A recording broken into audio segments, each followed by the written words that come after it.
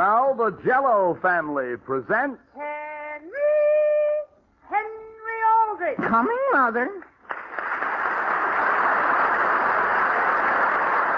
Yes, it's the Aldrich family based on characters originated by Clifford Goldsmith and starring Ezra Stone as Henry with Jackie Kelk as Homer. And yes, it's the Jell-O family. Oh, the big red letters stand for the Jell-O family. Oh, the big red letters stand for the Jell-O family. That's Jell-O. Yum, yum, yum. Jell-O puddings, yum, yum, yum. Jell-O tapioca puddings, yes, sirree. And now for the Aldrich family.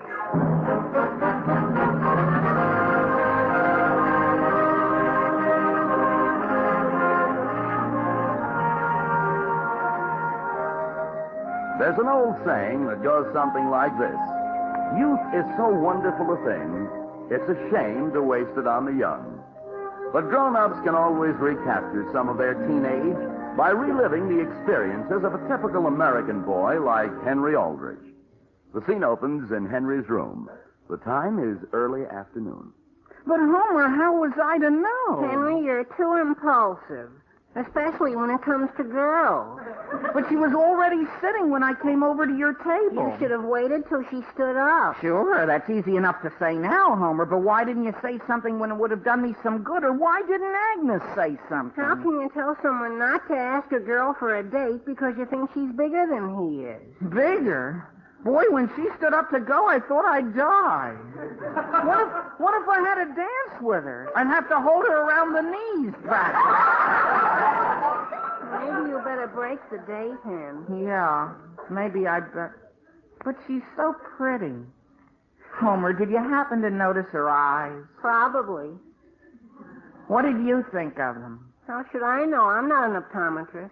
I happen to think they were exceptionally attractive. You do? I certainly do. Their color, for instance. Sort of blue. Navy blue. And her eyelashes. Did you ever see eyelashes that long? Sure. Whose? My aunt. What? You ought to see them, Hen. When she has them on, I mean. Now, wait a minute, Homer. Are you insinuating that Helen's eyelashes come on and off? I didn't insinuate anything, Hen. Okay. And her lips, Homer. Did you happen to notice her lips? I don't think so. They're so cute. Well, I'll tell you how I feel about lips, Hen. Personally, I'll take them not so cute, but low enough down so I can reach them. Yeah. Homer, what do you think I ought to do? Break the date. No. Then keep the date. But she's too tall. Can't you think of something else? What else is there? I don't know. Oh, let's see. What if What if what, Homer? my father's derby? What about it? That'd give you at least 3 inches. Sure. Well, what happens when I take it off? You don't. You mean I keep it on all evening? My father wouldn't mind. Listen, Homer, how would you like it if you were a girl and the fella kept his derby on all evening? Okay. How about... No. What? How about what? I was going to suggest you go to a beauty parlor and get them to fix your hair so it stood up straight. That's silly. Yeah. Sure, it would never last all evening. Suppose... What? Suppose we planned the date so you never had to stand up all during it. Huh? Look, you phone Helen just before you're supposed to pick her up on Saturday and tell her it's going to be very crowded at the movie. Yeah? So you're going to hurry over there and hold 2 seats and she can meet you inside. Then you're already sitting when she gets there. Sure. But how do we get out of the movie without her seeing me stand up, I mean? Oh, let's see. When you see the part coming where you came in, you ask her what flavor ice cream she likes. Uh-huh. Suppose it's Caramel Delight. Yeah? You say that the Havens drugstore always runs out of Caramel Delight very early on Saturday night. Yeah? So you're going to rush over there and reserve some. By the time Helen gets there, you're sitting again. I don't know, Homer. Why not? So far, you're 2/3 through the date and she hasn't seen you at your full length once. That's true. Although, actually, I'll be spending most of the date running away from her, won't I? Not necessarily, Hen. Once you're sitting, there's no reason you can't sit as long as you want. Yeah, I guess so. Now all we've got to figure out is how to get her home with you sitting. Well, I'll get it, Homer. You keep thinking. Hello? Hello, Henry. Agnes. Oh, hello, Agnes. Guess what, Hen? My father had to buy 4 tickets for the charity dance at the club Saturday night, and he gave them all to me. Oh, that's nice. 2 for Homer and me, and 2 for Helen and you. A dance? Uh-huh. No, thanks, Agnes. I don't think you understand, Hen. You don't have to pay for them. Even so, Agnes. No, thanks. Why not? Because dancing requires you to... Never mind, Agnes. I'd just rather not. What's the matter? You too good to dance for charity? Well, Agnes, it isn't that. Well, I'd just rather not dance with Helen, that's all. Well, she'll certainly be interested in hearing that. Oh, wait, Agnes, listen. Why? Is she going to love you? Agnes, I didn't mean... Agnes, you don't understand. Agnes, Yes, Henry? thank you very much for the tickets. I'd love to go to the dance. That's swell, Hen. You make the arrangements with Homer. We'll make a big night of it. Bye. Goodbye. Hey, Henry, I've got it all worked out. You're in the ice cream parlor, see? We're going dancing. Helen sees a friend at another table, so she turns around to wave to her in the minute of... Dancing? Henry, that's the worst thing in the world for you to be doing. I know.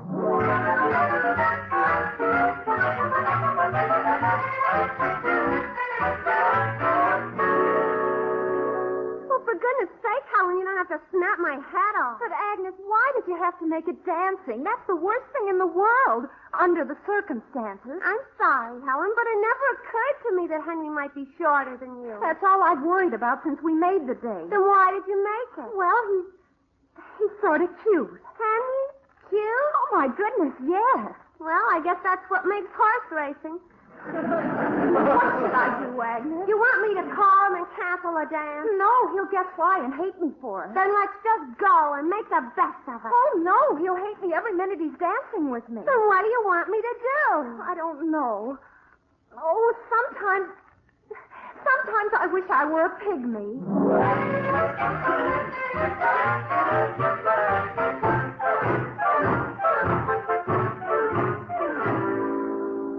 Well, tell me, Homer, what do you think? Let me see you walk again. Can you tell? If I weren't with you while you had it done, Hen, I'd never know. How did you do it, Mr. Bridges? Why, I just built his shoes up on the inside. How do they feel, Henry? Pretty good, except that I feel I'm leaning forward all the time. Am I? Just a little, Hen, about 10 degrees. Well, that's because most of the build-up is in the heel. You'll get used to them. I hope so. Are you sure you can't tell, Homer? As soon as you straighten yourself out, you'll look perfectly natural, Hen. Lean back a little. Like this? Yeah, that... Oops, not too far. Well, how much? Come forward again. A little more. More. Hold it. Okay. How does he look to you now, Mr. Bridges? Why, you look fine, Henry, fine. In a few minutes, you'll feel as though you've been wearing them all your life. Sure. Well, thanks a lot, Mr. Bridges. Goodbye. Bye, Mr. Bridges. Goodbye, boys. How does it feel, Hen? Very comfortable. No, I mean up there. Oh. I think this air's a little cleaner. Yeah. No wonder tall people are healthier than short people. Gee whiz, Homer, he only built them up an inch. Well, you never... Hey, there's Agnes. Hey, Agnes! Wait a minute. Come on, Henry. Homer, you won't say anything to her about you know what, will you? Of course not. Gee whiz, what do you think I am, a cad? Listen, Homer, you know I don't like to be kept waiting. Hi, Henry. Hi, Agnes. Well, I'd better get home, Homer. See you later, kid. Sure. So long, Hen. Oh, what I wanted to talk to you about, Agnes, why are you looking at me like that? You know something, Homer? Why? I never before realized you were such a shrimp. Huh?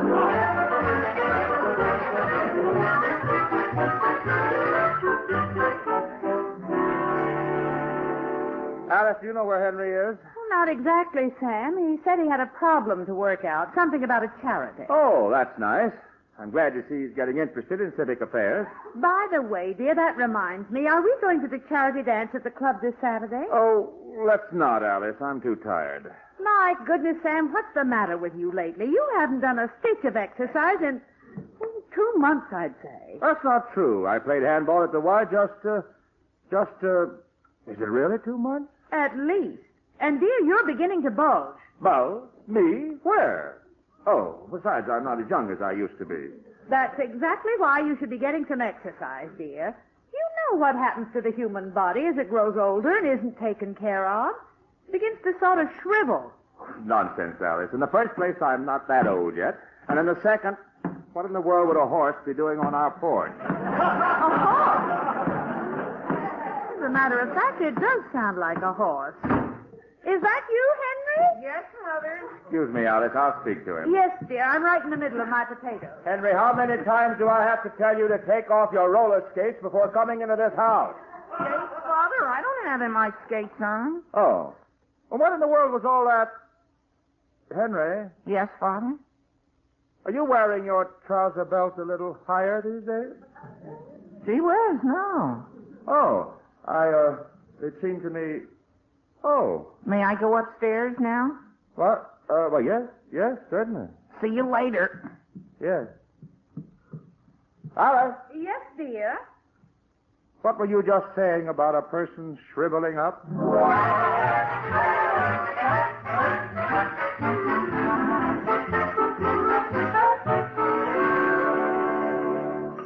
But, Father, why can't I have it done? Because, Homer, there's nothing wrong with you as you are. Nothing that built-up shoes could help, that is.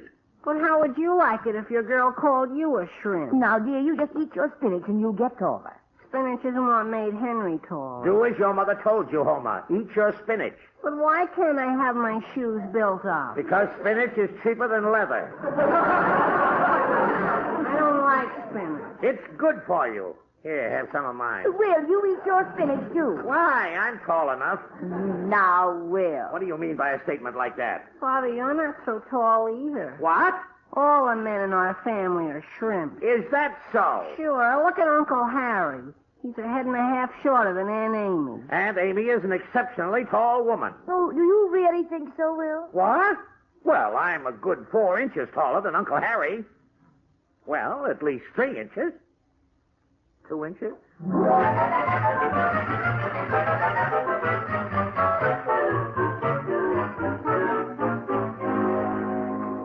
Listen, Henry, how much longer are we going to wait for? I saw her go into Agnes's house almost an hour ago. She's got to come out soon. Okay. But what makes you think an inch isn't enough? Well, I caught a glimpse of Helen at school today, standing next to Charlie Clark, and from where I was standing, she seemed about an inch taller than Charlie. No kidding. Sure. And a little later, I saw Charlie talking to Francine Lita. He looked about 2.5 inches taller than Francine. That's who you should have made the date with. Charlie? No, Francine. Well, she doesn't excite me. Anyway, just for the fun of it, I went over to talk to Francine. It seemed to me I was about 3 inches taller. So, don't you see? If I'm 3 inches taller than Francine, who's 2.5 inches shorter than Charlie, who's an inch shorter than Helen, that still makes me about a ½ inch too short. Oh. Well, in that case... Here she comes. Hide in this doorway. Remember, as she passes that fence, make a mental picture of where she comes to on it. Okay.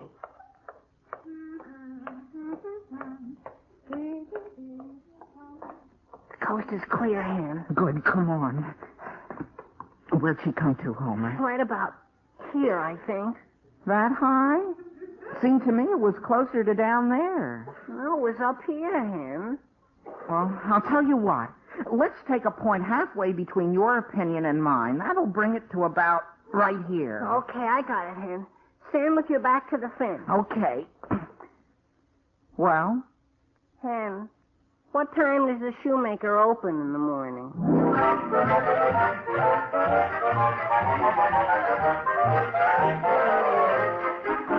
Oh, the big red letters stand for the Jello family. Oh, the big red letters stand for the Jello family. That's Jello. Yum, yum, yum. Jello pudding. Yum, yum, yum. Jello tapioca pudding. Jaspery. Yes, there are desserts for everybody's family in the famous Jell-O family of yum-yum desserts. For instance, Pineapple Lime Delight, made with shimmering green lime Jell-O. Looks as fresh as spring itself. Just dissolve a package of lime Jell-O in 2 cups of hot canned pineapple juice and water. When slightly thickened, fold in 2 slices of diced canned pineapple together with 4 cut-up marshmallows. Yes, tempting, tangy lime Jell-O with pineapple and luscious marshmallows. Enjoy all 6 delicious Jell-O flavors. Strawberry, raspberry, cherry, orange, lemon, and lime. All 6 rich with that locked-in goodness that's exclusive with Jell-O. Flavors so rich and satisfying, it reminds you of the real ripe fruit itself. That's Jell-O, America's favorite gelatin dessert.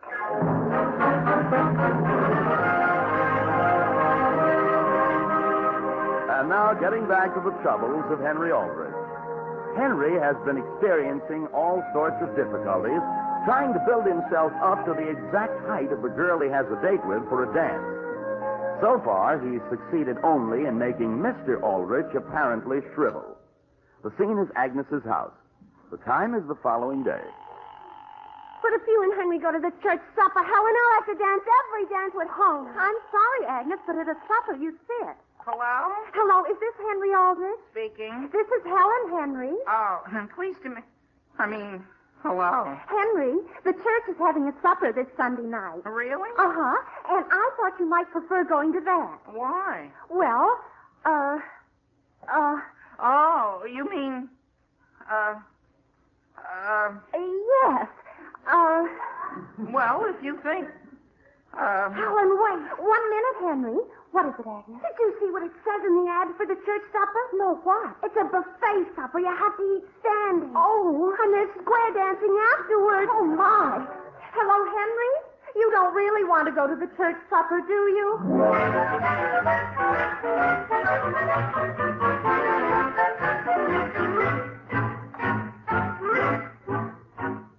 Up, 2, 3, 4. Down, 2, 3, 4. But, Up, dear. 2, 3, All 4. day at the gym, and now these weights at home. I thought you wanted me to exercise. Oh, yes, but not as a full-time job. 2, 3, 4. Up, 2. Oh, So what happened? I think something gave. Sam Aldrich, that's enough for today. Maybe you're right, Alice. Do I look any less shriveled? Much, dear. Well, I feel a lot better.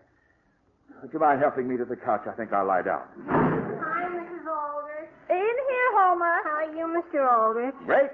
That's nice. Where's Henry? In his room, dear. Thanks. See you later, Mr. Aldrich. I'll be right here, Homer, flat on my back. Hi, Hen. Hi, Homer. I ran over as soon as I got your message. Boy, Mr. Bridges certainly went to town on your shoes this time. He added another sole and double heel. Oh, boy. Only I don't think I'm tall enough yet. What? Listen, Homer, Helen phoned me a little while ago. What for? I think she's worried, too. Yeah? Well, what'd you want me for? Well, I figure I'll know exactly how much buildup I need if I can get someone to find out her exact height. Oh, no, Hen, not me. Homer, let's go downtown and have a soda. On me. And I'll tell you just what I have in mind. Well, okay. Boy, you think you've got troubles.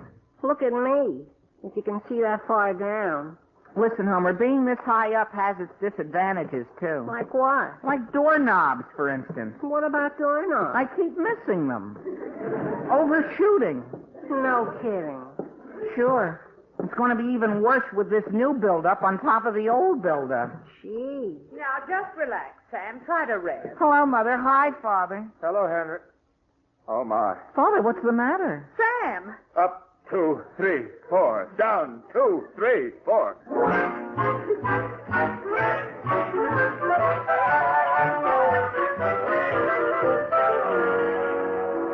Agnes, are you sure you don't mind lending me your eyelashes for Saturday? Of course not. Hi, Agnes. Wow. Oh, hello, Helen. Hello, Homer. What do you want? I just happened to be passing by, and I didn't know you had company, Agnes. Well, now you know. Yeah. And what we're talking about is strictly private. I think I better go. Well, so long. Boy, that's a beautiful pin you have on, Helen. Oh, thank you, Homer. Can I see it? I was thinking of buying one. Let him see it, Helen. For my mother. Goodbye, Homer. Goodbye. So long. So long. Homer. Yes, Agnes? Say it. By the way, Helen, have you heard about the newest dance they're doing? The girl stands up. Homer, let go And of the me. boy stands with his back to the girl like this and turns his head all the way around as far as... Homer! Mark! I'm going, Agnes. I'm going. Stop pushing.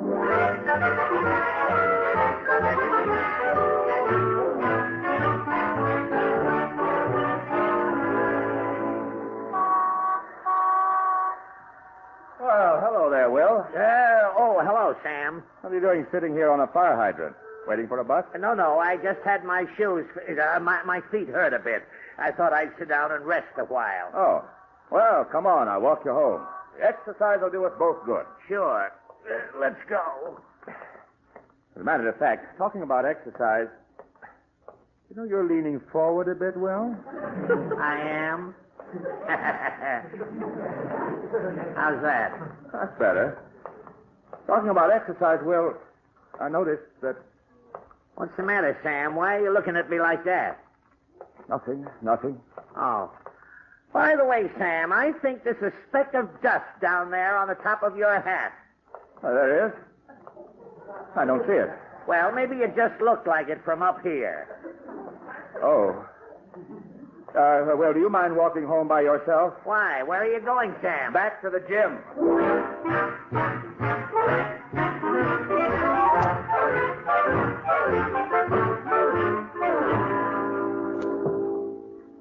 Can't you walk a little faster, Hen? The girls are waiting. I'd like to see you walk down steps any faster on stilts, practically.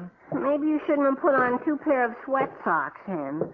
Maybe the 3 cardboard inner soles would have been enough. Maybe. Who measured himself against Helen and said I needed another inch?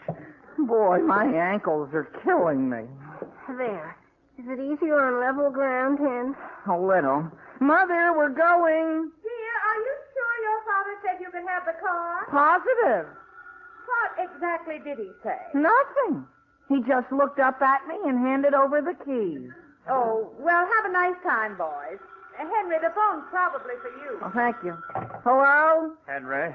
Yes, Father, hold it. I'll get Mother. No, Henry, I want to speak to you. Hurry, Hen. Agnes will kill me. What is it, Father? I want you to come and get me. What? Where are you? Down at the Y. All the way down there? Father, how about taking a bus home? The girls are waiting for us. Girls can wait, Henry. They don't have sprained backs. Do you, Father? In 3 places. Well, how about a taxi? Henry. Or an ambulance? Henry, this is partly your fault. My fault? In what way, Father? Never mind. Just come down and pick me up. Yes, Father.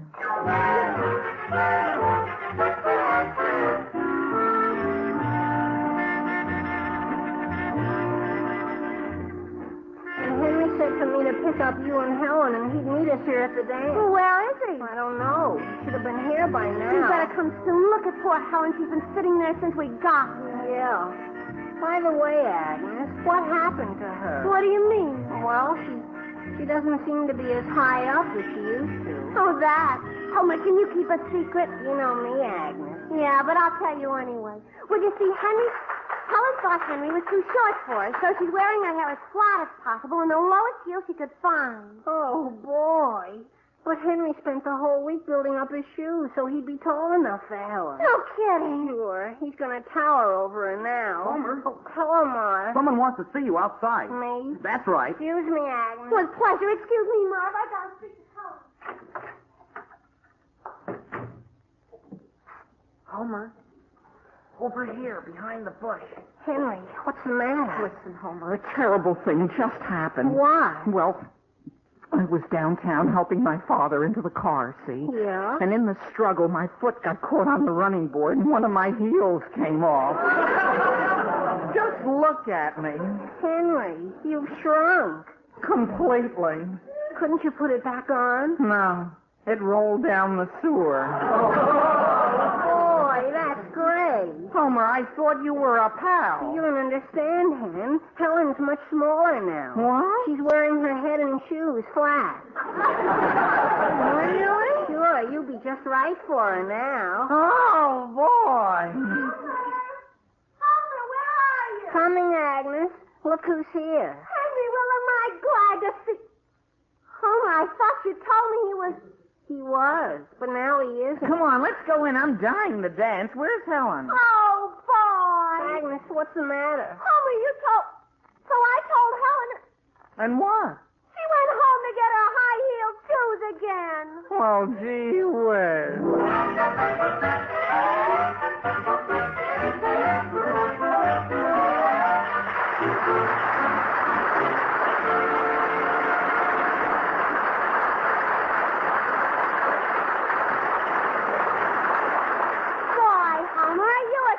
Dancer, and you want to know something else? What, Agnes? Where'd I get the idea you were a shrimp? Tonight you seem lots taller. I do? Yes, and lots stronger, too, Homer, old kid. What a man. Gee whiz. I am? Sure. Now when you step on my feet, I can feel it.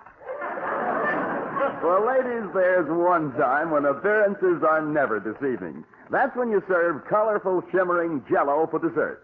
Because Jell-O, with that tempting fruit-like goodness, always tastes as good as it looks. In any of those 6 delicious flavors, strawberry, raspberry, cherry, orange, lemon, or lime, every Jell-O flavor is a special treat in itself, rich with that famous locked-in goodness. Flavor sealed right in by a special process, so it can't get out till your first delectable spoonful. Look for it on your grocer's dessert shelf tomorrow. Look for those big red letters on the box. Those big red letters stand for the Jell-O family of yum-yum desserts. Hey, Henry, guess what? You've won a plaque. A plaque? No kidding. Sure. Go ahead, Hen, read it. The Downey Donut Award. Presented to Ezra Stone as Henry Aldrich as the boy who typifies the nation's ideal teenage donut dunker. Boy, that's swell. The only thing is, Hen, What? don't I get anything? Sure, Homer, you get to carry it. The Aldrich Family, starring Ezra Stone as Henry with Jackie Telk as Homer, is written by Frank Karloff with music by Jack Miller. Mr. and Mrs. Aldrich are House Jameson and Catherine Roth. And this is Dan Seymour in New York saying, the Aldrich Family is brought to you by the Jell-O family. Oh, the big red letters stand for the Jell-O family. Oh, the big red letters stand for the Jell-O family. That's Jell-O. Yum, yum, yum. Jell-O puddings, yum, yum, yum. Jell-O tapioca puddings, yes, sirree.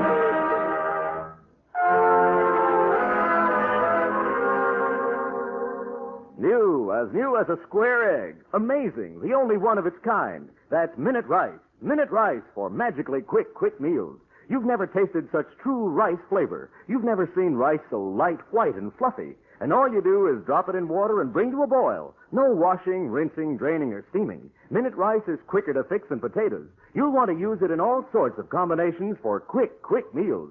Remember the name Minute. Minute Rice in the red, white, and blue box.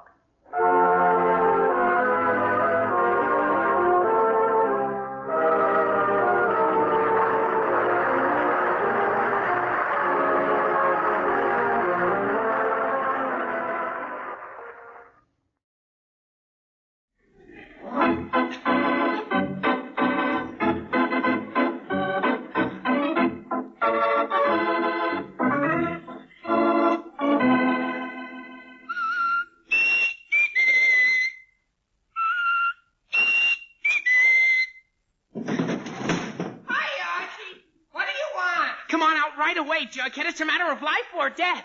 Relax, Archie. Relax. Yes, here he is again, the youngster millions of readers of Archie Comics magazine know and love so well. Brought to you by Swift & Company, makers of Swift's Premium Franks, Archie Andrews, and all his gang.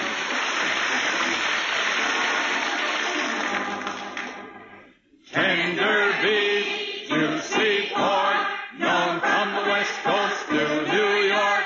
Swift's Premium Franks. Swift's Premium Franks.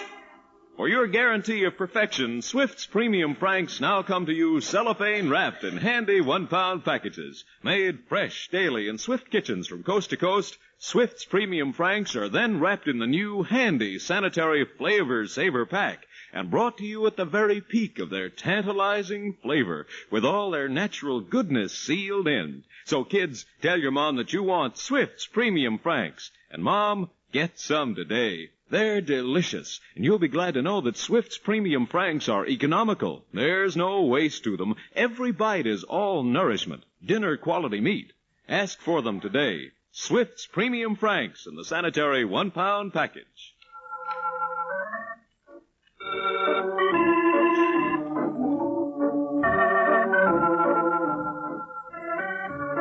Now for our weekly visit to Riverdale. It's late Friday afternoon as we look in on the Andrews home, and we find Mr. Andrews just coming home after a hard day at the office. Hello? Fred, is that you? Yes, dear, it's me. Well, hello, dear. Well, How'd it go at the office today? oh, busy as ever, dear. Oh, I'm exhausted. Dinner ready? Almost. It's on the stove. Oh, all right, dear. Gee whiz, Dad, what are you doing home? Archie, inasmuch as I pay the bills around here, I felt that when I got through working today, it was my privilege to come home.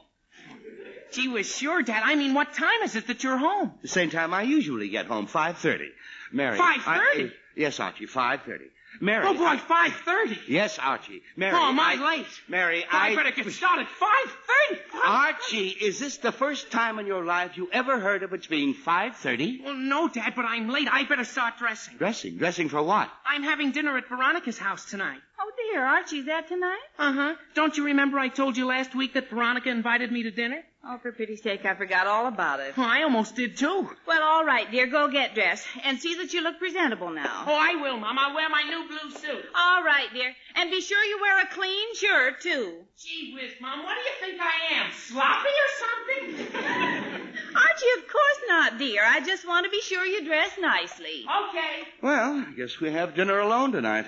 Yes, Fred, it looks like we will. Oh, now who can that be? Hello? Hello, Mrs. Andrews? Yes? This is Genevieve Hastings. Oh, Mrs. Hastings, hello. Tell me, my dear, is the cake ready? The cake?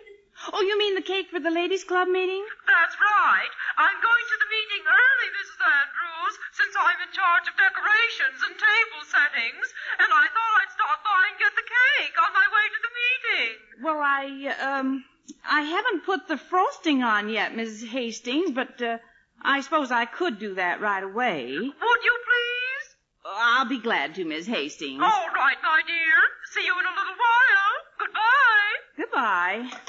Oh, dear, that was Mrs. Hastings. The old battle axe? Fred, she's not an old battle axe. She's a very important member of the ladies' club. All right, dear. She's not a battle axe. What did the old, very important member of the ladies' club want? Oh, she wants me to have the cake I'm making ready right away, the old battle axe. What? Well, you know what I mean. Fred, we'll have to have dinner a little later. Later? Yes, dear. We'll have dinner in about an hour. Oh, all right, dear. But I certainly wish Mrs. Hastings wouldn't do things like that. An hour. That'll be just about enough time for a nice little nap. Well, that's just what I'll do. Take a nice little snooze on the couch. Oh, there, that's better. Come to think of it, maybe it's a good thing Mrs. Hastings called. Mom!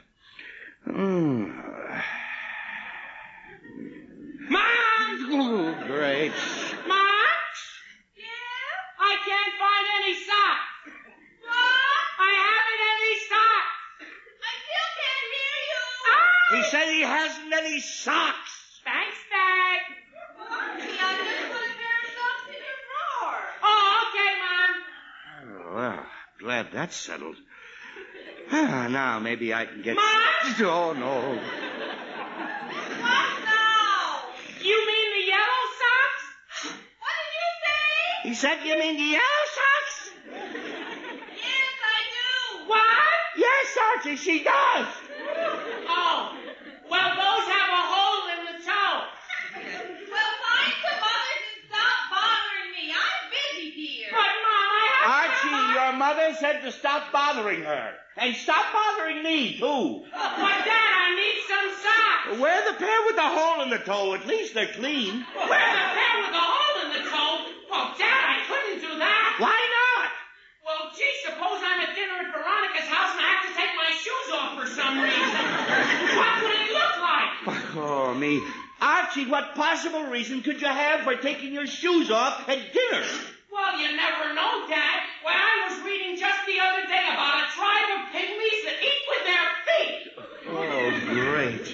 Archie, if by some strange circumstance the lodger should have a pygmy for a dinner guest, I'm sure no one will notice the hole in your sock.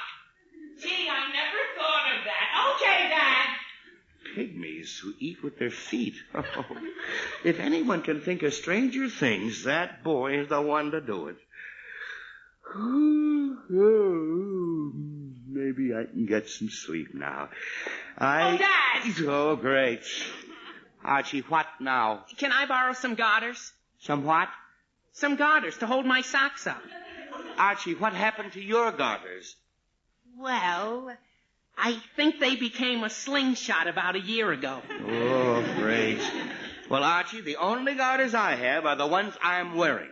Well, Archie, I am not going to take my garters off and have my socks drooping all over the place. But, Dad, I have and to besides, I'm trying to take a nap. But, Dad, and if you must have garters, go borrow them someplace else. Gee whiz, okay, Dad. I'll call Jughead. Maybe he can lend me some. Call anybody you want to, but be quick about it. Okay, Dad, okay. Operator, get me Riverdale 247, please. Garters, Hello? Hello, Jug. This is Archie. Hi, Archie. Jug, I want to ask a favor of you. Yeah? Do you have some garters I could borrow? Archie, I don't have any garters, period. You don't? No. Gee whiz. Well, are there any around your house that you could lend me? No. Well, doesn't your Uncle Herman wear garters? My Uncle Herman doesn't even wear socks. Oh, fine. Well, Jug, what about your father? Doesn't he have any garters? I don't know. I'll look. Hold on a second. Okay. Hey, Pop, pull up your pants leg. Thanks, Pop. Hello, Archie? No garters. Gee whiz. Aren't there any around the house anyplace? Well, my father had some once, but I don't remember where they are. Well, listen, Jug, I just gotta have some garters. Will you do me a favor and try and find those garters and bring them over right away? Okay, I'll try. Thanks, Jug. Goodbye. Bye. Jug's gonna look for some garters, Dad. Huh? I said Jug's looking for some garters. Oh, fine. Archie, I almost got off to sleep then. But would you mind not giving me a play-by-play description of your getting dressed? Oh, I'm sorry, Dad. I'll go up and finish dressing. But if Jug calls back, call me. Yes, Archie. First socks with holes, now garters. Dad! Archie, what now? Can I borrow your new blue tie? Archie, how did you get from garters to ties? Well, gee whiz, Dad, I dress at both ends and work toward the middle. That's fine. Yes, you may borrow my new blue tie. Thanks, Dad. Dresses at both ends and works toward the middle. I don't like. Oh, great. Mary, will you answer that, please? Yes, Mary, yes. Lend my tie. Answer the door. Do everything around here. Hello, Mr. Andrews. Oh, Mr. Sherry, hello there. Come in. Thanks, Mr. Andrews, but I can't stay very long. Just dropped by to find out how you are. Mr. Sherry, I was fine until Archie started dressing for a dinner date. A dinner date? She's having dinner at Veronica's house. Oh, I see. Well, I hope he's lucky enough to get Swift's premium franks. Those plump, delicious franks made of all dinner quality meat. Yes, Mr. Sherry. Oh, great. Pardon me, Mr. Sherry. Yes, Archie. Your new blue tie doesn't look so good. Can I borrow your gray tie? Yes, Archie. You may borrow my gray tie. I'm sorry, Mr. Sherry. Oh, that's all right. I was just saying Swift's premium franks make a great dinner dish. In fact, I just stopped and picked up a handy 1-pound package. You know, Swift's premium franks are wrapped in cellophane for your convenience and protection. Yes, Dad? Yes, Archie. The gray isn't so good either. Can I borrow your polka dot tie? Yes, Archie, you may borrow my polka dot tie. Go on, Mr. Sherry. You bet. Because I want you to know that the new sanitary Flavor Saver pack seals in all the natural goodness of those wonderful Swift's premium franks. Oh, yes, I know. And another reason Swift's premium franks are so... Yes, Archie, you may borrow my maroon striped tie. May I borrow Gee whiz, Dad, how did you know? Oh, I could tell. What was I saying, Mrs. Schiff? Oh, yes.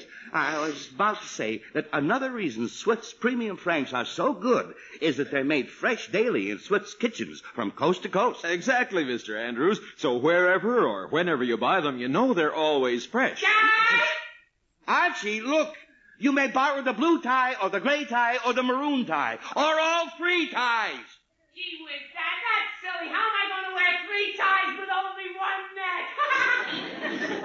I don't know, but quit shouting down here. Okay, Dad, okay. Go on, Mr. Sheridan. Well, I can see you're busy, Mr. Andrews, so I'll run along. But I sure hope Veronica's mother serves those wonderful Swift's Premium Franks made of delicious pork and tender beef. Yes, Mr. Sheridan, but right now I'm beginning to hope they give Archie bread and water. Well, I'll run along. Bye now. Bye, Mr. Sheridan. Dad! Yes, Archie. I decided to wear my own bow tie after all. Oh, great. Archie, look. I don't care if you don't wear any tie. I don't care if you don't wear a shirt. But do not call me again. Do not? That's right. Do not. Not for any reason whatsoever. Now, is that plain? I'm trying to take a nap. Gee whiz, Dad, sure. All right. Sure, he says. I don't. Mom! Oh, no. Archie, Oh, Mary. Do we have any brown shoe polish? Archie. I don't think so. Mary, None at all? Not that I know of. Mary, Fred, what on earth are you shouting about? I'm shouting. Well, I guess I am, aren't I? You certainly are. Well, Mary, I have some slight reason to shout. It so happens I want to take a nap, but that boy keeps shouting his fool head off, and I... Gee whiz, Mom, I gotta have some brown shoe polish. There, dear, you see what I mean? Archie, we don't have any shoe polish, and stop that shouting. Your father's trying to take a nap. But, Mom, I don't want you to call me again, you hear? Gee whiz, a fine thing. Nobody lets me call them. All I want to do is get dressed, and what happens? Now, Archie, you're no too socks, big a... no garters, no shoe polish. All I try to do is find out where it is, and everybody tells me to be quiet. Archie, Oh, gee, a fine thing, a fine thing. Oh, for pity's sake. Archie, stop that wailing. I'll call Betty and see if she has some shoe polish. Gee, you will? Show me. Yes, I will. Okay, Mom. Operator, get me Riverdale 674, please. But it's high time you were able to dress yourself. No, not you, operator. Gee whiz, Mom, I can dress myself, but I can't go to dinner at Veronica's house without socks and without garters and without shoes, can I? Archie, at this stage, I don't care if you never go to Veronica's. Hello? Oh, hello, Betty? Yes? This is Mrs. Andrews. Oh, hello, Mrs. Andrews. Betty, do you have some brown shoe polish we could borrow? Oh, sure, Mrs. Andrews. Well, honey, could you possibly bring it over? I'm too busy to come and get it right now. Oh, sure, Mrs. Andrews. I'll be right there. Oh, thanks ever so much, dear. Bye. Bye. All right, Archie. Betty's bringing over your shoe polish. Now, are you happy? Oh, gee, sure, Mom. Thanks a lot. All right. Now, perhaps you can get dressed without any more trouble. Sure, Mom. I won't make another sound. Good.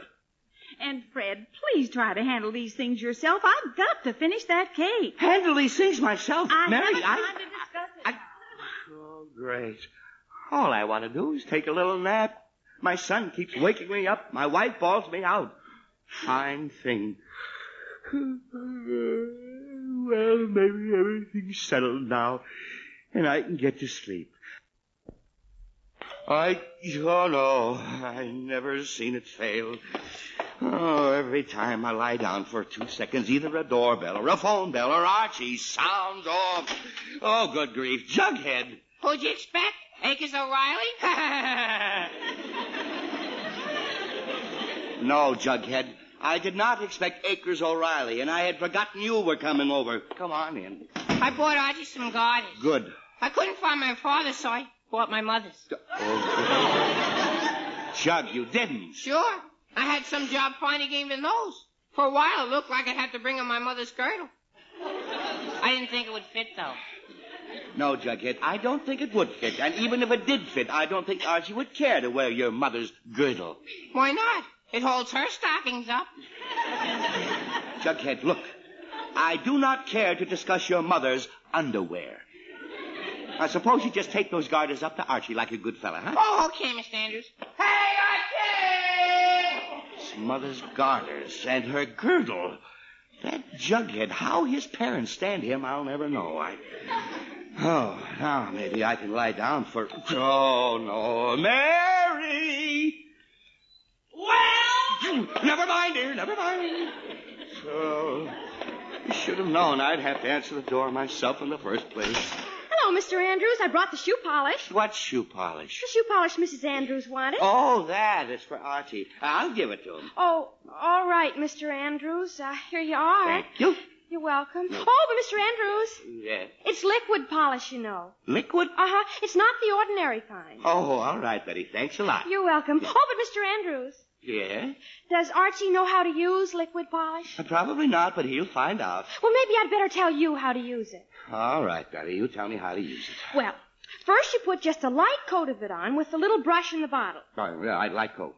And then you wait a few minutes till it's almost dry. Almost dry. But don't let it dry completely. Not dry completely. And then you polish with the soft cloth. Polish with a soft cloth. All right, Betty. I'll tell... Oh, but that's not all, Mr. Andrews. It isn't? No, you have to give it a second coat. Second coat. Uh-huh. And this time you put it on real thick. Real thick. Uh-huh. And this time you wait a long time. Long time. Till it's real dry. Real dry. Be sure it isn't still wet. Mustn't still be wet. Then you polish it very hard. Very hard. Very hard. Very hard. Very, very hard. Yes, I get the idea. Until you get a real glossy shine. That's all there is to it. That's all there is to it. Betty, tell me, is this polish a new invention? Oh, sure. It's a big improvement over old shoe polish. Oh, Betty, they improve it anymore. People will start going barefooted. Oh, Mr. Andrews, you're a terrible tease. Oh, yes, I do. Fine. All right, Betty, and thanks a lot. Oh, you're welcome, Mr. Andrews. Bye now. Bye, Betty. Bye. New invention. Fine thing. Well, here we go again. Archie! Yes, Dad? Betty just brought over some shoe polish for you. Gee whiz, Dad, I just found our shoe polish. Oh, good. Found what? Our polish. Oh, no. Archie, why must you... Fred, what are you shouting about now? Not a thing, dear. Not a thing. Oh, how do I get into these things? Betty gives me a full and complete history of the fine art of shoe shining in a modern manner when I find out that Archie has the polish all the time. Oh, no. Oh, by George, this time I am not getting up off this couch for anything. Not for doors or phones or Archie or Jughead or the King of England.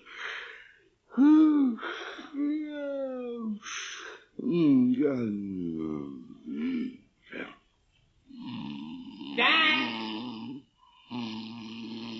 Dad, can I borrow your suspenders? Dad? Gee whiz, Jug, go down and see where my father went to. Okay. And if he's there, tell him I can't wear a belt because these pants are too long, and does he have some suspenders I can borrow? Okay, Archie, I'll tell him. Mr. Andrews. Mr. Andrews, are you sleeping? Gee, I guess you are. Hey, Archie! Yeah?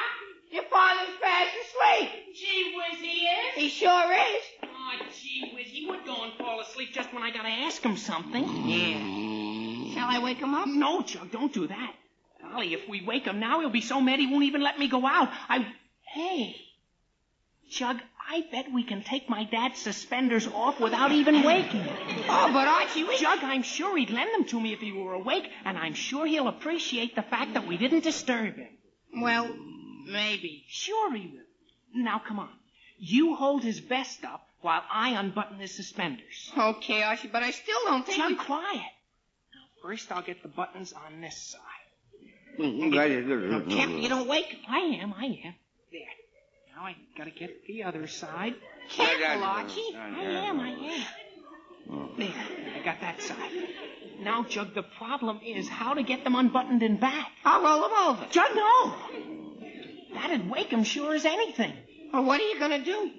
Well, maybe I can slip my arm underneath and open the buttons that way. And then we can just pull the suspenders out from under him. Oh, boy. Better be careful, Archie. I am. Now, nice and easy, I slip my arm underneath him. Get my hand on the suspender button.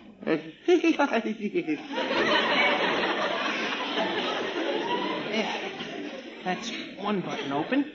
Now the other. Careful, Archie. I almost got it, Jug. Mary, stop. Is he waking up, Jug? I don't know. Should I sing him a lullaby? No, just be quiet and... There. I got it. Oh, boy. Pull the suspenders out quick before he gets up. There, I got it. At last. It would have been easy to go down to the corner and buy a pair. Jug, what's the sense of buying a pair? You know I only wear suspenders once in a great while.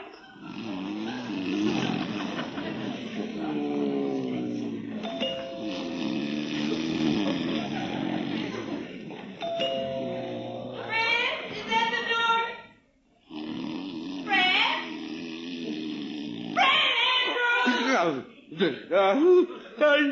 Did you call me, Mary? Yes, answer the door, please. I'm busy. Oh, the door. All right, dear. I don't know why I have to... Oh, good grief. My pants are falling. Ooh, there, I got him. How the dickens could that happen? Fred, will you please answer that door? My hands are full. Mary, my hands are full, too. Well, I'll answer the darn thing somehow. Still like to know whatever happened to my suspenders.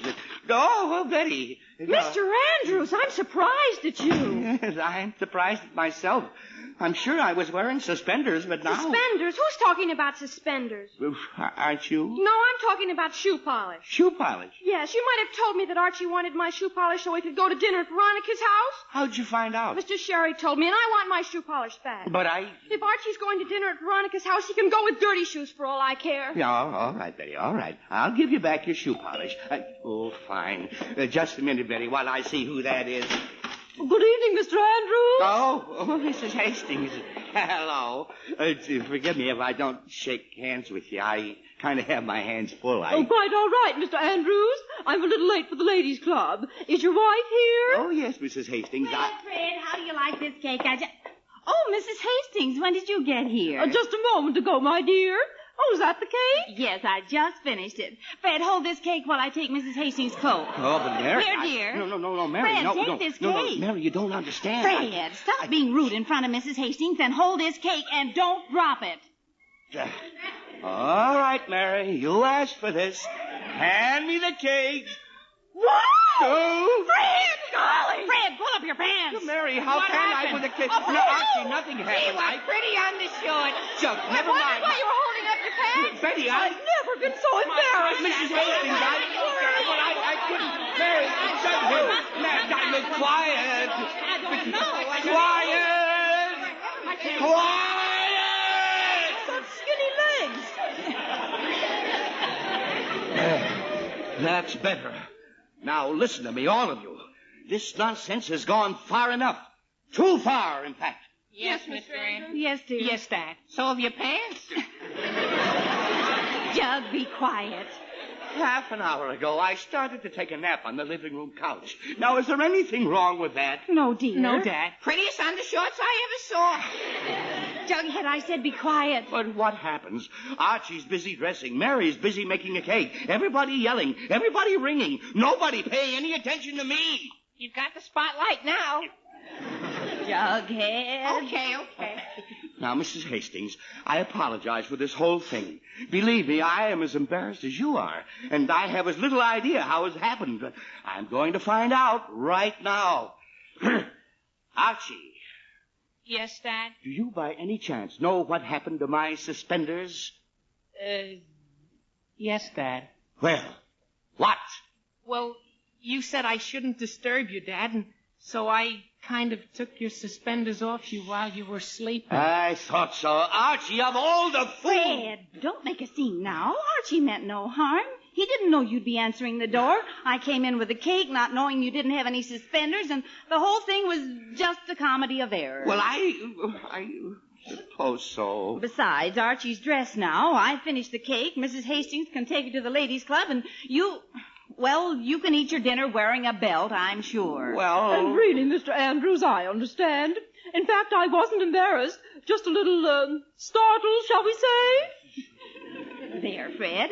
You see, everything's all right after all. Well, I suppose so. But there is one thing I want to say to Archie. Yes, Dad? If you're going to Veronica's house for dinner, please go. Okay, Dad, Gee, now who can that be? Hello, Archie. Veronica! What are you doing here? Just driving by, and I thought I'd stop in. Just driving by? But, Veronica, what about our dinner date? Dinner date? Why, Archie, that isn't until tomorrow night. No, Tomorrow no. night?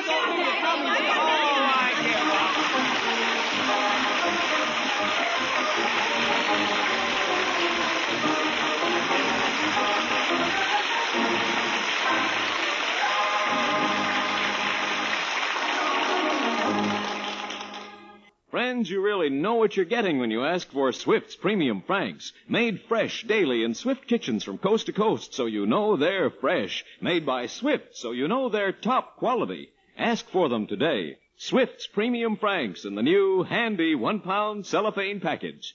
And while you're at your dealers, be sure to ask for Swift's Brookfield Sausage.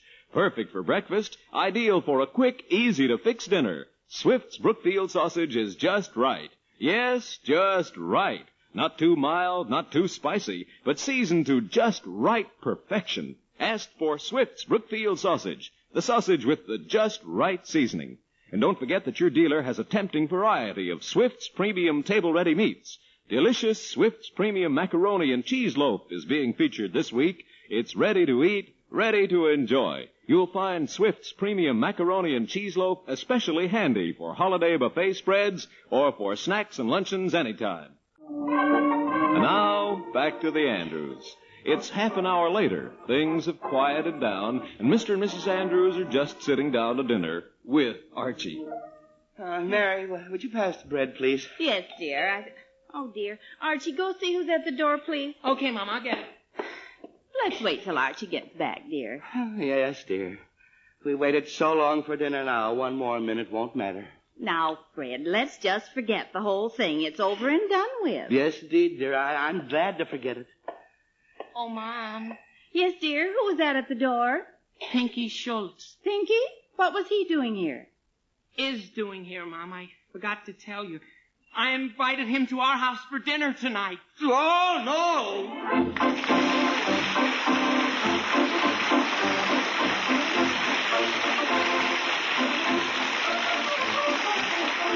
You've been listening to another chapter of The Adventures of Archie Andrews, written by Carl Jantel and based on the copyrighted feature appearing in Archie Comics magazine.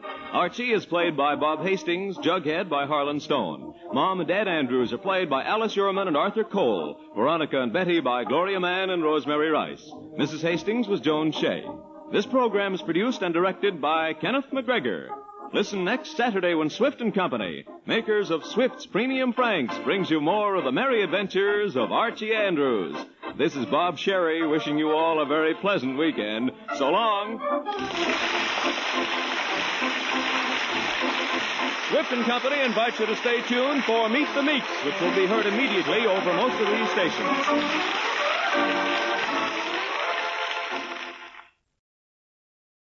From Hollywood, California, we bring you the Smiths of Hollywood. In tonight's cast, as usual, are Jan Ford as Daughter Bumps, Mom, what made you marry Pop? Brenda Marshall as Nancy Smith, So you're beginning to wonder, too. Harry Von Zell as Bill Smith. Now, Nancy, you know very well, when you married me, you got a prize. You don't say, William. How much was the prize? And Arthur Treacher as Uncle Cecil from England. Yes, it's the Smiths of Hollywood, with music by Charles Hathaway. Yes, you're tuned right, neighbors, to the Smiths of Hollywood. And now, here's Uncle Cecil. Cecil? Cecil, if you please.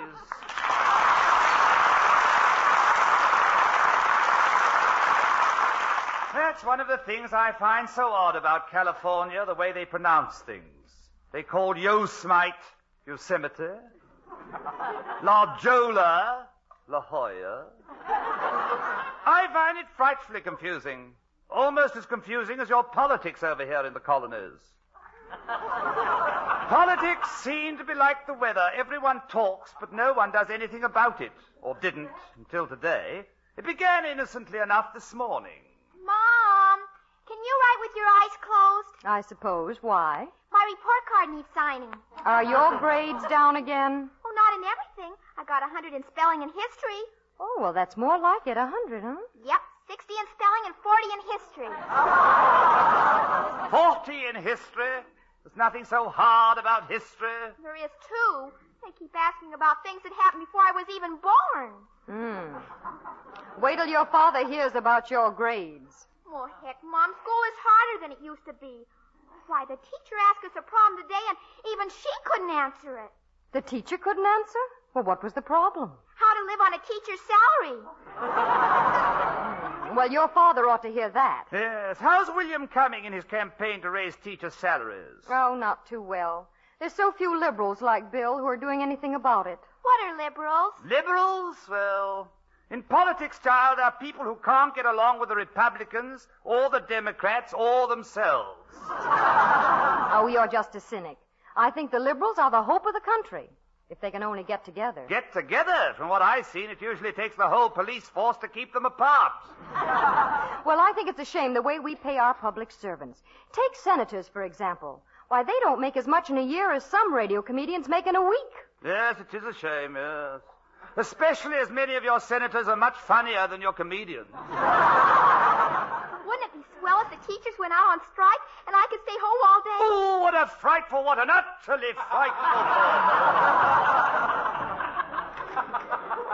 Why, Bill, what are you doing home from the office? Oh, I've been out working on this school business. Hey, Uncle Cecil, are you wearing my suit again? This is my suit. Amazing, too. The wool was grown in Australia, shipped to South America, and made into a suit. Well, what's so amazing about that? Well, isn't it amazing how many people can make a living from something I've never paid for? By the way, William, I need a little cash. Oh, Uncle Cecil, I told you no more money till you do a little work around the house. But I was gardening this morning. Uh-huh. Weeded the window box and watered the cactus plant. Ooh, what a vile child. Well, there's a lawnmower in the garage, Uncle Cecil. Really? What an excellent place to keep a lawnmower. Do I get any money, William? No. Well, I spent my last cent at the Copacabana last night. Well, Copacabana? When you came home last night, you said you'd been to the Derby. I know. But by the time I got home last night, I just couldn't pronounce Copacabana. Well, I can't be worried about your social life. The city council meets tonight to discuss an amendment to raise teachers' pay. I have to talk. Well, don't change the subject. How about me? I haven't seen a $10 bill in weeks. I have one in my purse. I'll let you look at it. What were you saying about teachers, darling? Oh, Sam Gruber and a lot of that bunch are going to be there speaking against the amendment. Gruber? Yes. Oh, I just remembered, William. He called you on the phone. Gruber? Why didn't you tell me before? Well, I thought he was probably with that kitchenware firm that kept calling you night before last. Kitchenware firm? Yes, some concern that called themselves the Pot of Gold. The Pot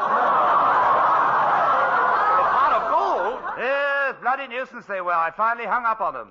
Oh, Gabriel's teeth.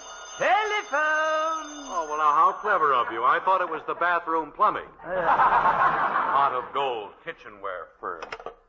Hello, Pomeroy's Soft Drink and Pool Parlor. This is 8-Ball Smith speaking.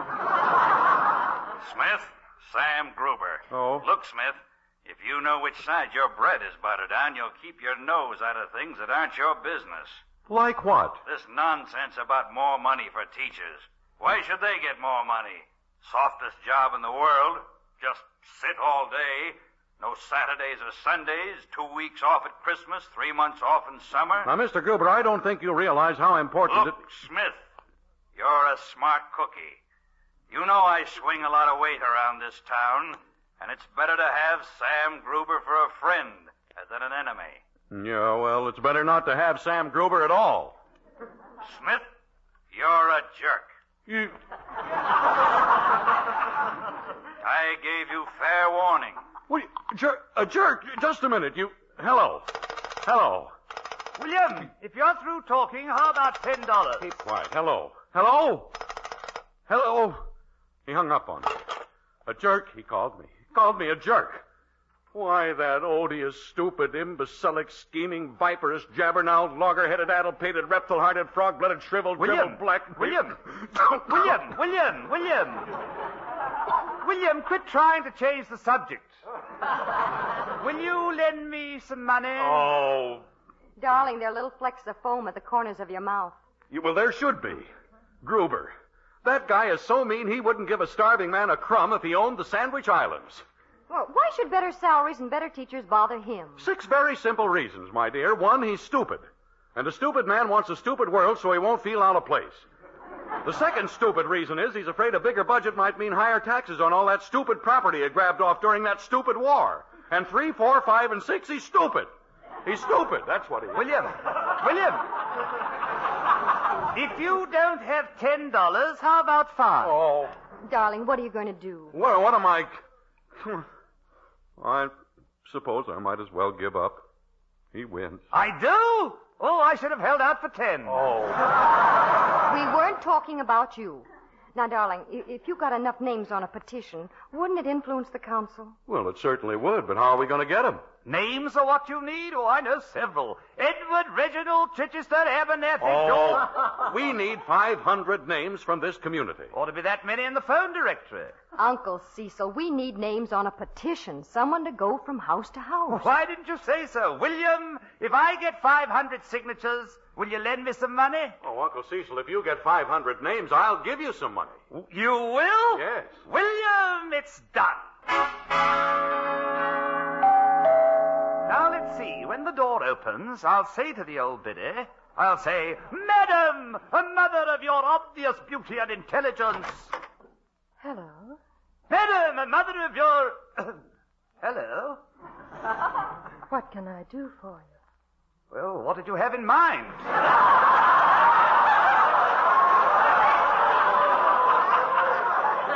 Would you mind coming inside? I have something cooking. Yes, well... I'm really here to get signatures. Come in? Oh, yes, why not? I'm so glad you stopped by and explained this to me. Oh, it was a pleasure, yes. I had no idea it was so late. Well, cheerio. Bye.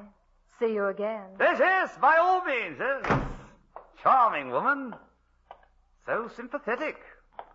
I say, I forgot to have her sign the petition.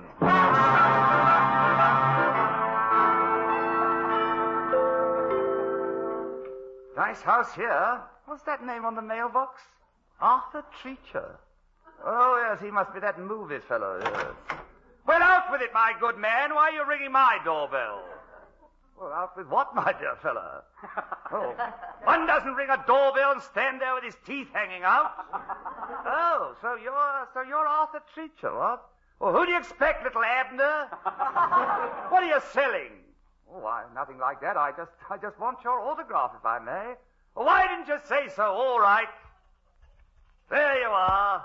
Now tuck in your molars and be on your way. Goodbye. Cheerio. Oh, my first signature. Put that one over on that old boy that time, didn't I? Yes.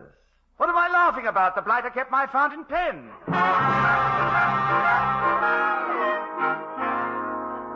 This looks like a likely place. Perambulator, playpen. She ought to be interested in schools. I'll say to her, Madam, a woman of your beauty. What's the law? Oh, your radio. I want... What? Madam, your radio.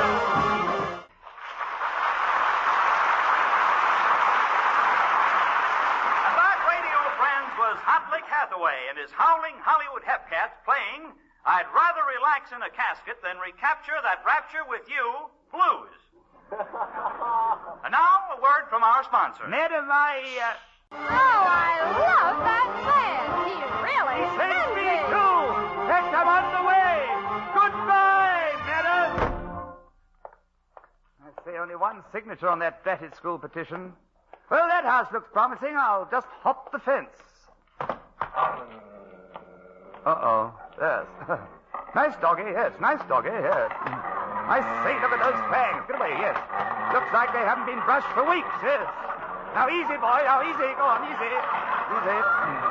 Quit teasing my dog. Call your beast off. All right, Westbrook. Back to your kennel. What's the idea of trespassing on my property? What do you want? Well, I'm here in behalf of the underpaid school teachers. Oh, you are, huh? Who sent you, Bill Smith? Yes, how do you know? Who are you? Sam Gruber. Sam Gruber? Oh, yes. Oh, yes. Well, then you'd hardly be interested in this petition. Well, now, don't get me wrong. I'm very much interested. Got any names? Well, I can't see that it concerns you. Oh, but it does. You see, Bill's got me figured wrong. Say, you're his English uncle. New in town, aren't you? Yes, yes. Well, I'll tell you where to go for signatures. Go down the street 10 blocks. Turn east till you come to a huge place with an iron fence around it. Ought to be able to get 500 or 600 signatures in there. Really? What is it, a hotel? No, sort of a private club. Good luck. Yes, I say it's awfully decent of you. Haven't had any luck door to door. Well, I'll try it. Cheerio and thanks. Well, glad to help Bill Smith's cause. Boy, will Smith burn up when he learns where I sent his uncle. To the asylum. I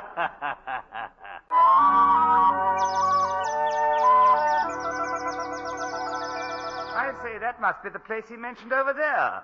That large place with the iron fence around it. I wonder how you get inside. Oh, there's a club member. Maybe he can tell me. I say, old boy, how does one get in there? Getting in, he wants. Mister, are things that tough on the outside? Well, I hate to bother you. I understand this is a very exclusive club. It is. But don't blab it around. Or everyone will be trying to get in. Well, now, I have a very important petition I want some names for. Are there any influential people here? Influential people, you ask me. Mister, who ain't in who's who ain't in here? Yes, so now, would you run over that again, please? What's the matter with you? In who's who ain't here, that's who. Oh, I see. Yes, thank you, yes. You know, mister, we talk the same language.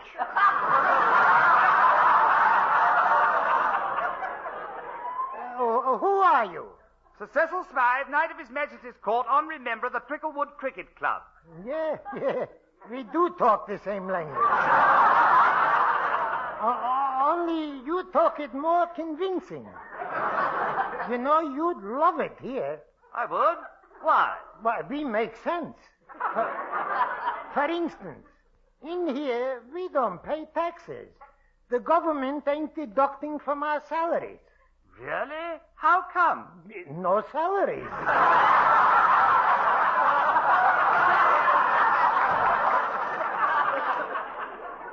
And another thing. In this place, noted by its absence, is no singing commercials. No singing commercials? How do you escape them? In here, we got no radio. Oh, you're lucky. Lucky? I don't know. I miss those fine programs. You know, Jake's Other Wife, Just Plain Bilious, Life Can Be, Ain't It? Our Gal on a Sunday morning, People Ain't Funny. Here we got nothing to listen to but birds.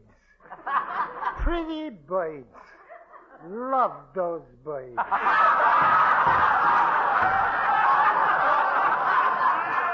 Well, you know, you seem to make a lot of sense. How'd you ever end up in Southern California? In here, I'm out of Southern California. Honest, it's perfect in this place. Only one thing is missing. What's that? When I came in here, B.O. Plenty and Gravel Gertie is getting married. Is there any little gravel yet?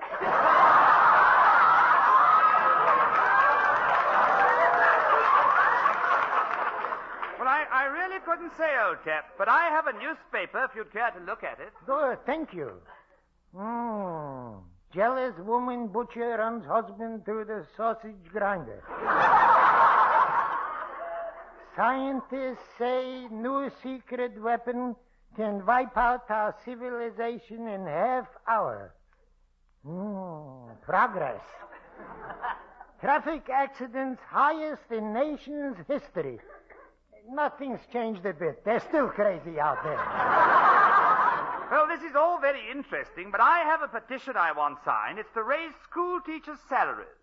Mister, you go around talking sense like that, and you'll end up in here yet, they'll put you. I say, you're an eccentric sort of chap. Likewise, ain't it?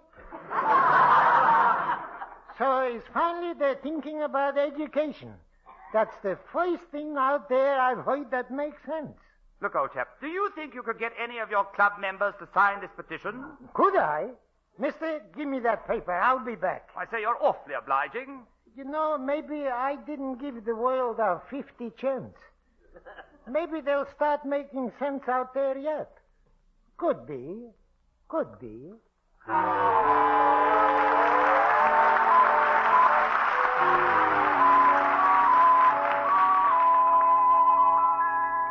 Bill, eat your dinner. It's getting cold. I'm not hungry, Nancy. I keep thinking of that council meeting tonight. Oh, you'll do fine if you don't lose your temper. And remember, you can catch more flies with honey than you can with vinegar. Dear, what do I want with a lot of flies? Wonder where Uncle Cecil is. If he's in the same shape he was last night at this time, he probably wonders too. Bumps, you shouldn't say unkind things about Uncle Cecil. What other kind of things are there to say? And don't talk with your mouth full. Oh, a girl hasn't a chance around here. Either I've got a mouthful or you tell me to hurry up and finish dinner. Well, hurry up and finish it. Oh. Easy now, darling. Look, do you want me to come with you to the council meeting? Well, it'll be a pretty dismal affair. We don't have enough signatures to impress any... Oh, Bumps, you answer it, will you? All I get from the telephone is trouble. It's probably Uncle Cecil phoning from a bar. Hello? What bar are you in? Oh, it's you little monster, eh? I say, is William there? Yes, but I don't think he wants to speak to you. Well, he should. Tell him I have 700 signatures on his confounded petition. Pop, Uncle Cecil has 700 signatures. Oh, tell him to... What? Here, let me speak to him. Hello, Uncle Cecil? What if I said no? Well, you really have 700 signatures? I certainly do, William. You owe me $7. Oh, Uncle Cecil, I'll double that amount. Where are you? Over on the other side of town. Well, look, meet me at the city hall with those signatures. You're wonderful. William, don't be obvious. I'll see you at City Hall. You're wonderful, wonderful. Bye. Oh, joy, oh, joy. You know I have a wonderful uncle. You have? Why doesn't he come and visit us sometime? Now, listen. Don't you libel Uncle Cecil.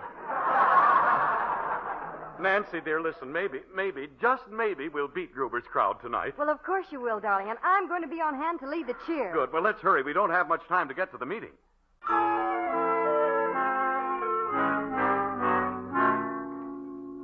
And I'd like to remind the members of the council that only bankers have hours as easy as school teachers, 9 to 3:30. Mr. Chairman, I object. I have the floor if you don't mind. But... Bill, you'll get your chance. Sit down. Well... They say better salaries will mean better teachers. May I point out some of our best men never had teachers? Abe Lincoln himself taught himself. I could name more. I might include myself. As you all know, I'm a self-made man. Huh, what a horrible example of unskilled labor. Bill, be quiet. And my final point. Who will pay for increased salary? Oh. Who will pay for the 3 months of idleness in the summer? Uncle Cecil, I was afraid you weren't going to show up. Have you got the petition? Here it is, William. Oh, bless your heart. Here, give it to me. Now, you wait right here. Hold on a man-sized job in the business world. You will pay, fellow citizens. You will pay in more taxes. Good. Fine. Very good. Now, Mr. Gruber, if you're through, I'd like to say something important. The floor is yours, Mr. Smith. Thank you. The members of the council, you all know my arguments. Poor schools mean a poor community. Poor schools mean more expense in the long run. The people want good schools. To prove it, I would like to submit a petition signed by citizens of this community. Good, solid citizens who represent a cross-section. I'll read you a few names from the... leading the list is Arthur Treacher, a man who needs no introduction. Below his name is Napoleon Bonaparte, a man... What? Ignore that last name. There must be a mistake on me. Below Arthur Treacher, next on the list is Julius Caesar. Uncle Cecil, where the blazes did you get these names? Why, at that private club on West Pine Street. What? You know, the one with the iron fence. Iron fence? That's an asylum. Asylum? You hear that? Well, that's the kind of people who are behind Smith. Oh, I'm ruined. Uncle Cecil. William, may I say something? Here, let me see that petition, Bill. Oh, no, it's not complete. Boy, listen to this. King Hardicanute, Captain Kidd, Pancho Villa, Horace Greeley, Kilroy. Oh, boy, what a petition. Oh, and listen to this one. Thomas Jefferson and Slade. Oh, shut it. You. Well, Smith, I've certainly got to hand it to you. This is a real imposing document. Oh, no. People, listen, Mr. Gruber, this isn't fair. I didn't know William, my boy, there's an excellent point Listen, here don't somewhere. talk to me. You've ruined everything. No, not really. No. I'm not much for these things, you know, spirited speeches Oh, and so Uncle on. Now, Cecil, sit down. Nevertheless, William, and ladies and gentlemen, I do have something to point out. Oh. Our friend Gruber here was hilarious because our petition was signed by an asylum inmate. Ironic, what? I think Gruber is hilarious. In a sinister sort of way, of course. He's sane. There's something strange here. The insane of a proper education and the sane laugh. What right has this guy got to talk? Oh, you pipe down. The same right as you have, I hope. Yes, Gruber laughs wildly about that petition. I must be a little mad myself because I don't think it's funny. I simply measure the few extra dollars investment teachers pay against the awful price of ignorance, and I feel richer and safer. And do you know why I say safer? Because American education is the most important education in the world right now. You Americans are in the top spot, you know. The rest of the world looking to you to get us all out of the mess it's fallen into. You're the richest, freest nation with the most to say about everything for the next few generations. What you have to say will shape the world. Can you afford to save pennies on education? As a British subject, I can only wish you Godspeed and hope for your good judgment.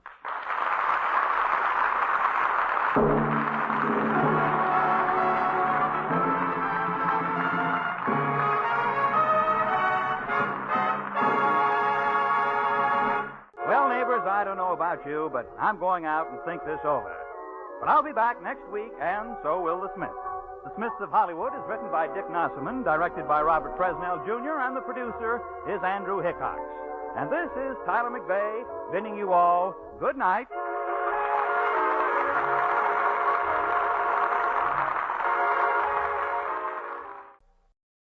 NBC presents The Penny Singleton Show. On stage tonight from Hollywood, another of NBC's outstanding half-hour presentations, The Penny Singleton Show. Hello. Happy you're listening.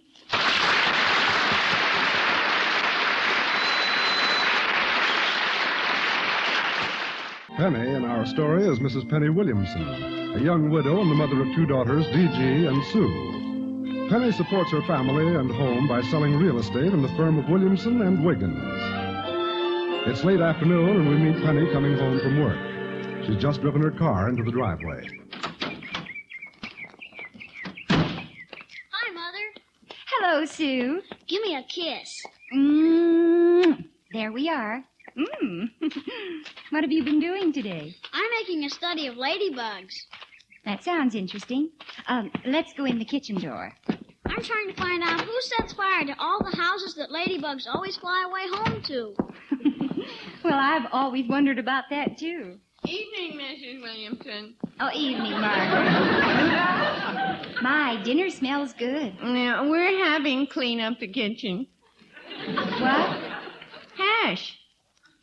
Would you mind if I served dinner a little early tonight? Have a date? Uh-huh. Leonard Frybacker. I'm taking him for a canoe ride on the lake tonight.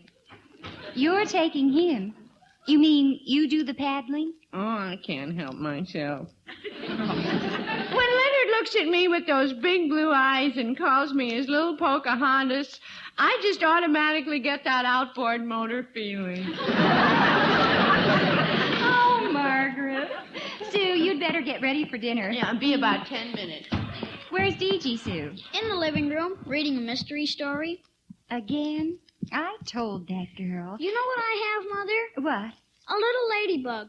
Her wings hurt, and I've got her in a box hospital. Oh, that's nice, dear.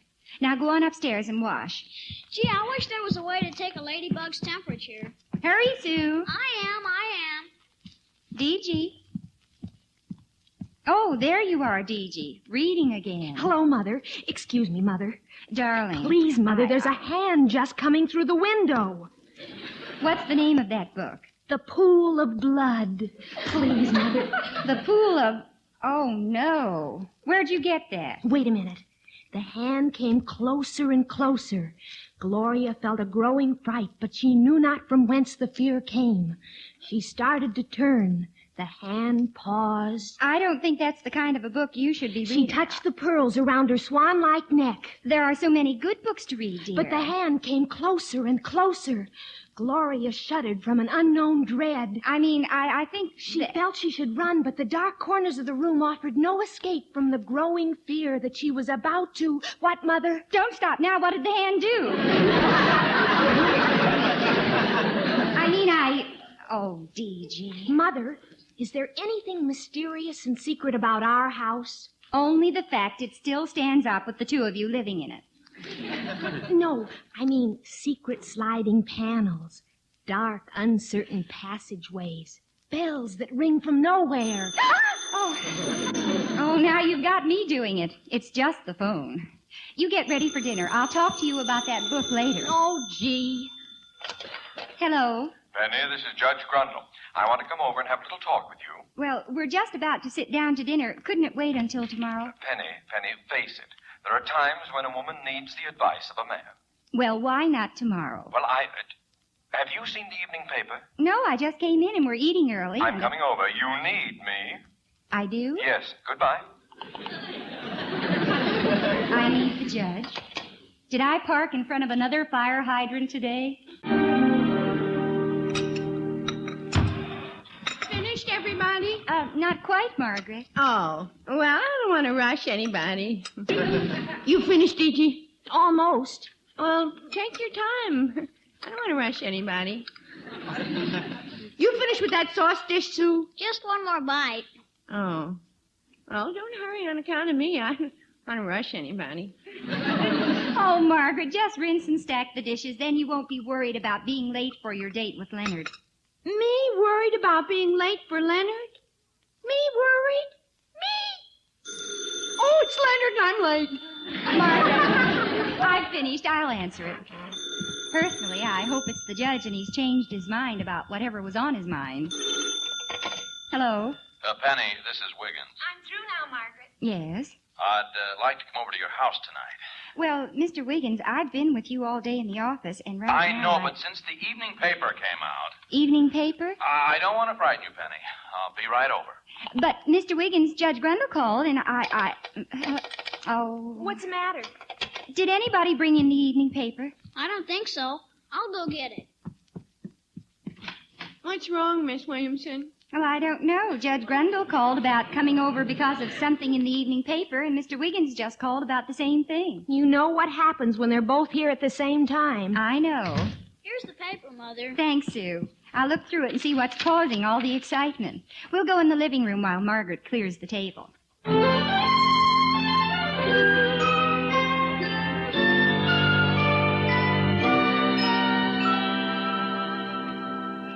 I don't know what upset them. There was nothing in the local news. Well, what were some of the headlines? Well, mayor Mayor's wife has Bestalia. Mayor's wife unveils statue of President Fillmore. What else? Mayor's wife robbed last night. Mayor's wife opens new chickadee sanctuary.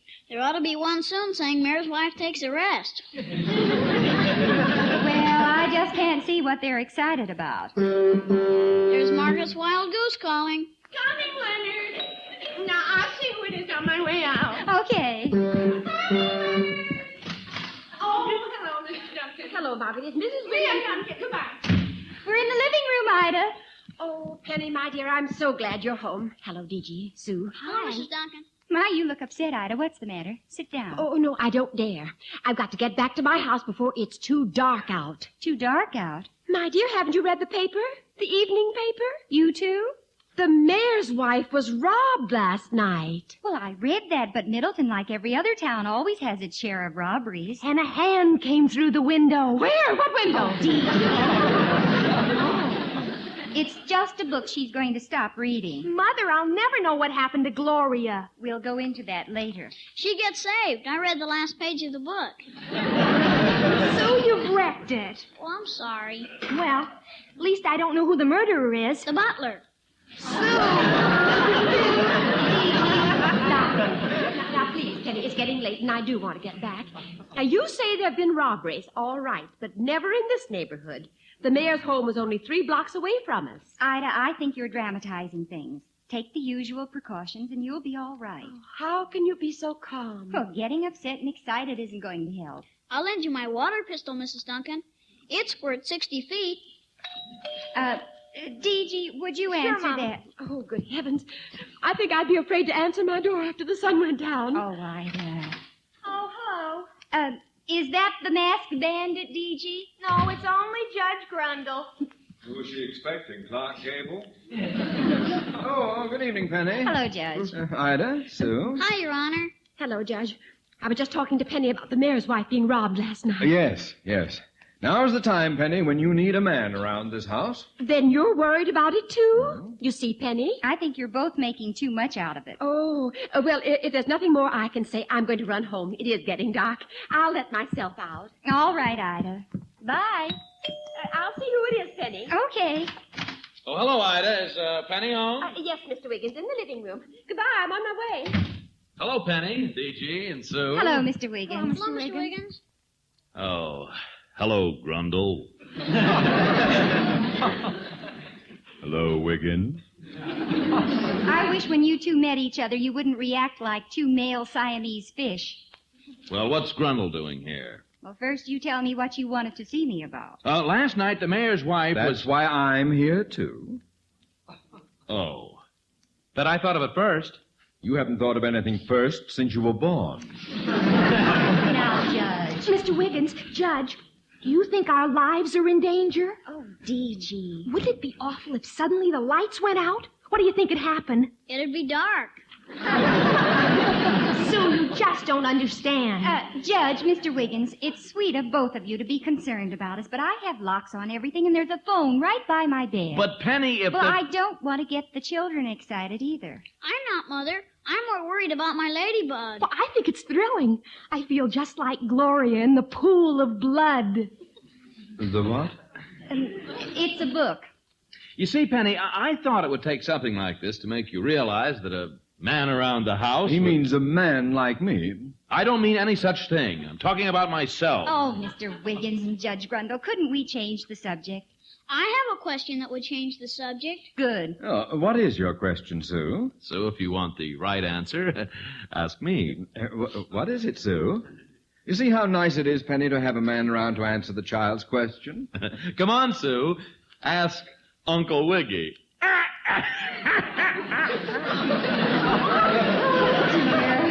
Ask the judge, Sue. I'll ask both of you. Now, what? Yes.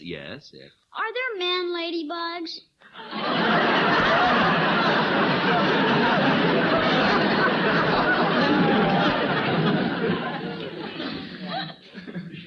Well, so you want to answer the question, Wiggins? Oh, no. You go ahead, Judge. You. No, please, Wiggins. I don't want to interfere. Tell the child. Well... Yes?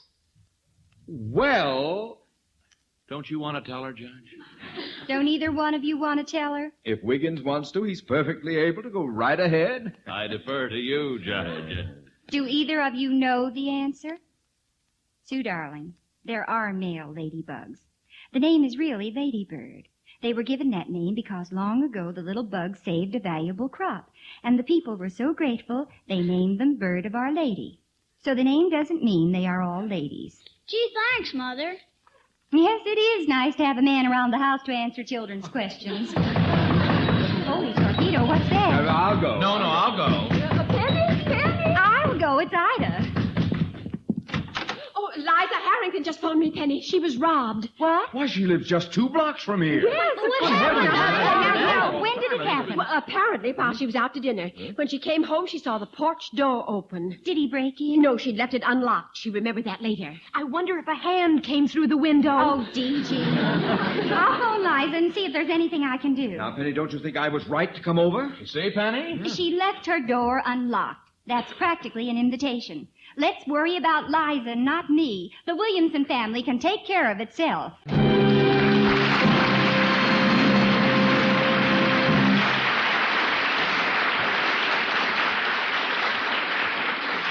NBC is bringing you the Penny Singleton Show.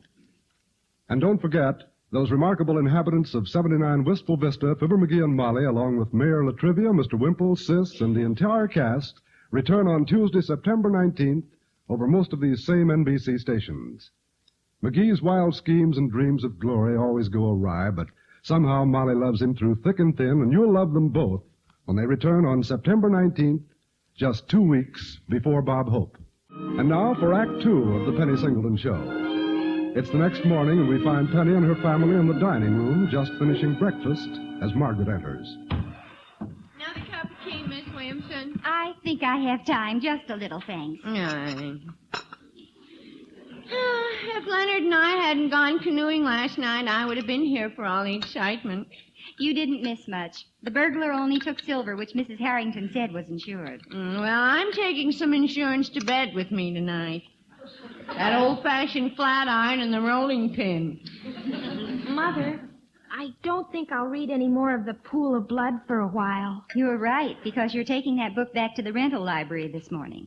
I could let my lizards and frogs and toads loose tonight. That'd keep him out. That'd keep all of us out.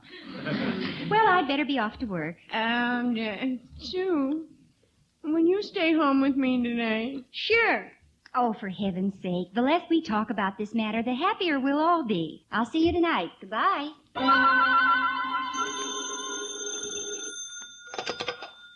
Williamson Wiggins, this is, oh, hello, Mr. Russell.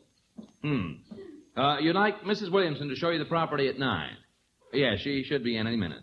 Yes, I'll tell her. Goodbye. Penny, I can't... Oh, hello, Wiggins. Hello, Grundle. I came to see Penny. She's not in yet.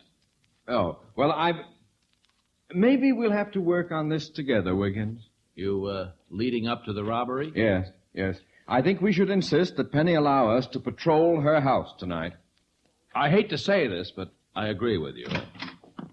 Good morning, Mr. Wiggins. Oh, good morning, Penny. Sorry I'm a little late. Oh, hello, Judge. Good morning, Penny. Mr. Wiggins, did Mr. Russell call? Yes, and he wants to see the property this morning. Then I'd better go right on down. Wait a minute. Wiggins and I are worried about what happened last night. Oh, please don't. We think we should come over to your place tonight and, keep an eye on it. Well, you're both very nice, but the police force is on the job. I saw 2 policemen in the neighborhood when I was driving to work. We'll be all right. Now I'd better get right over to Mr. Russell's. But Penny, you'd never need to know we were there if that would be all right. Thanks, no. Bye. Think what a feather it would be in my cap if I caught that guy. I'd be irresistible. If I caught him, Penny might change her whole attitude toward me. I know the children would think I was just about the bravest fellow in the world. Kind of a man they'd like around the house. Me too. Hey, wait a minute, Grundle. Mm-hmm. What? Now, you're not going to patrol that place without me, Wiggins. She wouldn't have to know we were there. But she was... No, she wouldn't. Horace, the thought occurs to me that if Penny doesn't want us there, we shouldn't go there. Bessemer, I was thinking exactly the same thing. There's no need to go. Well, you're not wanted. Yeah. Well, I've got to get back to court. See you around sometime, Horace, old boy. Oh, yeah, see you around. So long, Bessemer, old buddy.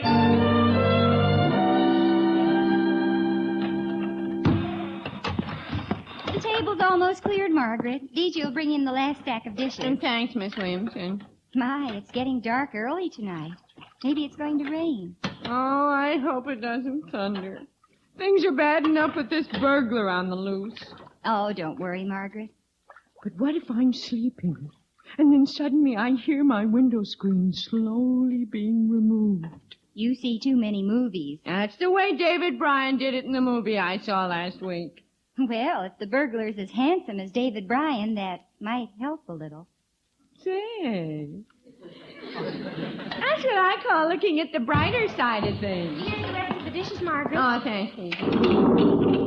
Oh, is that thunder? Oh, I knew it was going to storm tonight. That's too bad. Did you have another date? I am not stepping a foot out of this house after it gets dark.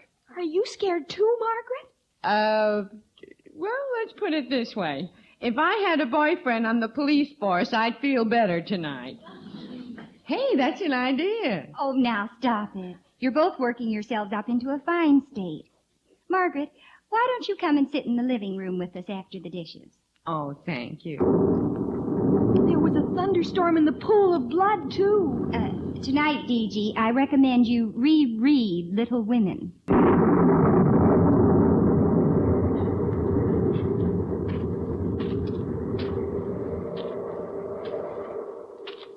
Darn thunder.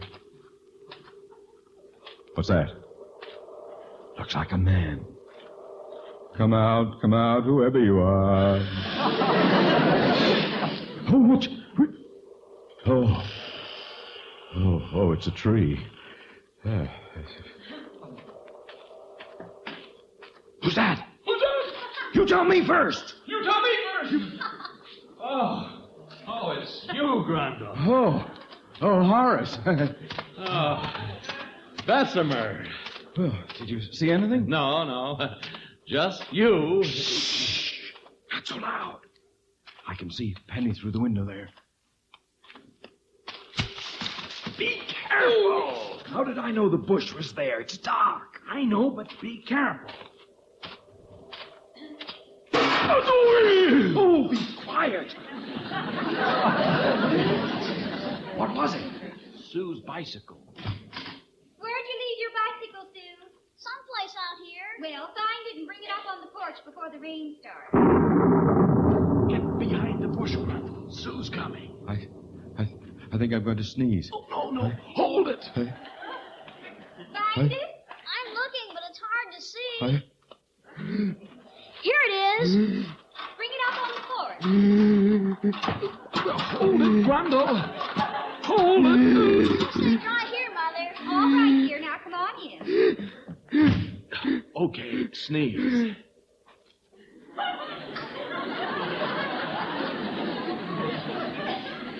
It went away. Now, look, we better start patrolling instead of hiding behind the bush. You take the north side of the house, and I'll take the south. We can both check the backyard. All right. The street light takes care of the front yard pretty much. Yeah, now you take your side, and we'll meet around back every now and then. Oh, well, stop giving orders. You're not General MacArthur, you know.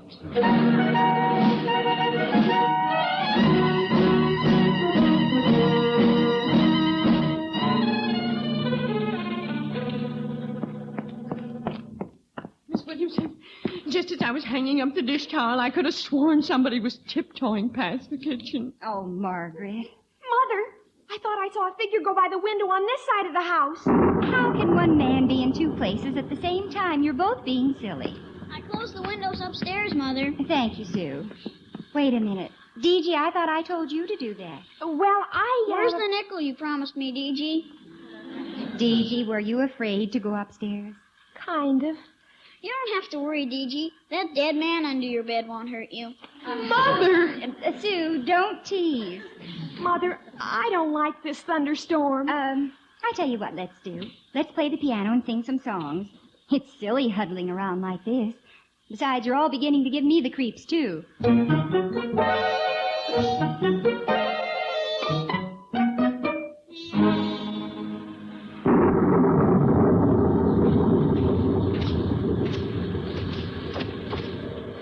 What are they doing inside? Look through the window. Yeah. They're all around the piano. You take the high road and I'll take the low road and I'll Gee, it looks nice and cozy in there. Yeah.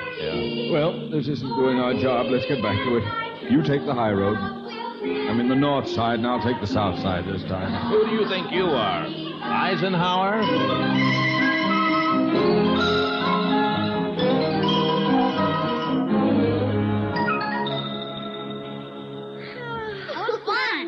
All right, what's next? Margaret, you choose a song now. How about Stone Cold Dead in the Market? Margaret! Let's do Three Blind Mice. We do that in school. All right, Sue, you take the first line, and then you come in next, E.G., All and right. Margaret... Did Margaret go out to the kitchen? I'm standing right behind you, Miss Williamson. Oh, someone knocked over something. I'm sorry it wasn't me that knocked it over. Well, I'll have to... Mother, don't go into the other room. Well, I just can't sit here. I wish the phone was in the living room. Who's there? Nobody's going to use that phone, and nobody will get hurt if they don't move. Oh, gee. Oh, boy, a stick-up, just like in the movies. How dare you come into my house? How dare you? When somebody leaves a door unlocked, I come in. The back door. When I put the milk box out, I You forgot to lock it. That's right. Well, I have nothing of value in this house, so you'd better get out. I might have to tie you ladies up before you start yelling. That shouldn't be hard to do. We can't put up much of a fight. What do you do when there's a man in the house? Well, I suppose you look in first, and then if there are only women, you feel safe. Now, look, lady. Doesn't make you much of a man, does it? If you had one speck of decency or chivalry, anything you might take in this house wouldn't be worth the fright you caused us. I don't like having guns around my children. I don't carry a gun. If I get caught, it ain't armed robbery. Oh, so you don't carry a gun. No. You just go around robbing homes with women in them. That makes you a real brave man. Lady, If you had children, would you like it very much if they had the wits scared out of them by someone like you? I don't like what you're saying. It's true. Miss Williamson, someone's on the porch. Don't move. Don't move. It might be the police. I'll look out of the window. Stay right where you are. Is it the police? No. No, it looks like someone else is trying to sneak up on the porch. A convention. Miss Williamson, what do we do? I don't know, Margaret. Don't worry. Don't worry. I'm not going to let anything happen to you. What? Not one speck of decency or chivalry, huh? Ma'am, just because I pick up a few things when people leave their doors unlocked, don't mean I'm the all-American heel. Now, turn off the lights in the hall there. All right. Whoever's moving around on the front porch, don't want anybody to know he's there. Be careful. Don't worry. I'll just open this door quick and jump him. Don't get hurt. Okay, you Wait a minute! Stop it! Stop it! Just run! Mr. Wiggins! There's two of them, ma'am. I got both of them. You ought to be ashamed of yourself, scaring women and children like this. You may let them off now. I know them. Penny, we were just getting out of the rain. What were you two prowling? You were guarding my house. Yes, Penny, and since the rain started, we figured there was no more danger. So we came up on the porch to get out of the rain. Who's this fellow? Well, I guess you better tell him, ma'am. what do you want me to tell them? Tell him the truth. But you gave yourself up to help us out. That's okay. What do I do now? Do you really like your Work? Not after tonight. Good. Now come on in, everybody, and get dry. Now, Penny, this man. Margaret, I think we could use some hot coffee. I know the judge and Mr. Wiggins could. Coming up. And you'd like some coffee, too, wouldn't you, Mr. Call me Bill, ma'am. But who is Bill Penny? He's our burglar. What? Penny! Oh, it's all right. He's done with that. And you and Mr. Wiggins are going to help with his probation. That's fair. Thanks, ma'am. But Penny, forget about it for now. Without Bill's help, you two might have scared us to death, running around outside at this hour of the night.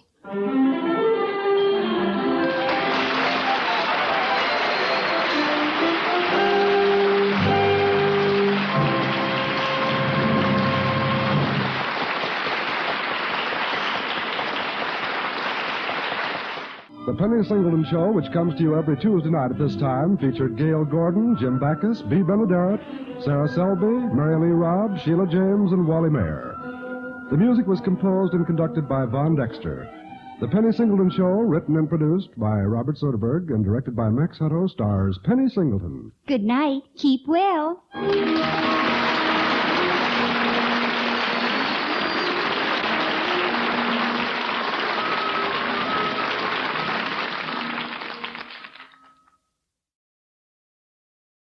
Meet me at Parky's. Everybody meets at Parky's, so come along to Parky's restaurant. Say hello to Opie Cates and his orchestra, David Street, Prudence Rockbottom, Betty Rose, and our genial host, Park Your Carcass.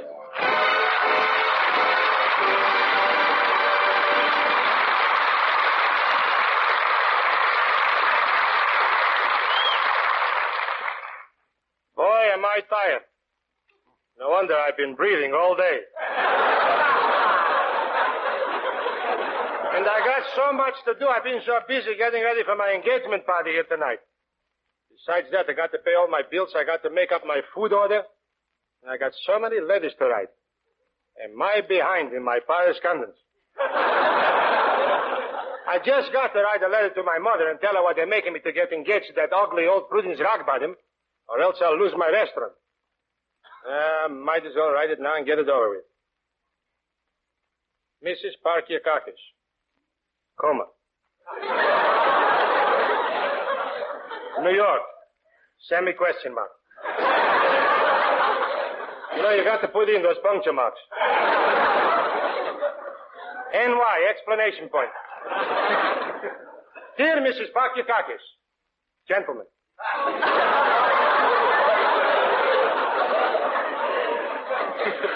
Period. How do you like it? I got the period upside down.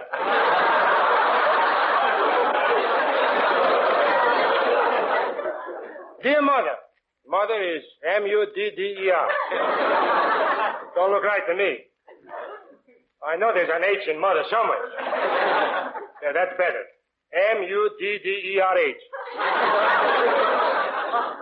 That's all the news for now.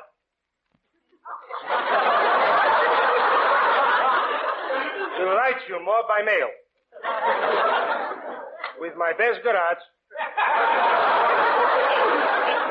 your loving son, Parky. Hello, Parky. Oh, hello, Betty Rhodes. Parky, you still writing to your mother? You started to write that letter last night. Why are you so slow? Gotta write slow. My mother can't read fast. I'm writing to tell her that I'm being forced to get engaged to that Prudence Rockbottom. I'm writing her so she'll be surprised. Well, if you're writing her, where's the surprise? She don't know I can write. Say, I thought you was bringing David Street over here with you to help us get ready for the party tonight. Well, he'll be here real soon. I left him at the newspaper office finishing his column. You know, Betty, must be a funny thing making love to a newspaper man. Funny? Yeah, when an ordinary fella goes out with a girl, he says, how's about a kiss? But I suppose a newspaper man says, let's go to press.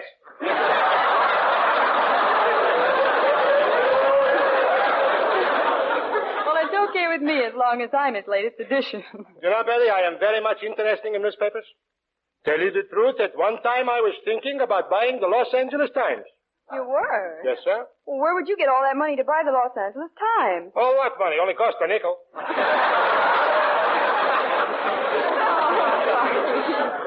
Would you please watch the cash register for a few minutes? I've got a lot of work to do. Okay. Yeah, what a beautiful girl that Betty is. Nice looking, too. Besides that, she's pretty. Oh, David Smith. Hello, Dave. Hello, Parky.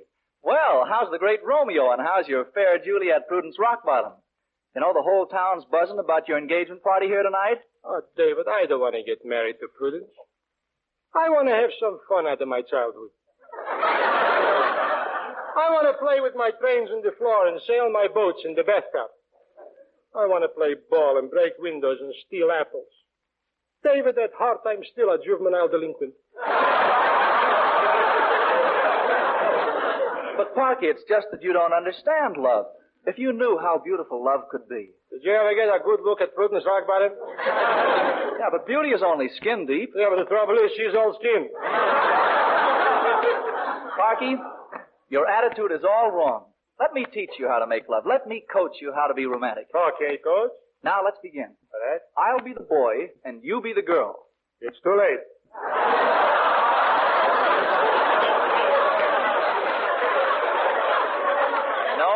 No, we'll just pretend. Oh, pretend, yeah. Now, we're in the park. In the park. It's a beautiful moonlight night. Yes. A night that was made for love. Yes. Ah, I can see us now. Walking alone, side by side. And I turn and gently lift my hand. For me to kiss? No, to wave to a sailor. There aren't any sailors here. What kind of a park is this? Never mind that. Now, as we're walking along, yes, everything is serene. A fine park without no sailors. Quiet. Now, we sit down on a bench. I look at you. Yes. You look at me. We're both embarrassed. Understand? Yeah, we didn't see the fresh paint sign.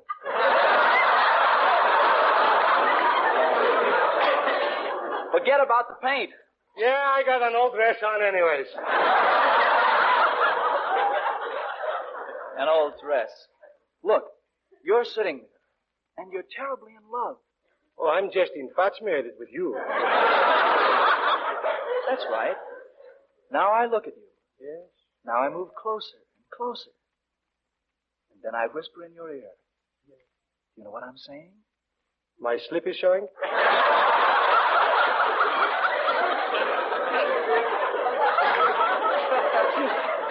Will you be quiet? Go ahead, strike me, you big bully. Strike me. Go ahead. Oh, if I was only a man. Wait a minute. I am a man, ain't I? Oh, Parky, it's no use. You'll never learn how to make love. David, it's only that nobody never explained it to me. It's the simplest thing in the world. All nature expresses what I'm trying to tell you. Come on over to the window here. Yes? Look. Look at that tree across the street. You see those two squirrels? Yes.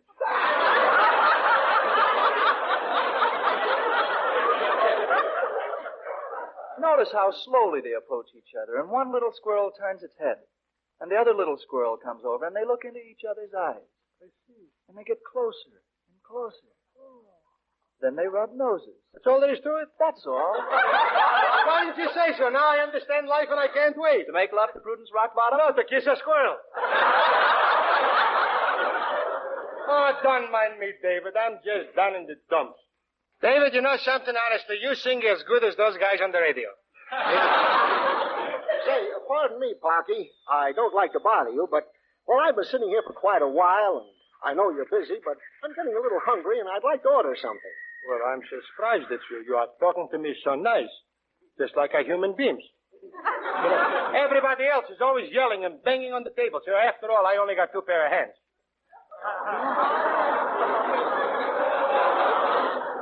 Hello, Bob. Imagine Mr. Laurelard. Oh, hi, Betty. Hello, Bob. Gee, Parky, I'm all excited about your engagement party tonight.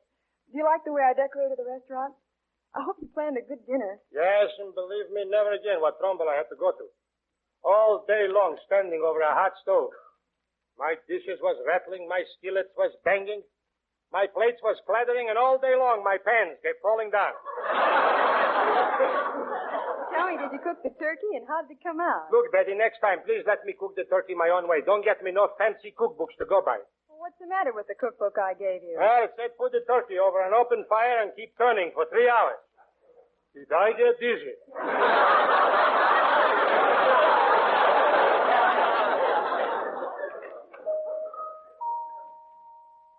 Hello, Opie. Hi, Betty. Hi, Parky. Hello, Opie. What's a good one? I'm hungry. What time do we eat? Well, it won't be long now. And remember, Opie, when we go to the table, you take Miss Rockbottom's arm. Oh, I'm not that hungry. So, will you excuse me, kids? I got to go and put the pants on the lamb chops. How do you like that? And those lamb chops are old enough to dress themselves. Okay, Parky, come on, Opie. You can help me. We've still got a lot of work to do to get ready for the party, so take off your coat and give me a hand, will you? Oh, I'd be glad to do it, Betty, but I'm awful tired. Why are you so tired? Do you stay up late? No, but I have to get up so doggone early every morning. Well, what for? You don't come over to the restaurant here until late in the afternoon. I know, but I gotta be up in time to ride from my house over to the shipyard every morning. What shipyard? I don't know. Are you working in a shipyard now? No, I ain't working in the shipyard. Well, why do you go over there every day then? Well, you see, I wanted to save on gas, so I joined the carpool, and that's where the car goes.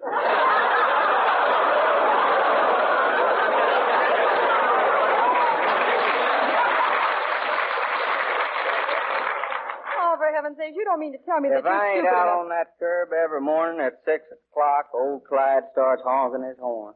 Oh, do you mean to stand there and tell Clyde me is that you're... the fella that owns the car. Well, that's nice. But you don't mean to tell me that you His actually... full name is Clyde Park.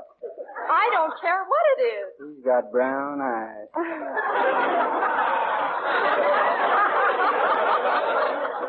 Oh, B, you don't really get up at 6 o'clock and ride someplace you're not going to, do you? No, I don't get up at 6. Oh, that's better. I get up at 4:30. 4:30? Sure, it takes time to go to the library and pick me out a book to read. What do you need a book for? Well, it gets awful monotonous standing around that plant all day with nothing to do. Oh, B, do you mean to tell me that you wait there all day long? Well, I did it first, but I kind of gave that up. Well, I'm glad to hear that. About the best I can do now is stick it out until a little after lunch, and then I go on home on the bus. It ain't so bad, though. I only have to change twice and then walk about a half a mile. Well, that makes a nice restful trip of it. What do you do when you get home? Oh, I get me some sleep then. Well, that's sensible. You won't tell Clyde I do that, though, will you? Clyde, I don't even know Clyde. Well, I wouldn't want the other fellas in the carpool to think I wasn't playing fair with them. Well, I'll gladly keep that quiet. Anything to see that you get home in the afternoon and get some sleep. Yeah, but I always got to get right up again, though. Well, why is that? Because I got to be back at the plant by 4:30 to ride back home with the fellas.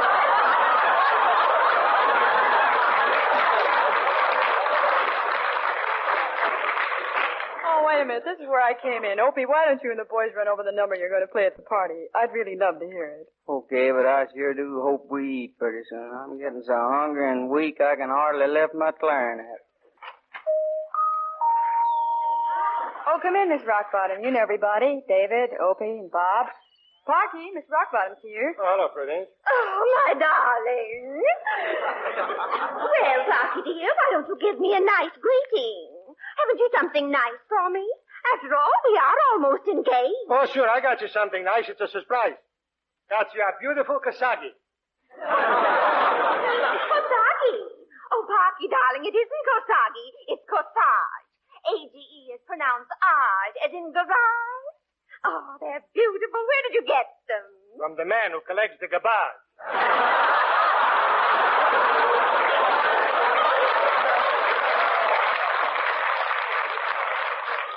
Come over here. Sit down next to me.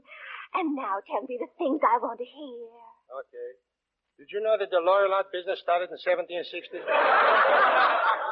Did you ever bet on Paul Revere's horse? You don't care about me. If I didn't own this building and didn't threaten to make you move, you wouldn't even look at me. Oh, sure I would. Look, I'm looking at you. Oh, Parky, my sweet, I can't wait until after we're married so I can come in here and take charge of the restaurant. There are so many changes I want to make. Oh, but Miss Rockbottom, Parky's been here for 18 years, and all of us just love the way the restaurant is now. We don't want to change anything. But I do. I'm even going to change the way Parky dresses. Instead of going around here wearing a chef's cap and apron, I'm going to have him wear evening clothes. Evening clothes? Yes. For generations, all of the men in my family wore tails. Must have come in handy when they was climbing trees. Let's not argue, darling. Hold me in your arms. Kiss me. Kiss me. Saved by the bell. Folks, I want to welcome you all to Parky's and Miss Rockbottom's engagement party. You know, I used to be a singer myself. In fact, I used to sing on the radio with a famous singing aggregation. Oh, now I remember you. You must have been with 6 hits in a moose. Oh, Parky, honestly, if I didn't love you so much, I'd find you so trying and forgetful, too. Why, you haven't even bought me an engagement ring. Don't worry, I'm looking for one. You've been looking all this time for an engagement ring? Yeah, I bought over 300 boxes of Cracker Jack. I didn't find one yet. But if I got a flock of whistles.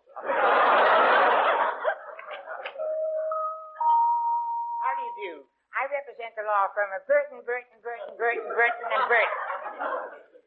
many Burtons did I say there? 9. I should have only said 8. We bought one out last week. Are you Mr. Parky Carcass? Yes.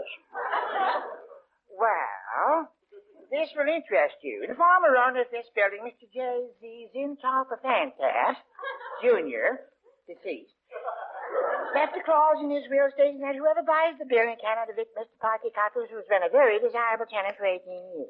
You mean Parky doesn't have to marry Miss Rockbottom to stay in the building? Nobody can put him out? Nobody. Parky, that's wonderful news. Gee, Betty, that means I don't got to get married. I'm a free man. Boy, what a story for my column. I can see the headline now. Parky's love hits rock bottom. Is that so? Well, Mr. Parky Carcass, I'm going to sue you for breach of promise. I'll teach you to jilt me. I'll sue you later. The next time we meet will be in court. Poor Parky, everything seems to happen to you, doesn't it? Yes, Betty. I bet I'm the first man who ever got divorced before he got married.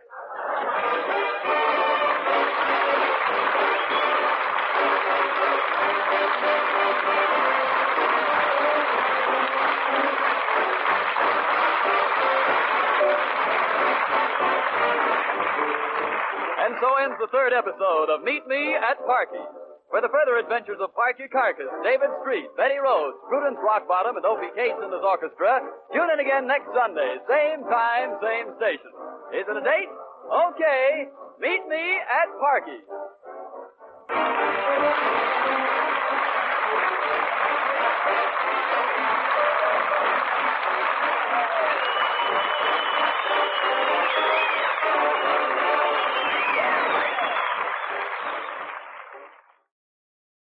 I hope you're enjoying the comedy shows so far.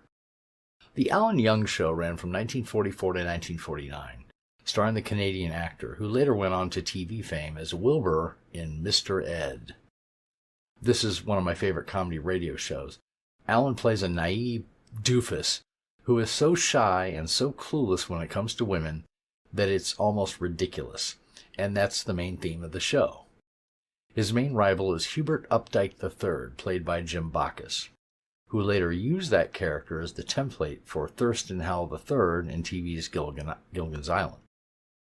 His girlfriend Betty is played by Louise Erickson, and most episodes revolve around Alan's bumbling, simple situations and Betty's frustration with Alan's shyness. In Eloping with Betty, Alan tries, unsuccessfully as always, to elope with his girlfriend. This is a really great example of that naivete with women that I was referring to, and it aired on February 6, 1945. And then we have that great sitcom, The Great Gildersleeve, which was one of the most popular comedy radio shows of all time, starring Harold Perry and later Willard Waterman after Perry moved to CBS, from 1941 to 1958 on NBC Radio. The show was one of the very first radio spin-off shows, as the character originated on Fibber McGee and Molly. Gildersleeve moves from Wistful Vista to Summerfield, where he oversees his late sister's estate, and he has to raise her orphaned niece and nephew, Leroy and Marjorie, played by Walter Tetley, and various actors as Marjorie.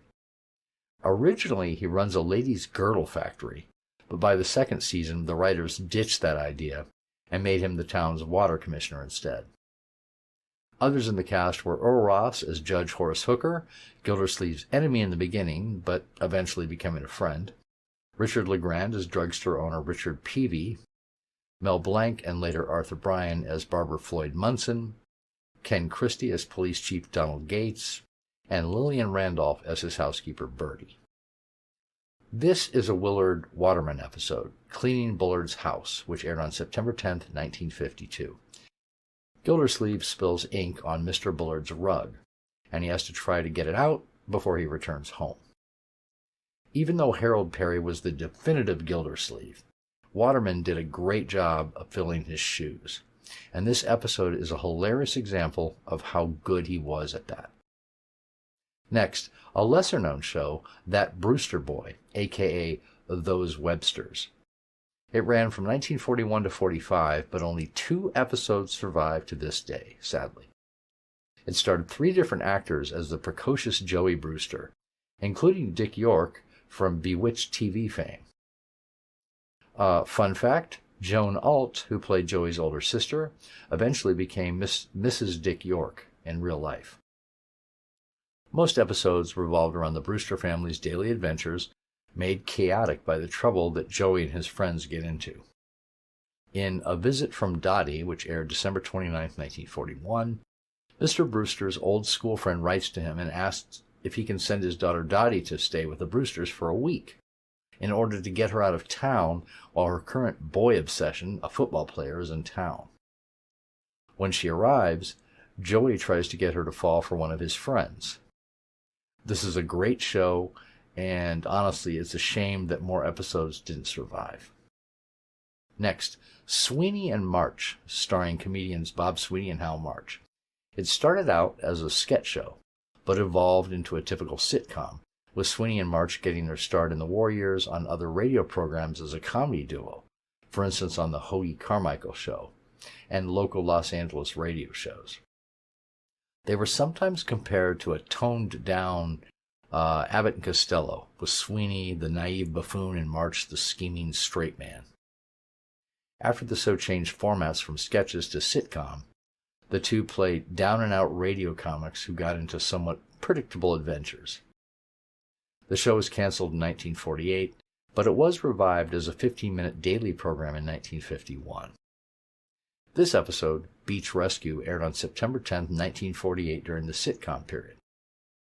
Bob and Hal are strategizing ways to launch their movie careers, and they're asked to escort their neighbor's girlfriend to the beach. They agree and decide that Hal will pretend to be drowning while Bob pretends to save him, thus making Bob a public hero and thus launching his movie career. As you can imagine, this idea backfires spectacularly. It's a very funny episode that occurred about a month before the show was canceled. And then we have a show many of you probably haven't heard of, The Halls of Ivy, a sitcom that ran from 1950 to 1952 on NBC Radio. It starred real-life husband and wife Ronald Colman and Benita Hume as William and Victoria Hall, British expats living in America. Ronald is the president of Ivy College, and his wife is an ex-actress. Others in the cast were Herb Butterfield as board chairman Clarence Wellman, Willard Waterman as board member John Merriweather, B. Benaderet and Elizabeth Patterson as the hall's maids, Alan Reed as English teacher Professor Heaslip, and several others in supporting roles. In Romiette and Julio, which aired on April 18, 1951, the Athenaeum Club is planning to put on a Shakespeare play, but with a slight modern twist. It turns out to be a hilarious take on a classic. If you have not heard this show before and you like sitcoms that don't quite fit the conventional mold, then you're really going to like this one. Next is The Magnificent Montague, a great sitcom starring Monty Woolley as fallen Shakespearean actor Edwin Montague and Anne Seymour as his wife, as well as Pearl Kelton as her maid Agnes. Edwin is pompous and vain, and he's forced to take a lowly, demeaning job as the host of a radio show, and he despises radio. The chemistry between Edwin and his wife, as well as the acrimony between Edwin and the maid, are really what makes this show so good. In Agnes Quits, which aired December 8, 1950, Agnes finally has had enough of Edwin's annoying habits and his abuse, and she quits. But without Agnes around to serve as a release for his temper, Edwin becomes even more annoying than usual. He and his wife realize that they have to get Agnes to come back to work. This is one of my favorite episodes, showing that Agnes and Edwin were the main reasons for the show's success and its hilarity. All right, time to listen. I'll be back in a while.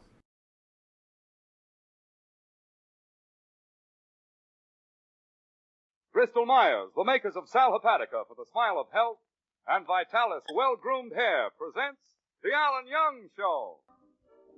Ladies and gentlemen, this is Ken Delmar, speaking on behalf of those two old friends, Sal Hepatica and Vitalis, and welcoming you to The Alan Young Show, featuring our singing star Diane Courtney, the music of Peter Van Steeden, and starring Alan Young.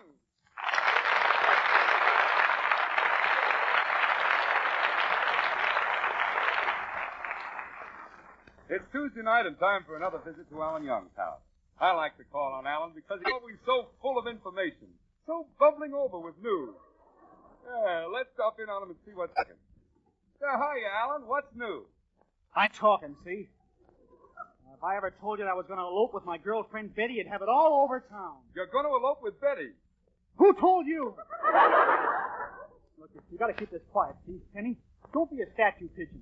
You mean a stool pigeon, not statue pigeon? You don't know much about pigeons, do you?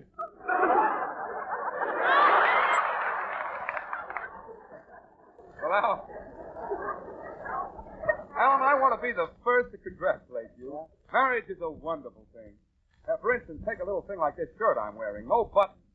If I spent $2 for a marriage license, that wouldn't happen. If you spent $2 for a shirt, that wouldn't happen.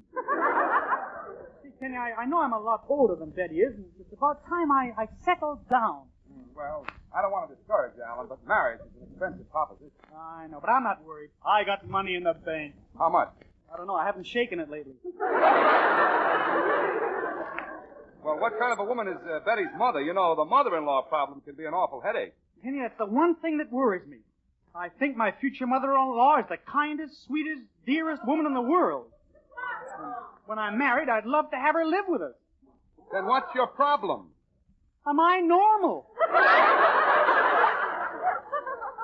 Penny, I have wonderful plans. I'm going to build Betty a model kitchen. We'll have an automatic washing machine, an automatic ironer, an automatic heater, an automatic dishwasher. Where will you eat? At the automat. I can see it all now. I come home after a long day at the laundry. I work the third mangle now. I come home now, and Betty's waiting for me, you see. I can see us sitting by a roaring fireplace. Betty is knitting. I'm smoking. I'm sitting too near the fireplace. And we'll have children. 10, 12, 14. 14 children? Yeah, we're going to accentuate the posterity. And I'm going to see that my children have steaks and butter and cigarettes. I want them to have all the things that I didn't have. And I can see the day my daughters go out and get married one by one. And they'll come back home 2 by 2. Well, I suppose you'll elope by putting a ladder up to Betty's window. I don't know. I tried it once, but her father caught me as I was going up the ladder. What did you do? What could I do? I painted the side of the house.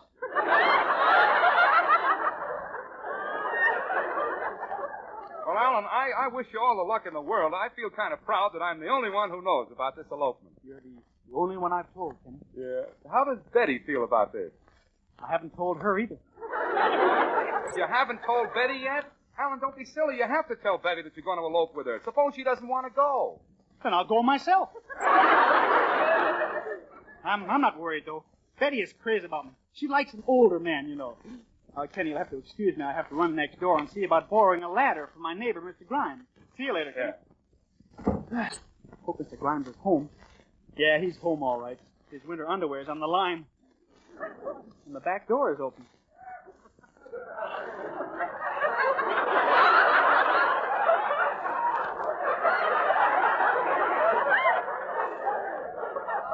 Mr. Grimes, are you inside? Well, I guess I'll try the house.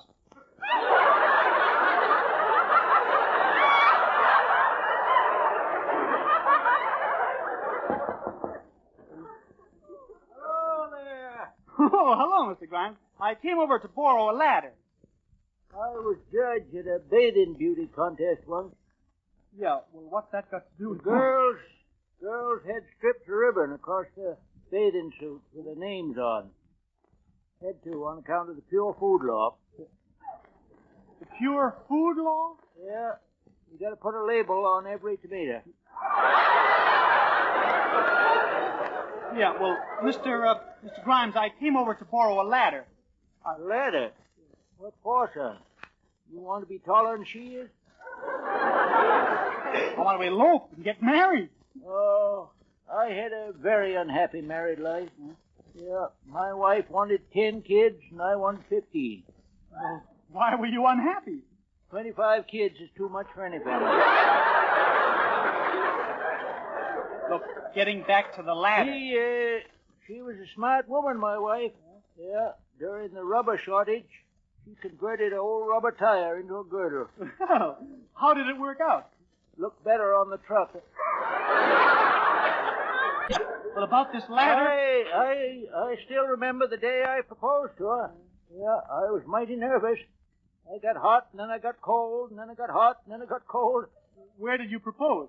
Between the gas range and the refrigerator. But my uncle, he had more luck at marriage than I did. He's married 40 years, still making love. Your aunt is very lucky. So's my uncle. Because if my aunt ever finds out, she'll break his head. Yeah, well, look, I came over to borrow a ladder from you. Can't let you have it, son. No, there's blonde living next door, and I have to wash her windows. You can't see through them. Well, why should that bother you? I can't see through them either. All right, I'll get a ladder somewhere else. So long there. So long there.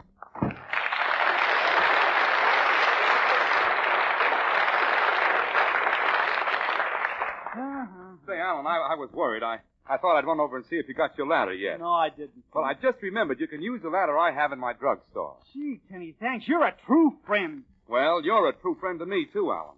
Never forget the time we were ice skating on the lake. The ice broke and I fell in, and you, without a moment's hesitation, jumped in and rescued me. What a friend. Well, why shouldn't I jump in after you? You had my skates on. Just the same, Kenny, you are a good friend to me and to thousands of people, too. I am?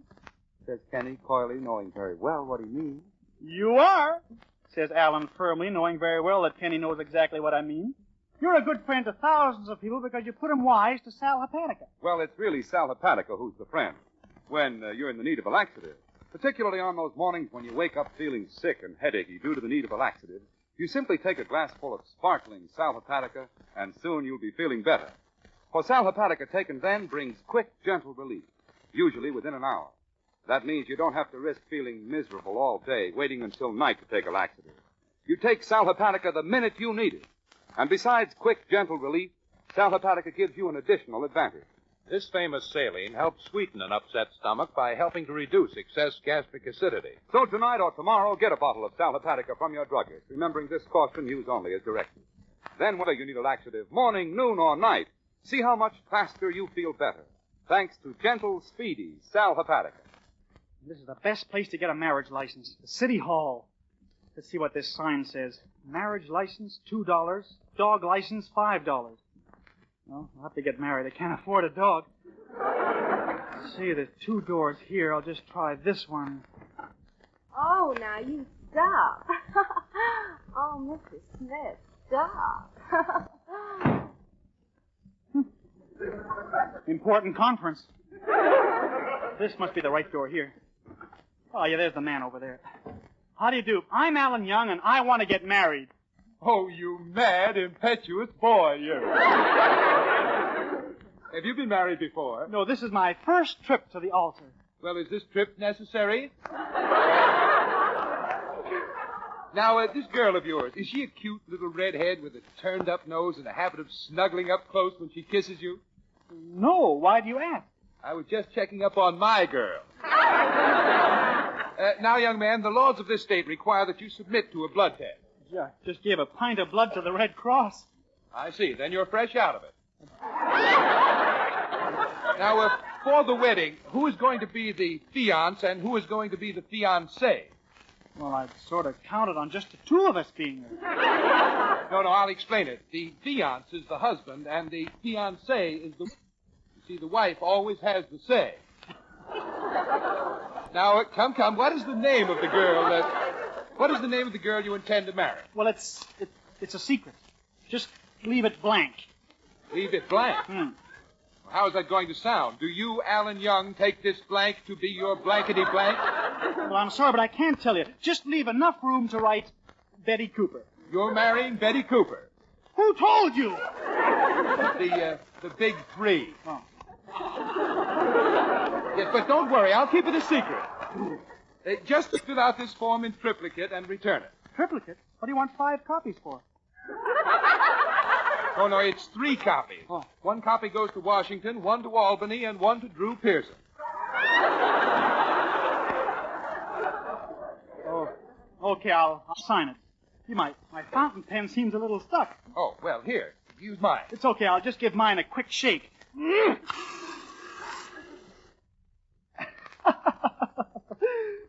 look nice in blue. Look, will you please sign this and get out of here? Okay, there. So long. What's that? I'll just poke my head out of the door to make sure nobody sees me. Peekaboo, Mr. Young. Oops. Oh, what? It's little David Dittenpfeffer. You bet you. Oh, you just bet. What are you doing up there in this city hall, David? Oh, I had to see the police commissioner about something. Oh, what's the matter? Oh, I was playing marbles with another kid, and some character comes up and wants me to throw the game.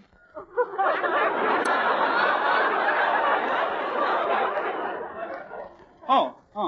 Say, what were you doing in the marriage license office? Thinking of getting married? Uh-huh. Well, I hope you're not rushing into this thing, Mr. Young. Oh, no, I've thought the whole thing out very carefully. I've considered the girl from every angle. Well, don't overlook any of the curves, either.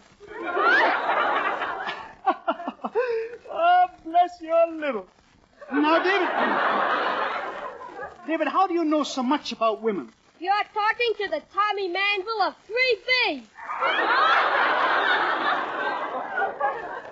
Then you kissed a girl? You got $2. Would you like to try for 4? Confidentially, what does it feel like to kiss a girl? Well, it's not unlike eating a bowl of mush. Now, David, you're getting the wrong attitude about women. Oh, no. Some of them are okay. When my father was sick, my mother sat up all night with him. She never took her eyes off him for a second. Didn't your father have a nurse? Sure. That's why my mother never took her eyes off him. Well, I'll be seeing you. So long, Casanova. So long, David boy.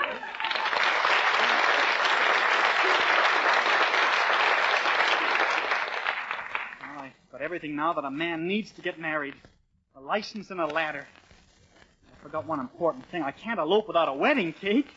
I'll try Crotchmeyer's bakery shop next door. Maybe they got something nice. That's Sophie Crotchmeyer behind the counter.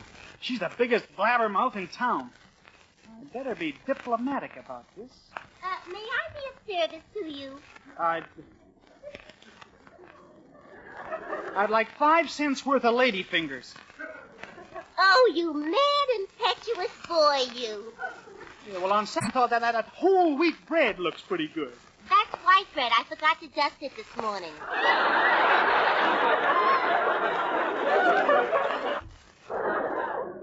Anything else? Well, I'll take a half a dozen donuts. Well, those donuts are 35 cents a dozen, and these over here are 20 cents a dozen.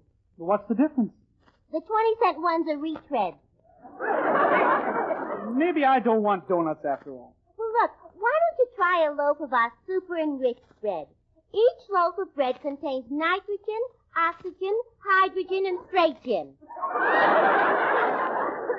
Well, do you have a loaf of bread that contains a small quantity of bread? Do you want this place to get raided? We also bake a super-enriched super bread. This loaf is really loaded.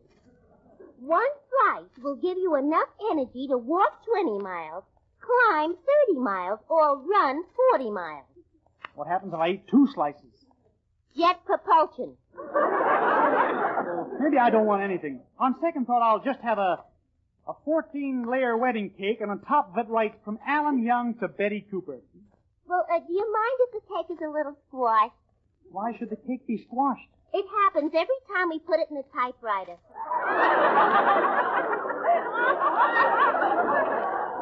And besides that, you know, the man who bakes our 14-layer cakes left for another job. What's he do now? He piles records on jukeboxes. Oh. Well, I wish you a lot of luck, but if your girl should run out on you,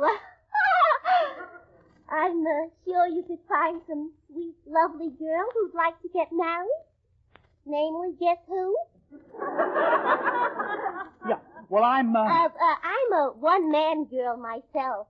Yes, well, I'd like somebody who looks less like one man and more like a girl. If my mother's listening, she knows what I mean. Well, goodbye, Miss Klotzmeyer.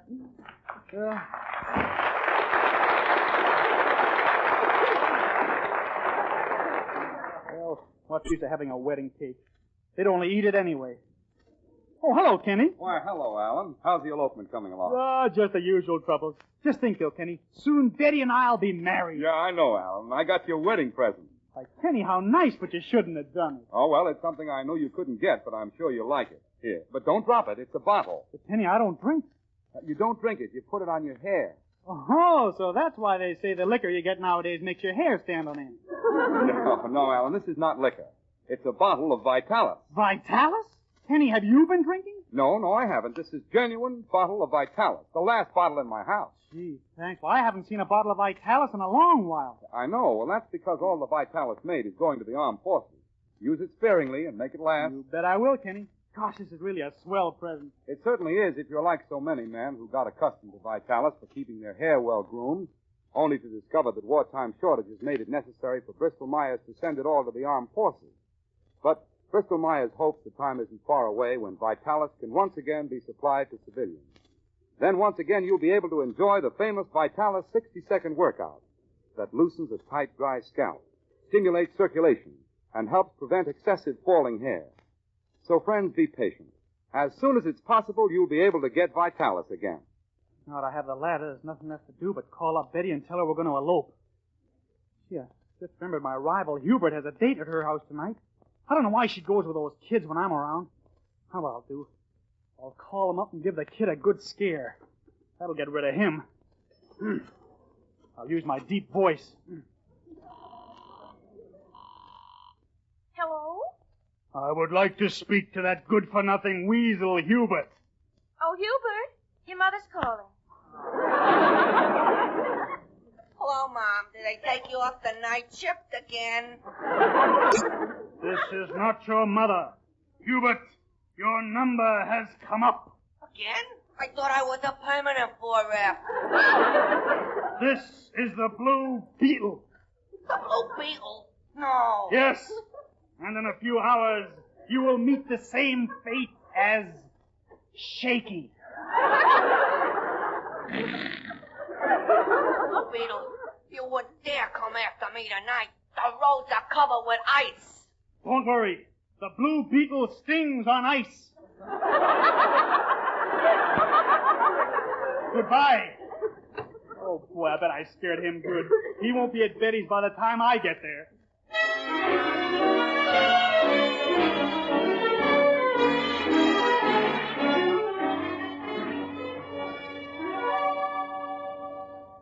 Well, I got the ladder set to Betty's window.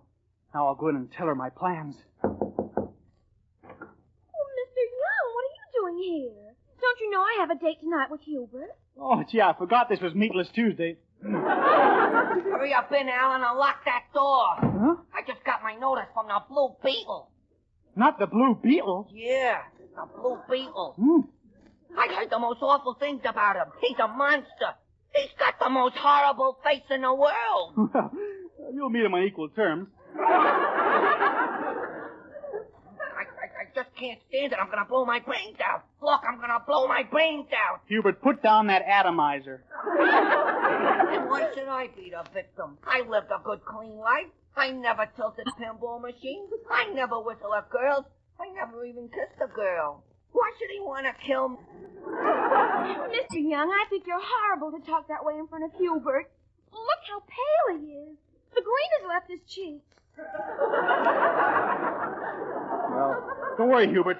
If you need any help, I'll be here. I don't need your help, Alan Young. I can take care of myself. I took a course from Charles Atlas. What are you worried about? He forgot to send me the muscles. Betty, you need a man like me around. I'm older than you two. A man who shaves. Here, just feel my cheek. Well, I don't feel anything. Yeah? Well, run your hand down the other cheek. I still don't feel anything. You must have passed it.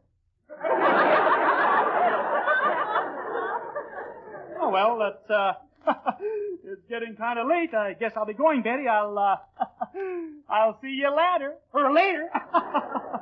That is, if you'll allow me that much license. Later license?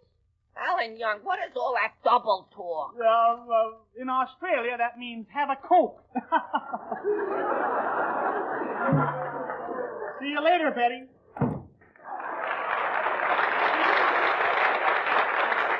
Well, it's getting kind of late. Hubert, I hope you're not worried about that silly blue beetle thing. Oh, no, not at all, Betty. But, Betty, would you do me a favor? Well, what is it? Betty, would you walk me home?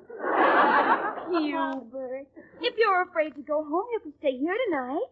I'll double up with Mother and you can have my room. Honest, your room? I have no pajamas for you, but if you look in the top drawer, you'll find a pink lace nightgown with rosebuds. Me in a pink lace nightgown with rosebuds? Gee, you'd think I was going on my honeymoon. Good night, Hubert. Night, Betty.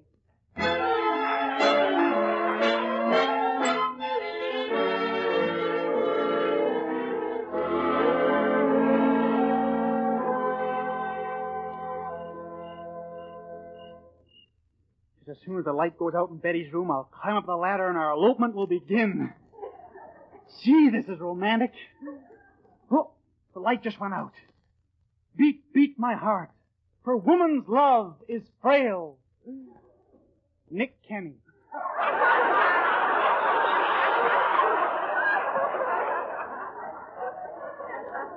Well, here I am at the top of the ladder. Gee, I'm glad it's a dark night. I'll open the window. Here I go. Shh. Don't say a word. I'll throw this coat over you, darling, and carry you down. There. My. That perfume you're wearing, it's my favorite odor. Minute Rub. I just can't wait till we get down to the foot of the ladder so I can look into your beautiful face. Ah. Here we are, Betty. Now, I'm going to kiss you. Gee, I never expected this from a Blue Beetle. Hubert! Alan, holy smoke, I kissed you. What are you complaining about? I almost married you. Would you mind putting me down? The wind is blowing right through my nightgown. Well, no wonder. You've got a draft aft. Oh, quiet. Here comes a policeman. Don't say a thing. I hate to intrude this way, but I was just wondering, which one of you two is Juliet? Officer, arrest this man. He tried to elope with me. And just how do you explain that, Romeo? Cigarette? Look, I can explain everything, officer. I was going to elope with my girl, Betty, but somehow I got into the wrong room, so I eloped with him instead. Is that right, Juliet? Yes. Well, then it's very simple. What you two want is a divorce. I don't want no divorce. I want a hot water bottle. Now look, you two, make up your minds. I can't stand here all night arguing. I got a cigarette burning in my pocket. Mr. Young, Hubert, who are you talking to down there? The Blue Beetle? No, the Blue Bull. Mr. Young and Hubert, you come right into the house immediately. All right, Betty. So long, officer.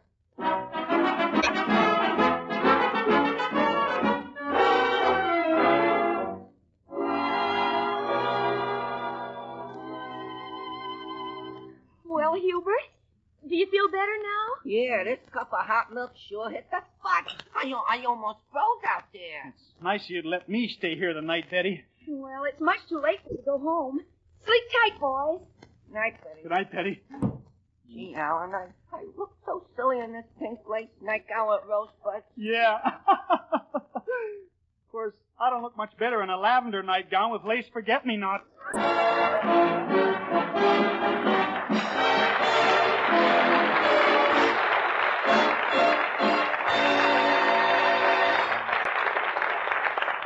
Friends, on behalf of Diane, Ken, Peter, myself, in fact, all of us, we want to thank you for being with us tonight. And don't forget the two products that make our Tuesdays together possible.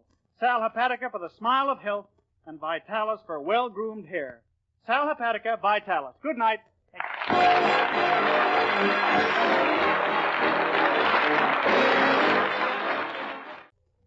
If your hands are giving you a lot of trouble these days, if they're rough and dry and chapped, listen carefully. I know I can help you. Get yourself a bottle of Touche. It's a creamy, fragrant hand lotion that will really help keep your hands smooth and lovely. The fact is, Touche is so unusual that you can put it on your hands before you put them in hot, soapy water. Touche provides beforehand protection that will actually help guard your hands even when they're in that hot, soapy water. Use Touche, too, for rough elbows and knees, chapped legs, as well as hands. Use Touche as a powder base. It's a perfect beauty lotion for loveliness all over. So why not begin today to use Touche? This is the Blue Network. The Kraft Foods Company presents Willard Waterman as the Great Gildersleeve.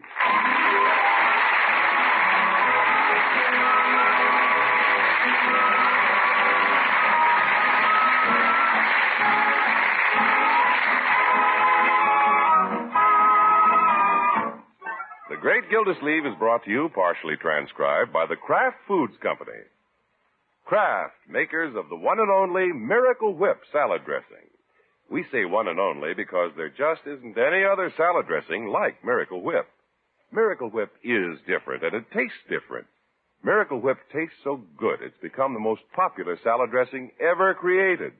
More Miracle Whip is sold than the next 20 leading brands of salad dressing combined. Try it. Make your salads better tasting with the one and only Miracle Whip. Summertime is generally considered to be a romantic time, what with June, the moon, and all. But here it is September, and the great Gildersleeve has made very little progress in his courtship of the attractive Miss Gloria McKinley. Consequently, he's taking quite a ribbing from his little family. Now, Marjorie, I'm not upset because you had a date last night with that oily assistant manager of Hogan Brothers. I know that, Unky. You're just upset because you had dates with him 5 nights in a row. Well, she has to be diplomatic. After all, Mr. Krause is her boss. Hey, Unc. Yes, Leroy? Why don't you give her a job in the water department? Make her be diplomatic to you. Leroy, I don't have to go to such lengths to get ahead of Hogan Brothers' assistant manager. I don't understand what she sees in that Krause anyway. Him and his slick hairdo. He isn't nearly as handsome as I am. Well, is he? Do I have to answer that? Just when I want to raise my allowance? Well, I think Miss McKinley is very easily impressed, Unky. After all, she considers an assistant manager a very important person. Well, let's not forget that I'm city water commissioner. That makes me a pretty important person, too. Oh, let's face it, Unc. You're just a politician. And this year they're a dime a dozen. Leroy. Even with inflation. Leroy. Okay. Gloria only goes with that fellow because he knows a few prominent people. Well, you know prominent people, Unky. There's Mr. Bullard right across the street. Well, yes. Bullard's the biggest man in town. Been my neighbor for years. Why, George, I'll be glad when good old Bullard gets back from his vacation. Why? He won't even talk to you. Well, I'll admit we haven't always seen eye to eye. He's never liked you since the time you waited until the wind was right and then burned that old tire.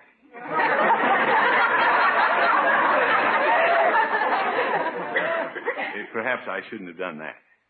Bullard's a good man. A good, important man. Yes, sir, I'll have to cultivate him this winter. Never mind, Bertie. I'm right here by the phone. Okay. Hello? Oh, it's you, Gildersleeve. What? Who is this? This is Rumson Bullard. Oh, Mr. Bullard. Are you home? Gildersleeve, if I were home, would I be phoning you? What does he want, Unc? Be quiet.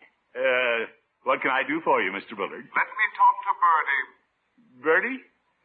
Well, where are you? I'm on my way back from the Canadian Rockies. Oh? How are the Rockies? Rocky? Now, will you put Bertie on the phone? Oh, yes. You want to talk to Bertie? I want to ask a favor of her. A favor? Well, you can ask me. I'll do it. I don't want to ask you. Yeah, well, think it over. Meanwhile, it's nice to talk to you. You've been gone quite a while, haven't you? We've missed you. Gildersleeve, stop gibbering and get off the phone. Oh, I'm not gibbering. It just sounds that way.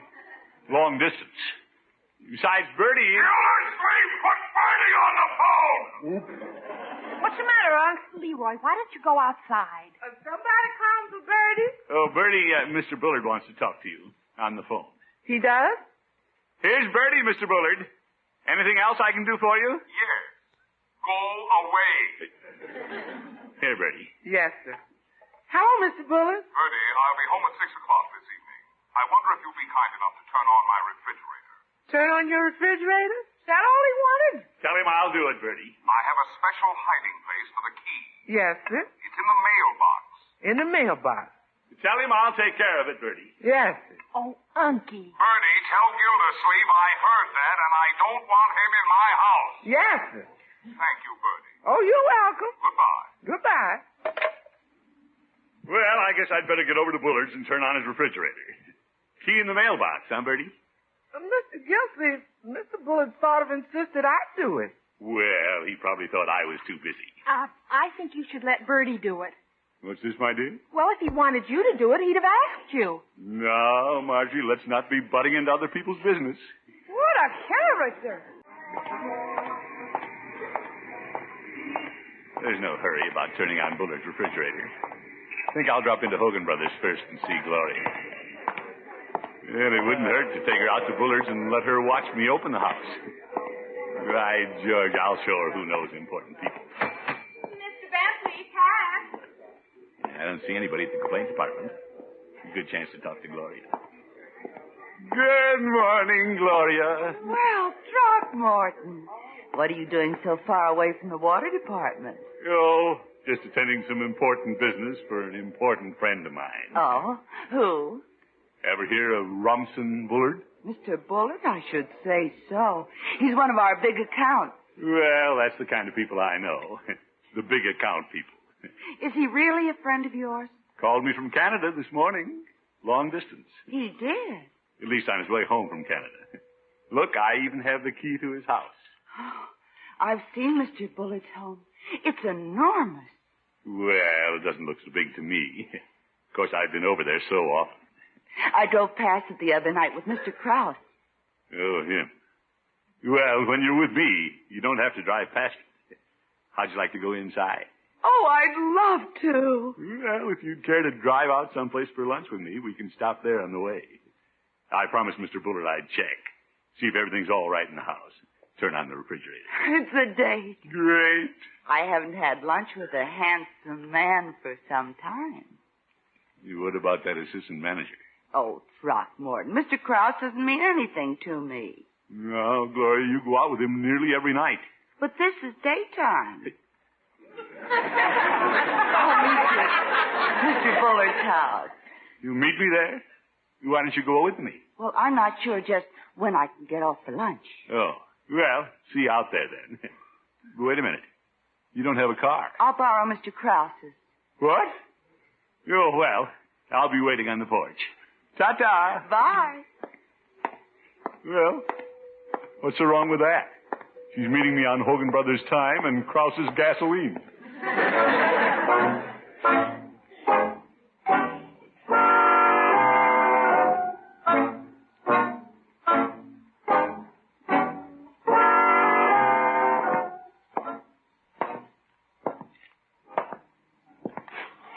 Gloria should be showing up.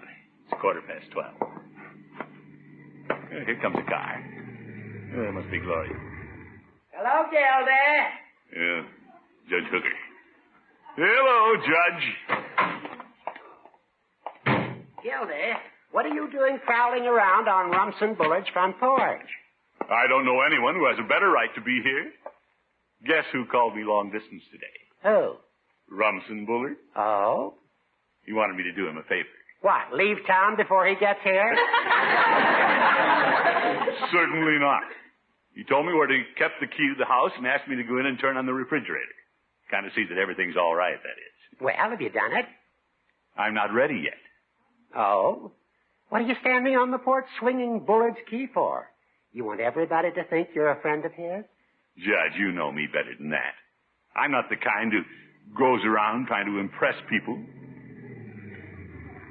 Hello, Throckmorton. Am I late? Well, it's your little friend, Miss McKinley. Come in, Gloria. Judge, how about showing off? Oh, I wouldn't leave now for the world. I like to be around fellows who don't try to impress people.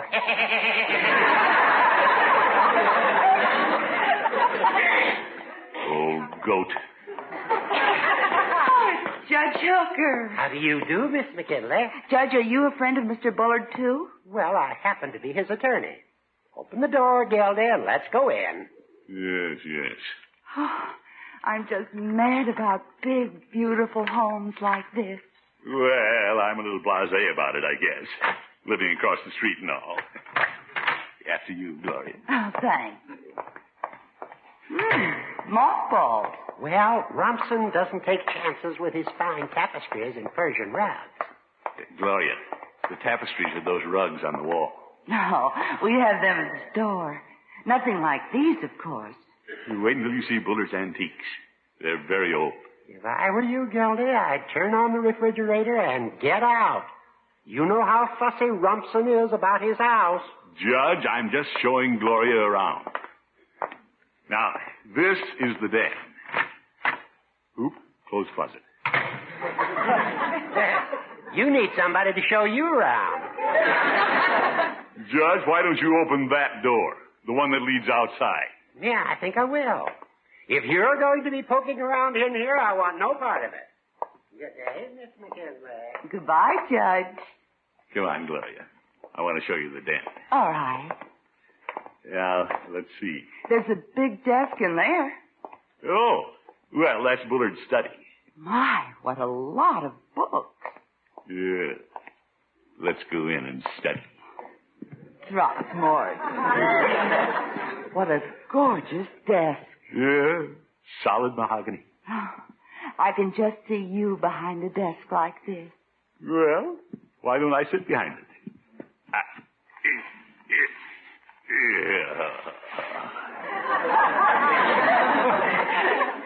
Deep chair. Oh, Throckmorton, you look so low and important.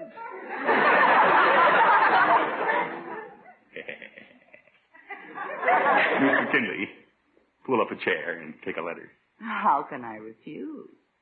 You're the boss. Oh, brother, am I making progress?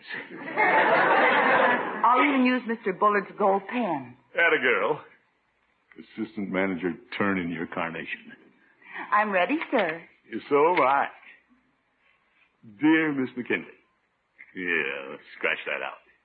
Just make it darling. Throckmorton. Have you got that? No ink in the pen. Oh? Well, here's a whole bottle full. Royal purple. Here, wait till I get the top off. Stuck a little.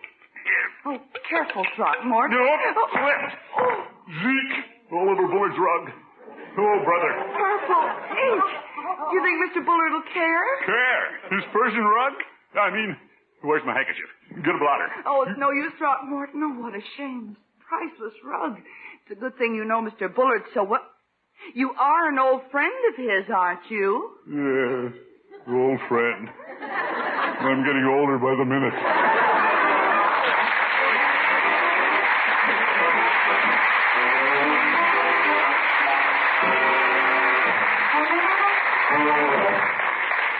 The Great Gildersleeve will be back in just a minute. A hostess named Hilda had dinner for 8. She planned and she worked so her meal would be great. It would have been 2, but her salad lacked zip. What poor Hilda needed was Miracle Whip. Some poetry, huh? Well, anyway, the idea is a mighty good one. Why let a flat-tasting salad detract from an otherwise perfect meal? Give that salad the bright, sparkling flavor you want it to have. Make it with Miracle Whip salad dressing. Miracle Whip has a wonderful flavor, a lively, teasing flavor, a peppy flavor that's just sharp enough. And it's a flavor you won't find in any other salad dressing. That's because Miracle Whip is made from a secret craft recipe, a recipe that was created to give you the best qualities of good old-fashioned boiled dressing and fine, rich mayonnaise. And Miracle Whip is blended carefully with special beaters to give this salad dressing just the creamy, thick texture and satin smoothness you want. Smooth and delicious, it's no wonder Miracle Whip has become the most popular salad dressing ever created.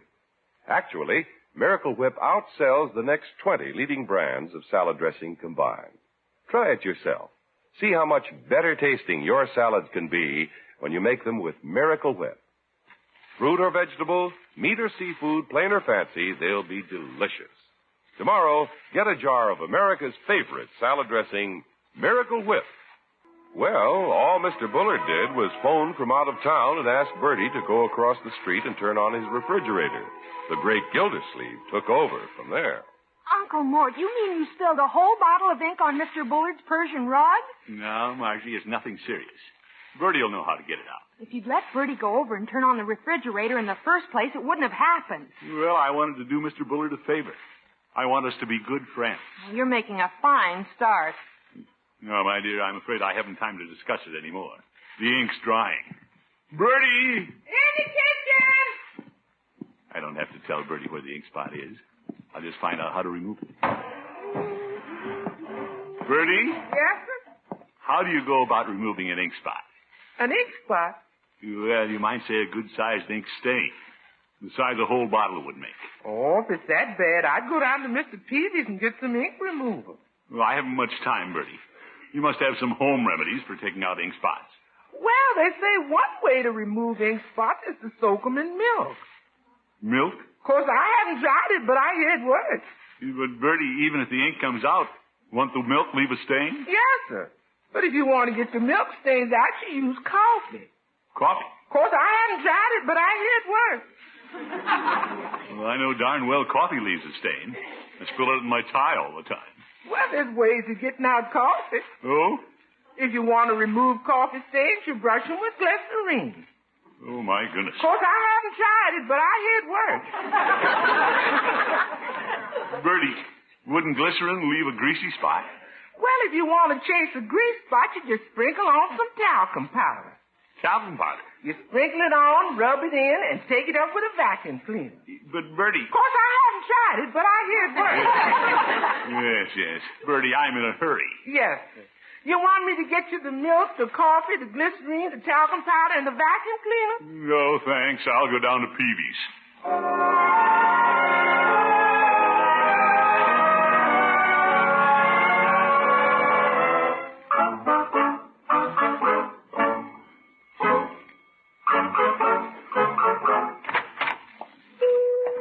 Hello, Peavy. Hello, Mr. Gildersleeve.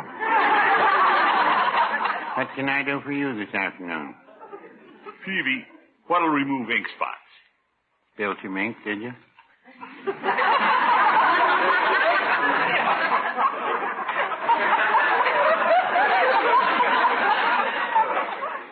What do you think? I think you spilled some ink.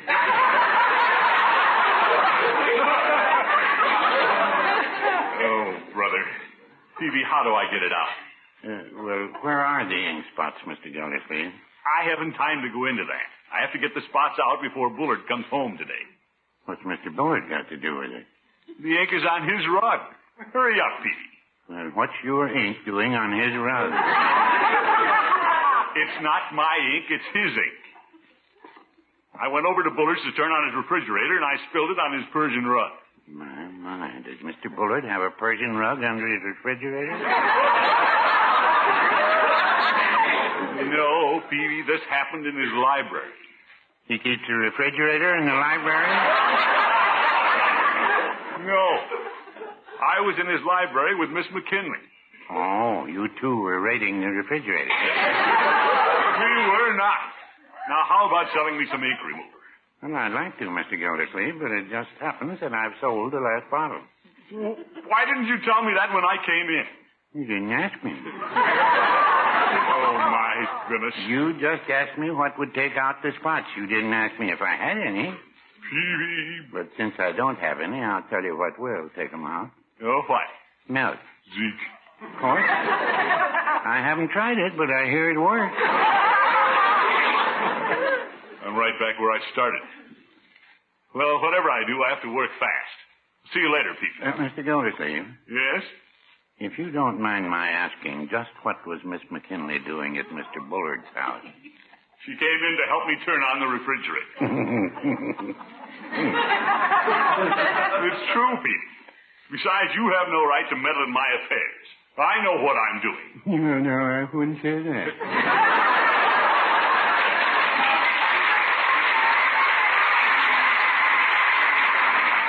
Gosh, Uncle, I have to help. Sorry, Leroy, but I'm working against the deadline. Bullard's train comes in at 6 o'clock. He'll be walking in that front door at 5 after. How much could he sue you for if you don't take out this spot? Leroy, let's not speculate. Get busy. Okay. You pour the bottle of milk on the spot, and I'll scrub with this brush. We just hope the milk doesn't leave a stain, that's all. It's a brown rug, Unc. Maybe we should use chocolate milk.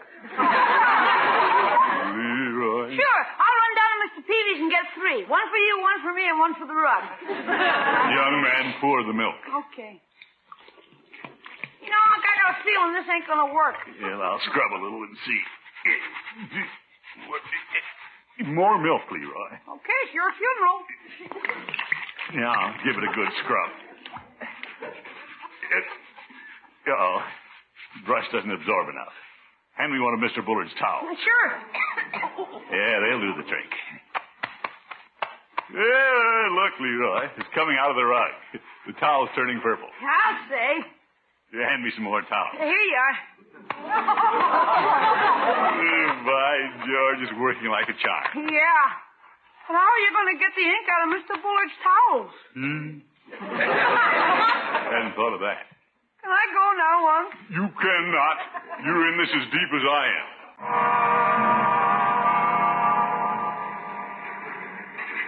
Leroy, keep your eye on Mr. Bullard's washing machine while I tidy up things. Oh, gosh, I didn't mind helping you clean the rug, but doing Mr. Bullard's laundry, this is beneath me. Leroy, I have to get the ink out of the towels. Yeah, get the ink out of the towels or get the heck out of town.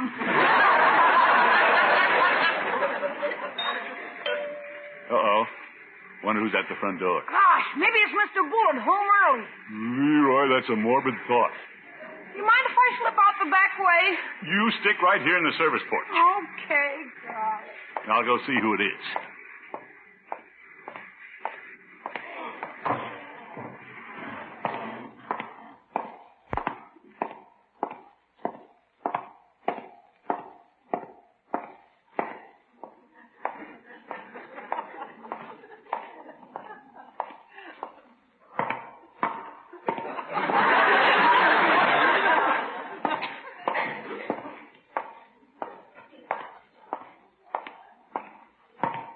I may not get to the door before dark.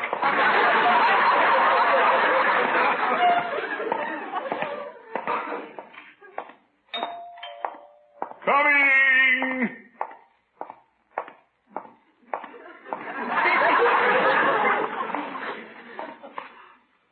Who is it?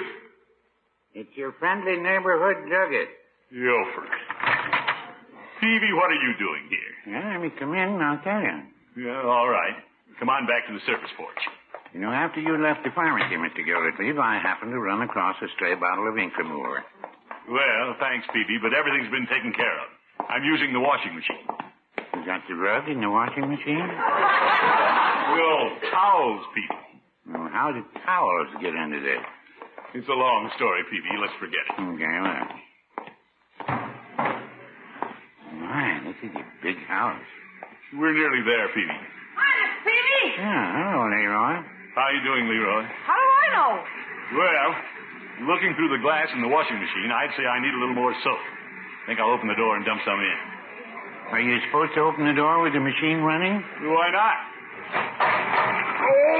Watch it out, the water's coming out. Confound it. I dropped the soap box in the machine. Close the door, Unc. I'm trying to. There.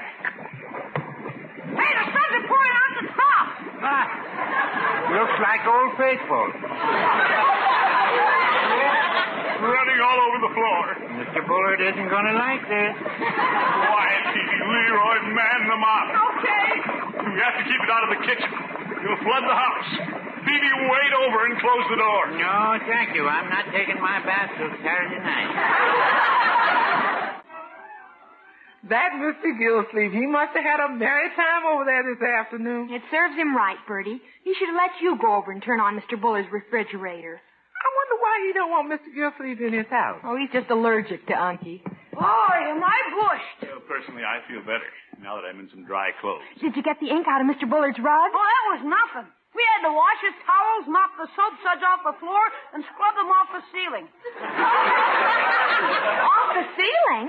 Well, I guess I did use a dash too much soap. But by George, I got everything slicked up and neat as a pin.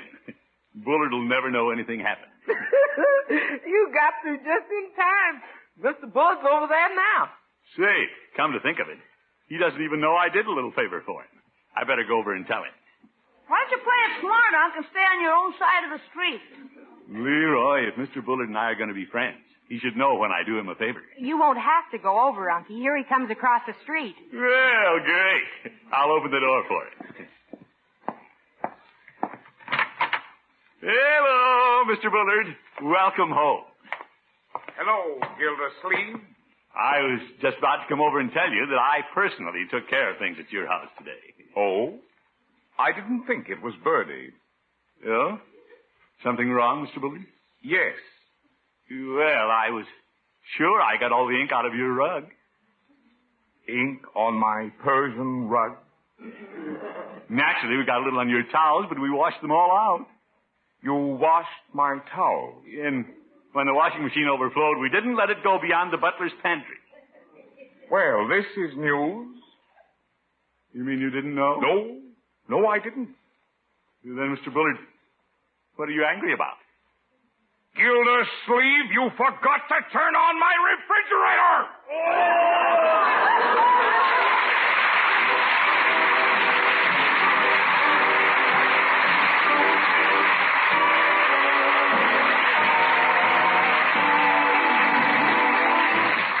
The great Gildersleeve will be with us again in just 30 seconds.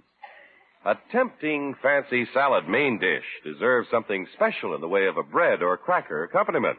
So try hot cheese-filled rolls, corn sticks, or oven-toasted crackers. That good-looking salad deserves something special in the way of dressing, too. So use Miracle Whip salad dressing. Miracle Whip is so delicious it makes any salad, elegant or plain, taste better than ever. Try it. See what the lively, teasing flavor of Miracle Whip can do for your salad favorites. See why millions prefer Miracle Whip. Unc, what's the idea of sitting out here on the front steps? Oh, just waiting to hear from Mr. Bullard. Waiting to hear from him? He said he was going back home and take a shower. That's right. Well, he was sore. He said if you ever set foot on his property again, he'd call the cops. Yes, I know. Well, what are you waiting for? I don't get it. You will, my boy. How do you know you're going to hear from him? You wait. When you do hear from him, what are you going to hear? You'll see. Well, when you hear what you're going to hear, what are you going to do? You watch. Gildersleeve! Hey, there he is at the window. You were right, Unc. You bet. Hello, Mr. Bullard. Gildersleeve, I'm soaking wet. Get me a dry towel. What's the matter, Mr. Bullard? No dry towels? You know there are. You washed them all, you big lummox. Well, too bad I can't come on your property, Mr. Bullard. Gildersleeve, I'm freezing. Bring me a towel. All right, I will. First thing tomorrow morning. Gildersleeve! By George, it's good to have old Bullard back. Great Gildersleeve is played by Willard Waterman. The show is written by John Elliott and Andy White and is partially transcribed. Included in the cast are Walter Tetley, Mary Lee Robb, Lillian Randolph, Marvin Miller, Gloria Blondell, Earl Ross, and Dick LeGrand. Musical compositions by Jack Meakin. This is John Houston saying goodnight for the Kraft Foods Company, makers of the famous line of Kraft quality food products. Be sure to listen in next Wednesday and every Wednesday for the further adventures of the great Gildersleeve. What goes into a perfect sandwich? Maybe it's roast beef or savory baked ham. Whatever your favorite, the perfect meat sandwich needs the perfect mustard. Kraft prepared mustard. For when you add a little mustard, you add a lot of tang. You can take your choice of two kinds of Kraft mustard. Mild Kraft mustard is smooth and delicately spiced. Or if you like your mustard with extra pep, try Kraft mustard with snappy horseradish added. Keep them both on hand and keep everyone in the family happy. Next time, get Kraft prepared mustard. This is NBC, the National Broadcasting Company. I don't want a drip for a brother-in-law. Oh, that boy.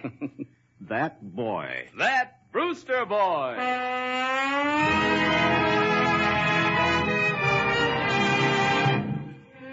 Quaker Oats, truly America's super breakfast, brings you That Brewster Boy, written by Pauline Hopkins and starring Eddie Firestone, Jr. Did you have your Quaker Oats today? It won't be long now before we all go to work again on the annual list of New Year's resolutions. And I'm going to suggest one item to put on the list of all you wives and mothers. You can word it something like this. In 1942, I resolved to give my family the benefits of a hot breakfast regularly. Yes, and to millions of Americans, hot breakfast means delicious, healthful Quaker Oats. Quaker Oats is America's favorite breakfast, and believe you me, it's a super breakfast, too. You see, fine whole grain oatmeal is the richest, thrifty, natural source of the great anti-fatigue vitamin, the morale vitamin B1, so widely deficient in American foods. Proteins? Why, whole grain oatmeal leads all other whole grain cereals in proteins. And whole grain oatmeal is a rich source of food energy or body fuel. And remember this, Quaker Oats is super economical. It still costs less than half a cent a serving. So there you have it, ladies. Reason aplenty for giving your family the benefits of a daily hot breakfast of delicious, healthful Quaker Oats in 1942. A good resolution? One of the best. So tomorrow, ask your grocer for the big economical package of delicious, healthful Mother's Oats or Quaker Oats, and serve your family America's super breakfast every day. This is the story of an average American family, the Brewsters. Of course, I just don't care what I say when I call all of the Brewsters average. That might be true of Mom and Dad and Nancy. But Joey, well, Joey's as unaverage a young sprout as you're likely to know in some time. Well, now it's dinner time at the Brewsters, and Mother Brewster is saying... Joey, isn't that your sixth biscuit? No, Mom. Now, you're sure? Positive. It's my seventh. Oh, Joey. Daddy isn't eating his vegetables. Well, Joey, for New Year's, I think you should resolve to eat more vegetables. Pass me the biscuits. Will you quit dreaming over that bracelet, Nancy? Now, Phil, don't be silly. Always looking at it. What's all this? The charm bracelet Herbert gave Nancy for Christmas. Oh. Didn't I show it to you, Daddy? Well, no. Look. That's very nice, honey. Nancy's crazy about it. Phil, I'm crazy about the perfume you gave me, too. Oh, hey, Dad, I almost forgot. The mailman gave me a letter for you, and I put it in my pocket, and here it is. Oh, thanks, son. Well, from Max Taylor. Who, Dad? The Max Taylor. Went to school with him. Was he a special friend, Dad? Yes, he's the sort of friend with whom you sign a pact in blood, Joey. You know, if ever one needs the other. Yeah, like Chuck and me. Well, let's see what's on his mind. Excuse me. You really go for that bracelet, don't you, Nancy? Oh, Phil, why must you be so jealous? Well, it isn't a question of jealousy. Are you sure? When I see you looking at that with a far-gone expression, I get a kick right in my heart. Oh, Phil. I think it's icky looking, Phil. Thanks, pal. Mother, listen to this. And because we were such good friends, Jim, I'm turning to you for help. Sounds like a touch. My daughter, Dottie, has become quite a problem. In and out of love all the time. Why are girls such lame brains? Now, Joey. Just now, Dottie has a weakness for strong men, for the Tarzan type. The Tarzan type? In the past year, she's been in love with a piano mover, a prize fighter, and an acrobat. Good heavens. You see, Dottie is the very feminine, clinging vine type. A drip. Now, Joey. I know. The kind that's always brushing lint off your lapels. Just now, Dottie thinks she's in love with a palooka who plays football. Now, this palooka will be in town for the holidays, so I am very anxious to ship Dottie away for a few days. Dad, he isn't going to suggest Yes, Mother, here it comes. Would it be at all possible for you people to put her up? Oh, Daddy, no. If you can, wire me immediately. Regards, Max. It's impossible, dear. Oh, but, Mother, I hate to turn Max down. Now, Dad, we don't want that responsibility. She sounds like a problem child, Mr. Brewster. She sounds like a goon child. Well, I suppose I'll have to wire Max and tell... Oh, wait a minute. Here's a postscript to the letter. What does it say? P.S. I just remembered our pact, Jim. So instead of waiting for permission, I put Dottie on the train. What? Dad. I'm mailing this airmail so it'll arrive before Dottie. She'll be in your town Monday at 3:35 p.m. That's tomorrow. I think it's a terrible imposition, Dad. Well, yes, but, Mother, what can we do? The girl's on her way. Hey, the door. I'll get it. I'm expecting someone. Excuse me, please. She's expecting Herbert. Never mind, Joey. Yeah. Ever since he gave her that charm bracelet, his stock's gone up. No, Phil, naturally Nancy feels a little obligated. Naturally. That's why Herbert gave her the bracelet. Well, Mother, what... Puss. Hey! Oh, excuse me. But are you Dottie Taylor? I'm Dorothea Marguerite Taylor. I like the Marguerite part, don't you? It's so romantic. I once read a book about a girl named Marguerite. Maybe you read it. She stowed away on a boat and I didn't read it. Oh, no. What are you going to do about this Dottie Taylor? I'm sure I don't know, Dad. A girl who's interested in Tarzans, and one who falls in and out of love. Well, I certainly feel sorry for her family. Thank goodness we don't have such problems. Think not, Mrs. Brewster?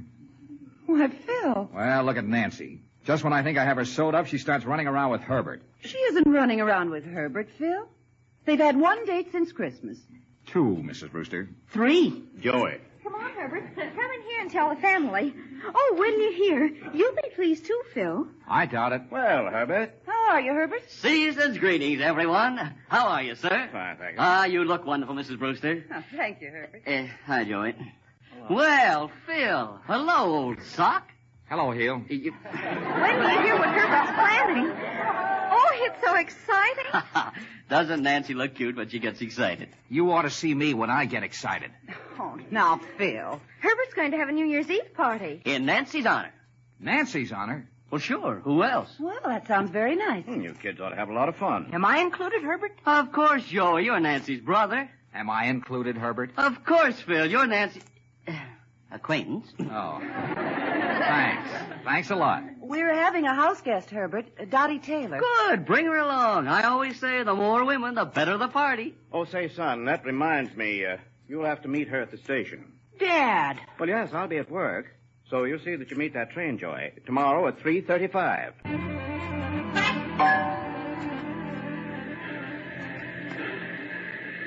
I'll bet that's Dottie. Yeah, she looks like a... Oh, it's terribly romantic. You see, the girl... Oh, by the way, who are you? I'm Joey Brewster. Dad sent me down to meet your train. Oh, of course. You know, Joey, it's perfectly ridiculous for me to go home with you. What? Because I'm not staying. I'm taking the next train back. Huh? Now listen. I know now why my father sent me here. You see, I have a friend who plays football. Oh, Joey, you should see his muscles.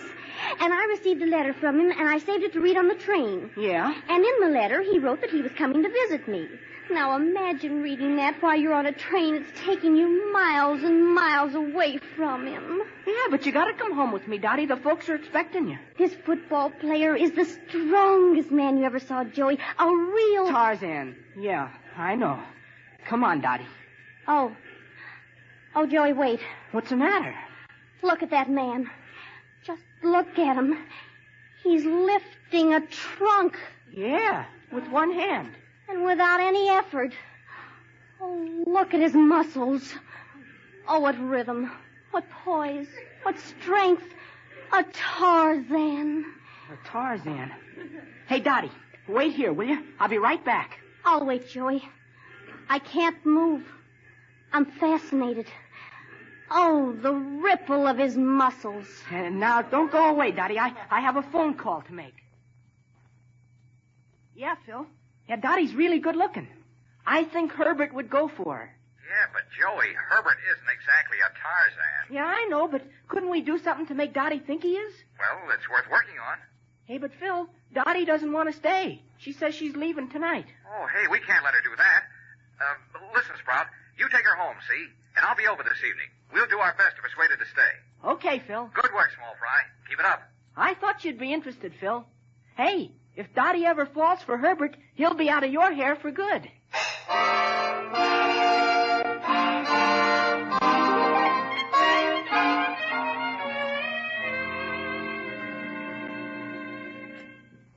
Oh, now, Dottie, we won't allow you to cut your visit so short. Oh, I'm sorry, Mr. Brewster, but really I But, must Dottie, we plan to have you stay with us for several days. I know, Mrs. Brewster, but I feel that A friend of mine is giving a New Year's Eve party, Dottie. You're invited, too. That's very sweet of you, Nancy, only I Herbert's must giving the party.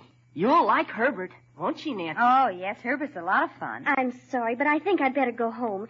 You see, I'm afraid there's someone back home who'll be terribly disappointed if I'm not there. The Palooka. Well, Joey, get the door. Yeah, okay, Mom. I inquired about trains. There's one leaving at midnight. Really, I think I'd better be on it. Well, Dottie, we can't let you leave. What'll your father think of me?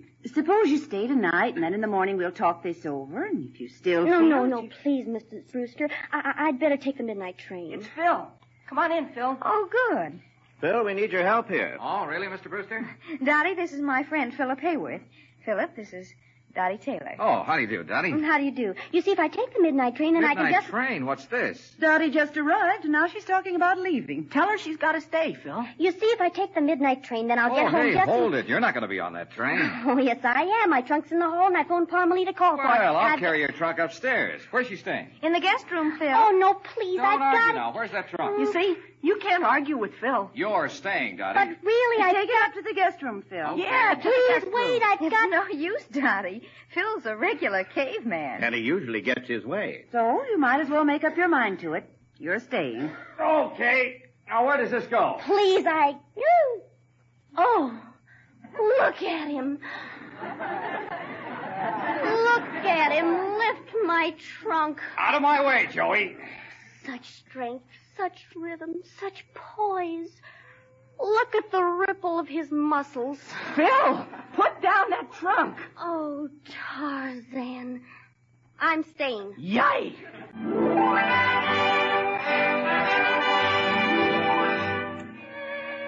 Well, Joey's plans for helping Phil seem to backfire.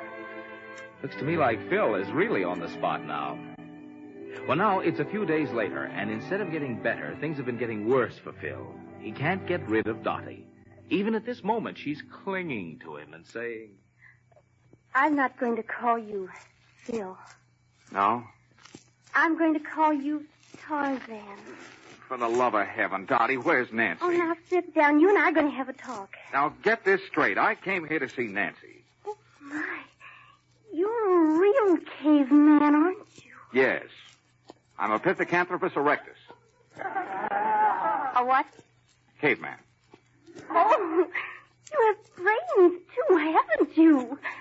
Yes, brains and brawn. Where's Nancy? Oh, please now sit down. Oh, all right. That's better. Oh, you're tall even when you sit down. I've got a long neck. How did you develop such wonderful muscles? You didn't answer my question. Now, where's Nancy? Oh, I told Nancy I'd entertain you. There's something so magnificent about your shoulders. I'm not entertained. Where is she? Do you know what brute strength does to me? It makes me feel all weak and helpless. You're not so helpless. It makes me want to cling. Now, Dottie, and look. cling. Now, wait a minute, and Dottie. Please. cling. Dottie, please. Oh. I beg your pardon. Nancy. Phil and I are having such a cozy little talk, Nancy. Yes, I noticed. Oh, now, look, honey bun. I was... Sorry, Phil, I haven't time. I'm meeting Herbert. Oh, but Nancy... I think I heard his car pull up. Nancy, wait. I'm sure you'll be in good hands, Phil. Good night. Good night, Nancy. Nancy. Good night, Tarzan. Nancy. Well, he's gone. Now we can have our talk. What was I saying? I'm a caveman, and I have wonderful muscles. yes. My shoulders are magnificent. And will you digest this, but thoroughly? I'm taken, see? I'm all tied up. I've been spoken for. Oh. And what's more, I haven't any use for silly females. Sorry to be so outspoken, but you're not exactly the subtle type, and you're not exactly my type. Now, you think you understand? Well? Oh, Tarzan.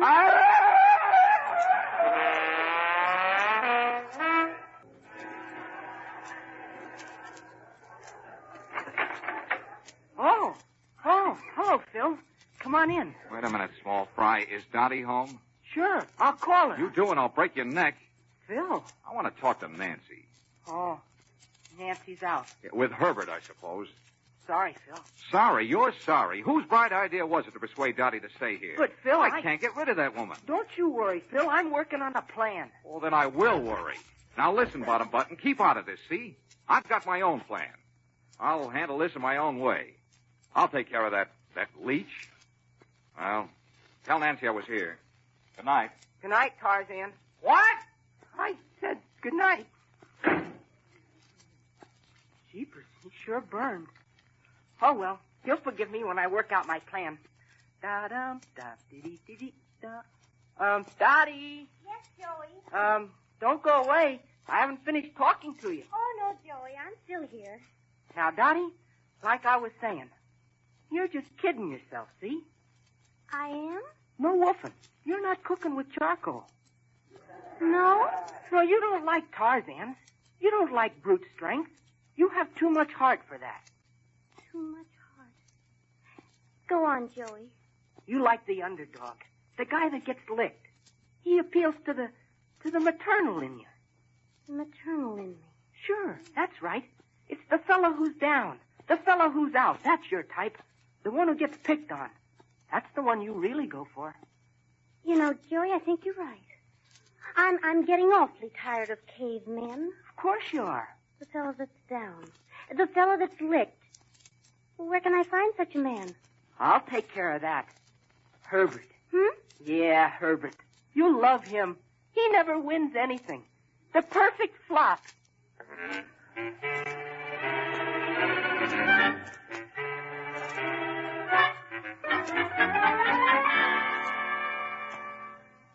So, you're feeling fine, are you, Herbert? Why the sudden interest in my health? Well, after all, Herbert, that's my chosen profession. You know, health, medicine. Okay. Let's deal off the top. Now, Phil, you know you'd slip arsenic in my coffee if you thought you could get away with it. Oh, now, Herbert. Wouldn't you? Not arsenic. Maybe a Mickey Finn, but not arsenic. Well, what do you want? Why are you here? Why, If it's about Nancy, I'm making pretty good ground there now, and I'm not giving up no matter what you do. Well, I didn't come here to talk about Nancy. I came to discuss your New Year's Eve party. Yeah? Well, start discussing. Having any entertainment? An orchestra, naturally. Maybe I'm not so good at making pretty speeches, but on the dance floor, my feet talk for me. Oh, but Herbert, you've got to have entertainment. What sort of entertainment? Well, I've worked out a plan. Suppose you and I put on a jiu-jitsu contest. Jiu-jitsu? But I'm good at that. I know you're good. I'm taking lessons. I know you're taking lessons. I can't lose at jiu-jitsu. I know you can't lose. A twist of the wrist and I'd bounce you on your ear. Herbert, I'd love to be bounced on my ear. Yeah. But then I'd be the hero. I'd win. You'd be licked. You'd be a flop. That's just what I'm counting on, Herbert. I'm counting on being a complete flop.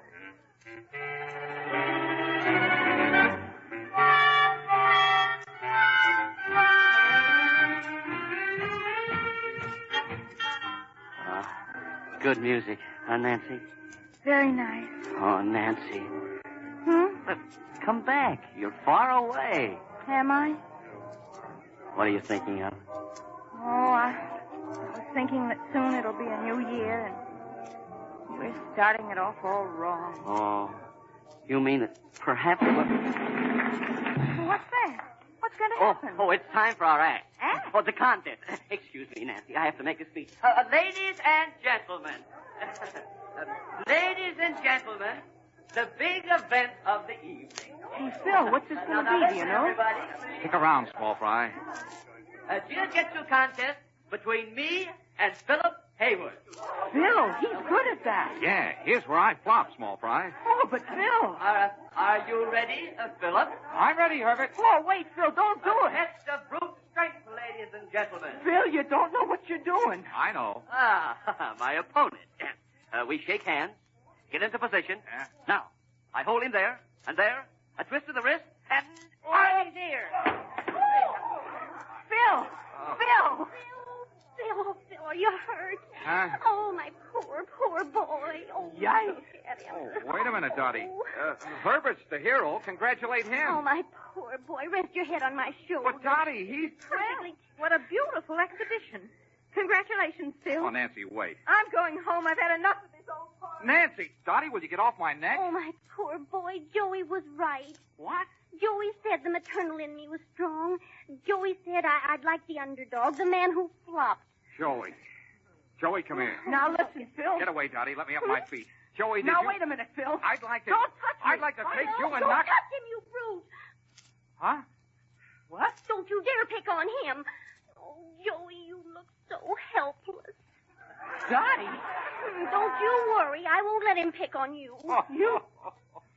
Phil, wait. Work it out for yourself, small fry. So long. Oh, Phil, don't leave me. Oh, Joey, you poor boy. You look so helpless. Yeah. Help! Help!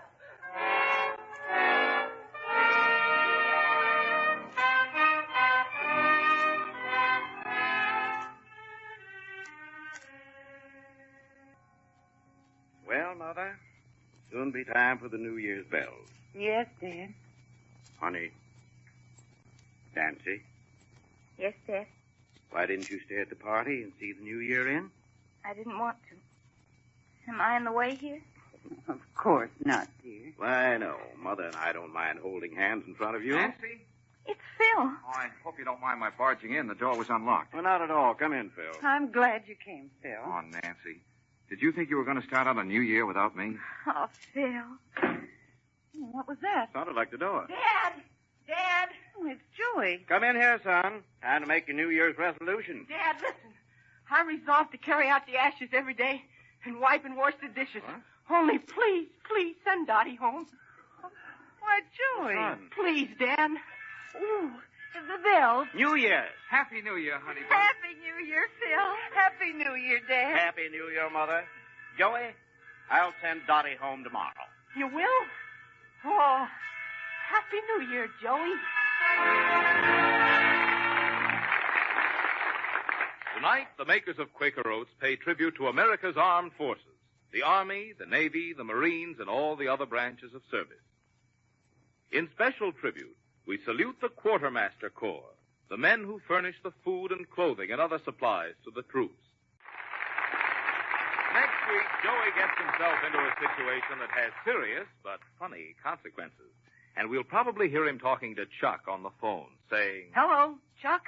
Hey, look, if I'm going to be appointed traffic court judge on Safety Day, I got to have a campaign slogan. Yeah, something sharp. Yeah, something that'll make them realize I'm a pretty rugged gent. Yeah, something that'll make them see how smart I am, how honest, how trustworthy, how dependable. You what? You got a slogan for me, Chuck? Yeah? What is it? Oh, Joey for judge.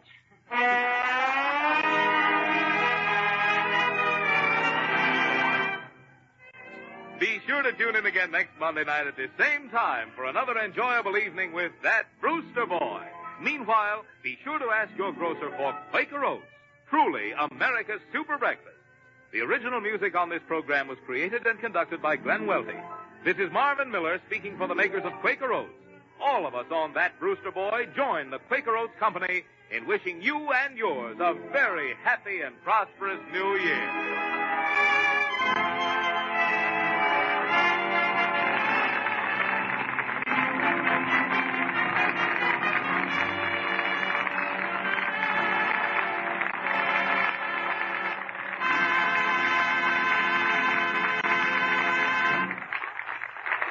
This is the Red Network of the National Broadcasting Company. It's Sweeney and March, brought to you by Sanka Coffee and Instant Sanka Coffee. Taste good, sleep good. Taste good, sleep good. Sanka Coffee presents Sweeney and March. 2 years ago, Bob Sweeney and Hal March left Daly City and arrived in Hollywood filled with ambition. Hal March said, "Any day now I'll be a big movie star. And when that happens, my fans will tear my hair out for souvenirs. They'll rip the clothes off my back. They'll shove my face in wet cement at Grauman's Chinese Theater. Oh, that'll be living. And Bob Sweeney said, That'll be living? Now, let's get back to last weekend, Labor Day weekend. A lot of you probably went to the mountains or to the lakes, or maybe you visited relatives in the country. If you're wondering what Bob Sweeney and Hal March did on Labor Day, come with me to 24 Orange Avenue, to the old brown shingled house owned by Mrs. Bertha Scully. As we find Sweeney and March, they are in their rented room down at the end of the hall, discussing March's movie career. Believe me, Sweeney, movies will be a lot better when I get to be a star. Well, boy, they sure could have used you in the picture I saw last night, Hal. Well, what was it about? Well, it was about this guy, see, who was married to this girl, you see. Yeah. And he takes all this money they've been saving for years, and he throws it away. And then he works in this place, and he loses the money they saved for the orphans, and goes out and gets drunk. And then he wrecks their car, and he makes his wife cry. What's the picture called? Good Sam. There you are. I'd have been great in that. You know why I wasn't in it? They don't know about me. Well, how are they ever going to know about you? The same way every big star gets to the top, Sween, with publicity. There was a time when no one ever heard of Bing Crosby. There was? Certainly. I can remember way back when Bing was, well, just go back to, there was a time when Bing, he used to be just, when Bing was, well, take Gabby Hayes, for instance. Gabby Hayes? Yeah. Who is she? Who is she? Only James Mason's next leading lady. Publicity did it, huh? Exactly. Now, what I have to do is figure out a spectacular stunt that'll get my picture in the paper, and then every producer in town will be after me. Well, let's try to plan a stunt. Good idea. Let's do it. Okay. I got a good plan, Hal. Good. Now, suppose you got an airplane. Yeah? And you took it up to 50,000 feet. Yeah? And then you went out on the wing and you jumped over without a parachute. But I'd get killed. Well, no plan is perfect. No, I don't think so. It's not spectacular enough, Sweeney. All right, then. Let's see now. How about this idea? Suppose we kidnap our landlady's niece, Nancy, and we hold her for ransom. Listen, I want to get my picture in the movies, not in the post office. No. Well, Hal, is this publicity as important as you think it is? Believe me. Just a second, Hal. Oh, hello, Nancy. Oh, hello, Mr. Sweeney. Mr. March. Hello, Nancy. What can we do for you? Boys, my aunt's gentleman friend, Mr. Peters, is taking her to the beach today, and my aunt would like to know if you boys would like to go along. Well, thanks anyway, Nancy, but I'm expecting a call from J. Arthur Rank. How about you, Mr. Sweeney? Oh, no, thanks, Nancy. The last time I went to the beach, I got sunburned all over. Oh, is that so? Yeah, I didn't wear a bathing suit. I wore my trunks. I'll bet you're a handsome sight on the beach. Well, I guess so. Everybody says I'm a sight. Then you don't think you'd like to go to the beach? No, I don't think so. I see, Nancy, he had a bad accident at the beach. The last time Bob was down there, a crab bit his toe. Oh, that's too bad. Which one? How do I know? All those crabs look alike. Mr. Sweeney, I'm not going to the beach, and as long as you're not, do you think we could go to a movie? There's a good picture at the Warfield. Is Gabby Hayes in it? No. Do you like Gabby Hayes? No. And besides, I don't like to go to movies with girls. They always want to hold your hand. Well, what's wrong with that? You can't eat your popcorn. Well, I'll tell my aunt you're not going. Goodbye, boys. Bye, Nancy. Gee, I'm glad we're not going to the beach with them, Hal. It's been so long since I've been swimming, I'd probably drown. Yeah, besides, we got to think of a publicity stunt that'll really... think of one of those. Hey, I got it. Suppose we went to the beach and... Sweeney, how tall are you? 5'5". 5'5", huh? Suppose we were to go to the beach and one of us were to walk into the water where it's 5'6".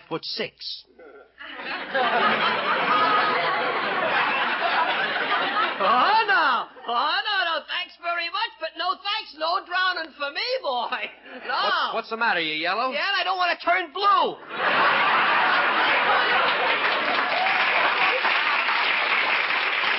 Listen, Swing. You won't really drown. You just pretend you're drowning and start yelling. Then I'll dive in and save you. Then when I bring you up on the beach, I'll be a big hero. They'll take my picture, put it in the paper, I'll get my movie contract, then I'll be living the life of Riley. Then why don't you drown Riley? Come on, we're going down to Mrs. Scully's room and tell her we're going to the beach with her. But I don't want to drown. Come on. Well, I can't drown. I'm going to be busy. Busy doing what? I got to go up to the Hollywood Hills and hide. Hide from what? There's a guy trying to drown me. Come on. Now remember, not a word about this plan to Mrs. Scully. Well, why don't we meet her at the beach? I hate to go in that hot room of hers. She has to keep her room that hot because she's anemic. Oh, what's anemic? She has no blood. When she cuts herself, she puts a Band-Aid on to keep the air from coming out. Now, here's the room. Let me do the talking. Come in quickly, boys. I don't want any fresh air to get in. Hello, Mrs. Scully. Hello, Mrs. Scully. Well, will you cut yourself? I want to hear the air come out of your fingers. Sweeney! Sweeney, will you ever learn? When you say things like that, I get so angry, the blood rushes to my head. It should happen to me. Miss Scully, Sweeney and I came down to tell you that we'd like to accept your invitation and go to the beach with you and Mr. Peters. Oh, that'll be nice. The 4 of us going to the beach. And 3 of you coming home. What? Oh, I so enjoy a day at the beach. Last Labor Day, my ladies' club had a day at the beach. We had so much fun, except for Martha. She made such a fool of herself. She's 89, and she acts like a kid of 79. Well, what did she do? She was whistling at all the young men. Oh, no luck, huh? No teeth.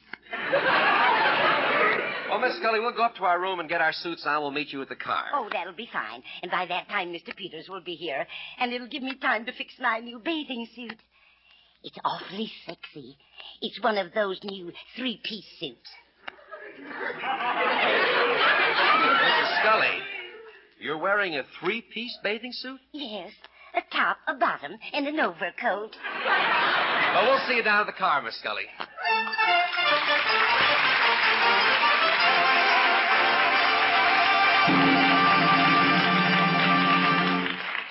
Why not switch to Sanka Coffee? Yes, if you're having trouble getting to sleep nights, if you're nervous and jittery, or if your disposition's kind of on the blink, it may be that you're a caffeine case history. A man or woman who just can't get along with caffeine in coffee. And if that's so, why not switch to Sanka Coffee? Wonderful Sanka Coffee is 97% caffeine-free. It can't steal your sleep, can't upset your nerves or ruffle your temper. So why not switch to Sanka Coffee? And listen. Sanka Coffee is not only a coffee that lets you sleep, it's also a coffee that tastes good. Yes, sleep good Sanka Coffee is now also taste good Sanka Coffee. For Sanka has a brand new, wonderful flavor that makes every swallow a true delight. It's the result of the new miracle method for removing the caffeine. Only the caffeine comes out. All the rich, real coffee goodness stays right there for your pleasure. So, with so many reasons why it's good, why not switch to Sanka? Taste good, sleep good. Sanka Coffee.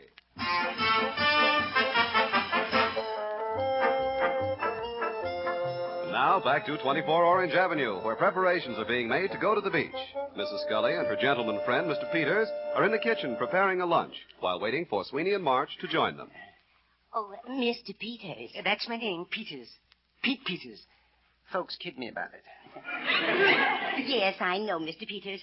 Would you help me? I want to get this lunch packed before the boys come down. Oh, all right, Mrs. Scully. I'm standing by. I'm glad to do my part. Care for a mint?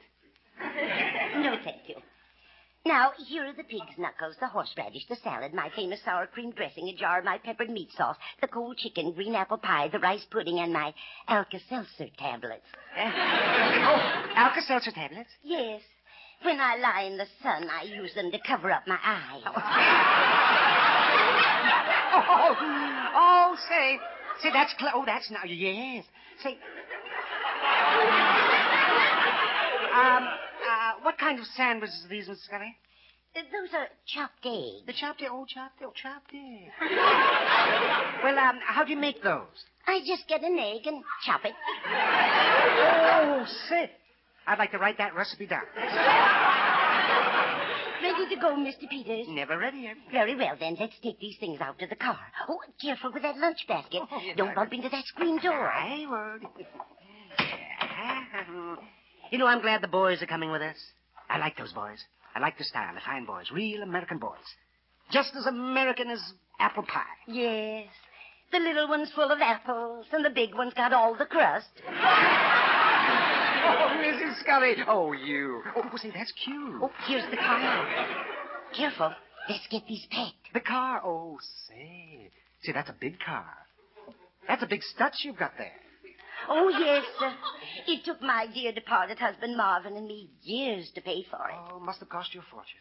Yes, we bought it brand new. It cost us $500. $500? Yes, we had to pay a little under the table.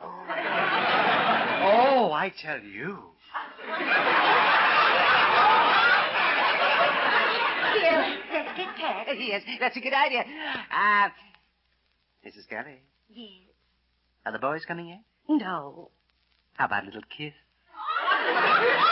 I beg your pardon. Care for a mint? No, thanks. I wonder what's keeping the boys. Oh, they'll be along in a minute, Mr. Peters. They're in their room putting their suits on.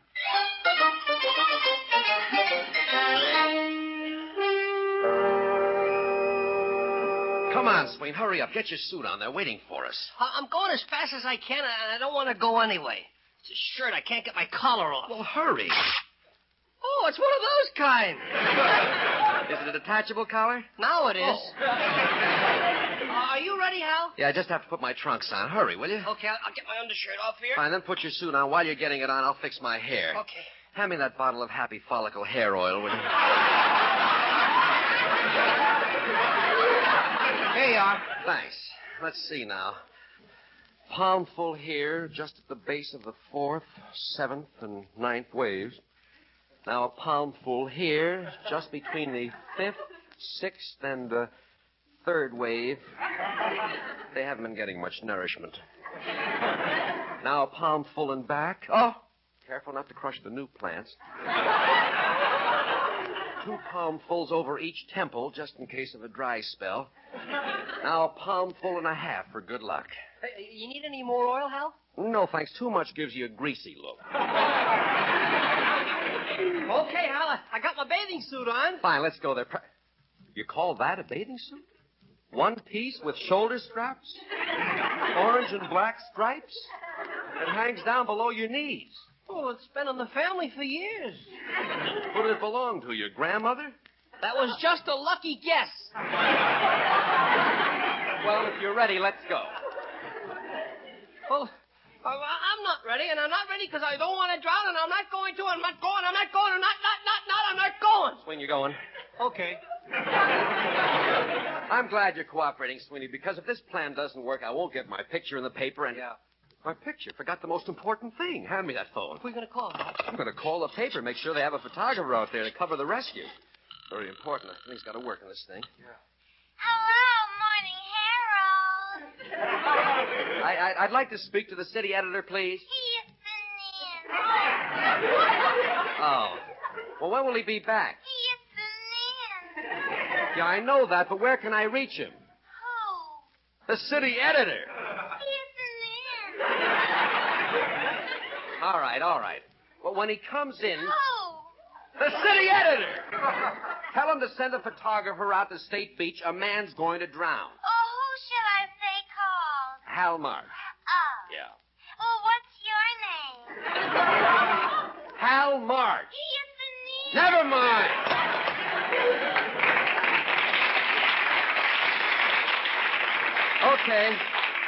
Okay, Sweeney, it's all taken care of. There'll be a photographer out at the beach to take the picture. Come on, let's go. Listen, I better tell Mrs. Scully we'll be right down so she doesn't worry. Good idea. Okay. Mrs. Scully? Yes? We'll be right down. All right, but hurry. Okay, Hal, all set.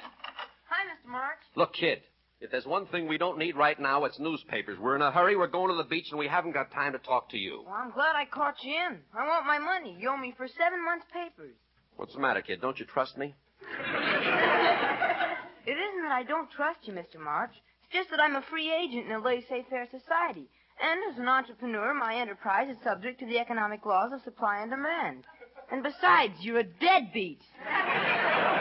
Kid, we're in a hurry. Please go. But, Mr. March, I need the money. We newsboys are having a contest, and the newsboy who collects the most money this month gets to kiss a movie star. Which one? Gabby Hayes. Hey, kid, is it true that when you were born, your parents were disappointed they wanted a child? Yeah. What's your excuse? Watch it.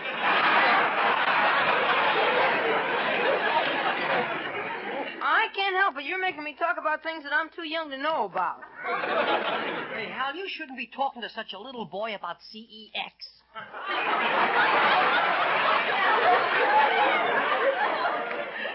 Hey, Mr. March, get a load of the Jerk. My first name happens to be Bob, not Jack.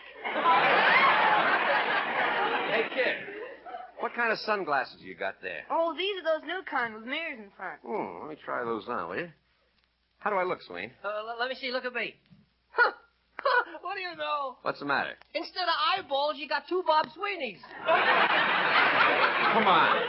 Let's get down to the car. Can I please have my glasses back, mister? Go on, kid. Beat it. We're busy. But I want those sunglasses. Beat it, I said. Sweeney, get the poison candy. But I want those sunglasses. I love those sunglasses. Besides, they protect my little eyeballs. Oh, a troublemaker, huh, kid? Okay, get to your corner, come out fighting, and may the biggest man win. But I don't want to fight, mister. I love life and I love people. My friends call me Good Sam. Start swinging, because Hal March, the Hollywood Holocaust, is slashing in.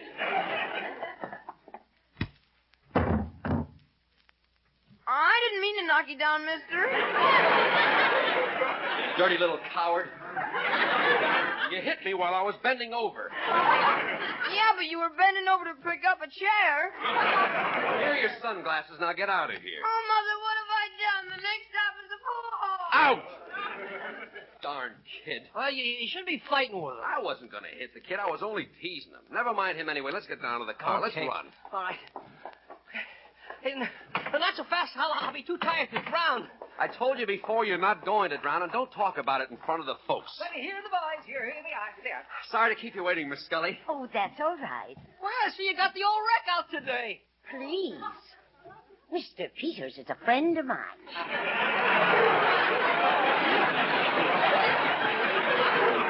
Well, Miss Scully, we all set to go? All ready. Let's go. Bye. Okay, then, folks, everybody get in. Loading up the old stuff. Yeah. Next stop is the beach. I'm going to start her up. All right. And I should start. Oh, Stutzes are quick. Yes, they are. Should start now. Let's see now.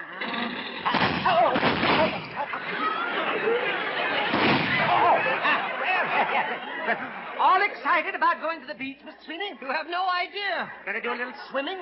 I beg your pardon? You're gonna do a little swimming. No, a little drowning. I beg your pardon? Care for a mint? Sweeney.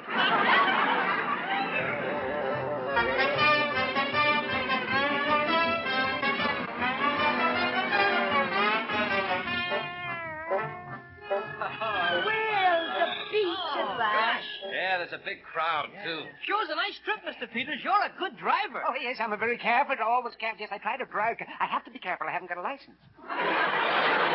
Well, no sense wasting any more time, folks. Let's get down to the beach. Oh, sounds like fun. Let's get out of the car. All right. Yes, all right. Oh, Hey, Hal, this is the guy with the camera. Quiet. Not so loud. This is the guy with the camera. Will you be quiet? Hey, Hal, this is the guy with the camera. Miss Scully, we see an old friend of ours over there. You and Mr. Peters go on down to the beach and set up the blanket. We'll be along in a minute. We want to talk to him. All right, boys. Come along, Miss Peters. Yes, come along. We're going to eat in a few minutes. Okay, Peters. Come on, Sweeney. Let's talk to the guy. Hey, Mac. Yeah? Are you the photographer? No, I just come down to the beach to get some seashells for my slave bracelet. Well, I'm the fellow who called about the drowning, Mac. My friend here... Paul, let's get one thing straight. My name ain't Mac, it's Gregory. Oh. Oh, Gregory. Well, what do your friends call you? Mac. Okay, Mac. Now, here's what we'd like to do. My friend Sweeney here is going to walk out into the water over his head, and then you'll snap our Walt? picture. You mean this is a fake? A publicity stunt? I got a good mind to turn you guys in. Now, just a minute. Do you think I get mixed up in a phony drowning? Me, a family man, a man of honesty and integrity? Take your filthy schemes to some crooked photographer. Goodbye. There's money in it for you. Hello!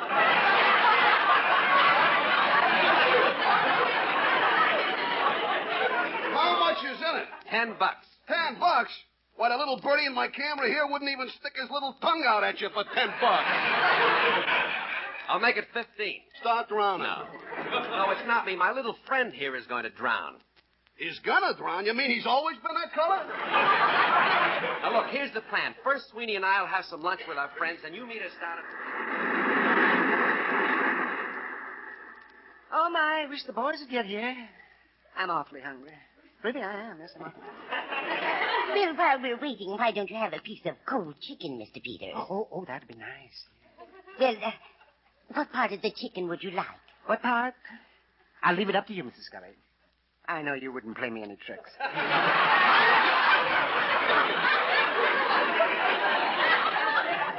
Now then, if you'll set out the cups, I'll get the thermos of coffee. Why, Mrs. Scully, you brought... Oh, yes. I wouldn't use anything else but Sanka. Oh, that's good. Oh, it's good.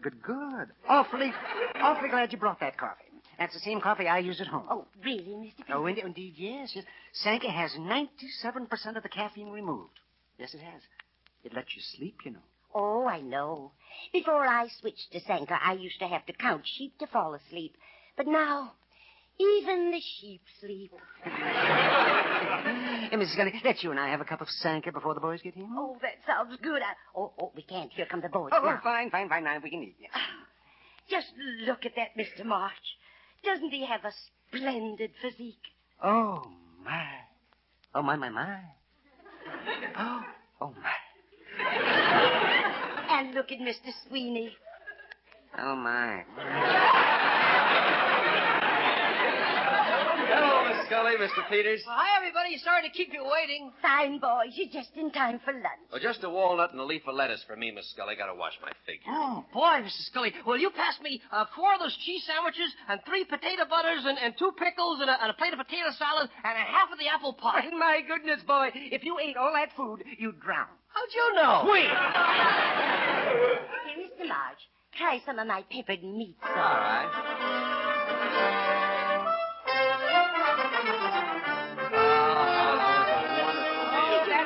That was a great delicious. Nice.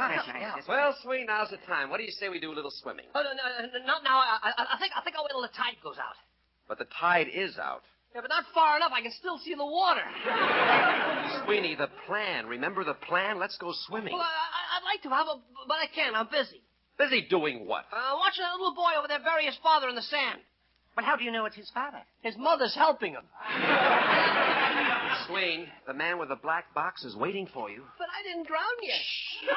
Well, folks, we'll see you later. We're going swimming. Yes, well, have a nice time. All right, Mrs. Peters. Sweeney, if I left it up to you, I'd never get my picture in the paper. Well, I can't help... Shh. There's the lifeguard. I want to say hello. Hi, Charlie. Charlie? Probably not his name. Hey, Joe. Oh, Joe. Bill? Harry? Let me try, Hal. Hey, Xavier! Yeah, what is it? Nothing, Dave. Nothing. Just passing the time of day. See you later. Sweeney, how did you know his name was Xavier? Oh, well, you said Charlie, Joe, Bill, and Harry. What else is left? Oh, that makes sense. Hey, Laurel and Hardy, you ready to pull off the stunt? Yeah, we're all set, Mac. Hey, Hal, can I comb my hair before I drown? We haven't got time. This rescue will be over in a minute. Now, here's what you do. Walk out into the water until it's over your head and then start yelling. Okay, Quonset head, start walking. Don't be long, you guys. Oh, he's a wonderful little guy. He's almost out far enough. Now, listen, Mac, when I'm out there, photograph my best side. Don't you want your face in the picture? Okay, Mac, I'm going in. Keep your chin up, little fella. Never fear while March is near. I'm a-coming to get you.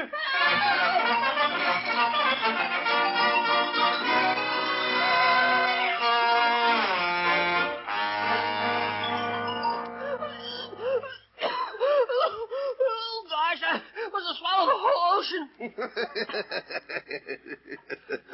What's so funny? Oh, this will kill you. What? Oh, it's so silly. What is? No film in my camera. We have to do it again, Sweeney. Yeah, wouldn't that kill you? Yeah, probably will. Well, here I go. Please hurry, you guys. Great little guy, isn't he, Mac? I'll have to drown for him sometime.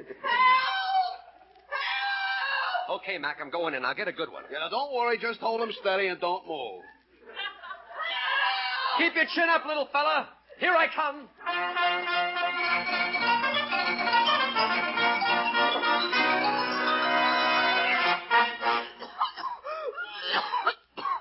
Oh, gosh. It's over. I nearly killed me. Hey, Quonset head. Yeah? We gotta do it again. Why? You move. Well, get it right this time, Mac. I'm getting tired. Well, I'll do my part. You do yours.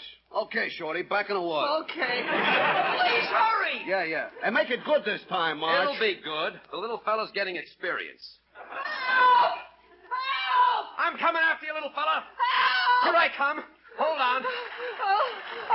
I'm glad you're here, Hal. I just about caught. Okay, Sweeney, I'll pull you. I got a cramp. Help! Help! Cut it out, Hal. You're doing my part. I'm not kidding, Sweeney. I really got a cramp. Yell for the lifeguard. Okay. Jack. Sweeney, what's the trouble? I can't remember his name. Lifeguard! Oh, gee, I'm sorry things didn't work out at the beach yesterday like you planned, Hal. Forget it, Sweeney. It was just a bad break. Oh, here's the morning paper, boys. It's got the whole story of the rescue. Oh, thanks anyway, Nancy, but I'd rather not see it. I know what happened. Okay, can I see it, Nancy? Oh, certainly. Here you are. Let's see. It says, in a heroic beach rescue yesterday, 2 unidentified men were pulled out of the pounding surf by lifeguard Xavier Jones. Please, Sweeney, I'd rather not Well, hear wait a minute, Hal, there's more. It says, as a result of this heroism, lifeguard Jones was brought to the attention of a motion picture talent scout, and this afternoon was signed to a 7-year contract. Oh, no. Yeah, and in his first picture, he will appear opposite Gabby Hayes.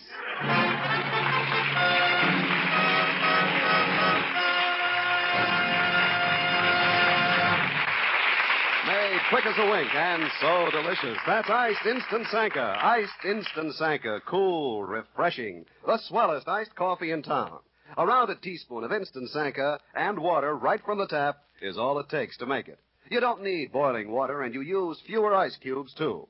And what you get is a glass of iced coffee that's really good. For Instant Sanka is all real coffee. Rich, delicious, full-bodied coffee. And what's more, Instant Sanka is 97% caffeine-free. You can drink it any time you wish, morning, noon, or nighttime, without losing a wink of sleep. Why not try Instant Sanka soon? Iced or hot, it's wonderful. Instant Sanka, the only instant coffee that can't steal anybody's sleep. Be sure to hear the Sweeney and March Show next week at the same time. Stay tuned in for Mr. Race and Jane, which follows immediately over most of these stations. This is CBS, the Columbia Broadcasting System.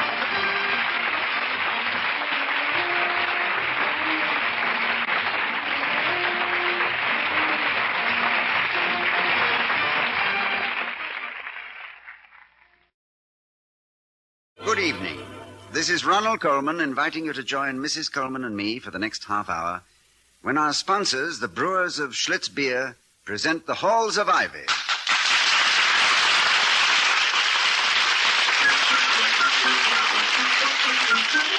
Welcome again to Ivy College, that is, in the town of Ivy, USA. The annual theatrical production of the Athenaeum Club is only a few weeks away. So far, against all tradition, there's been no announcement about what play they're doing.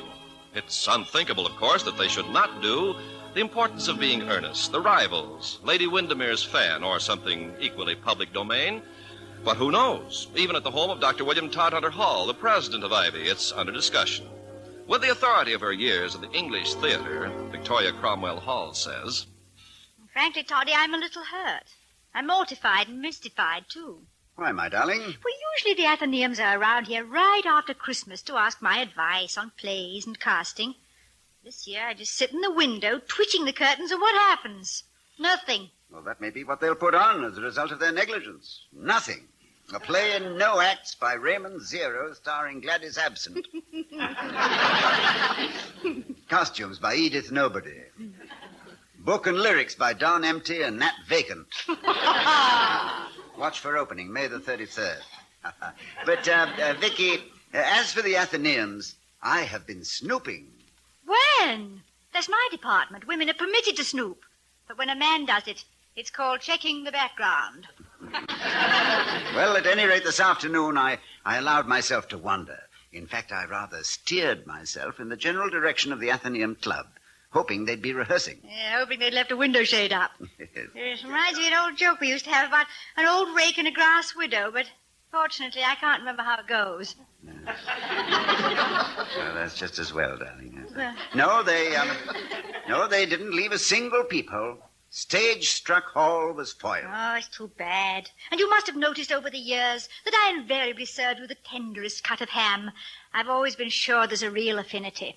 Well, you mean that... I certainly do.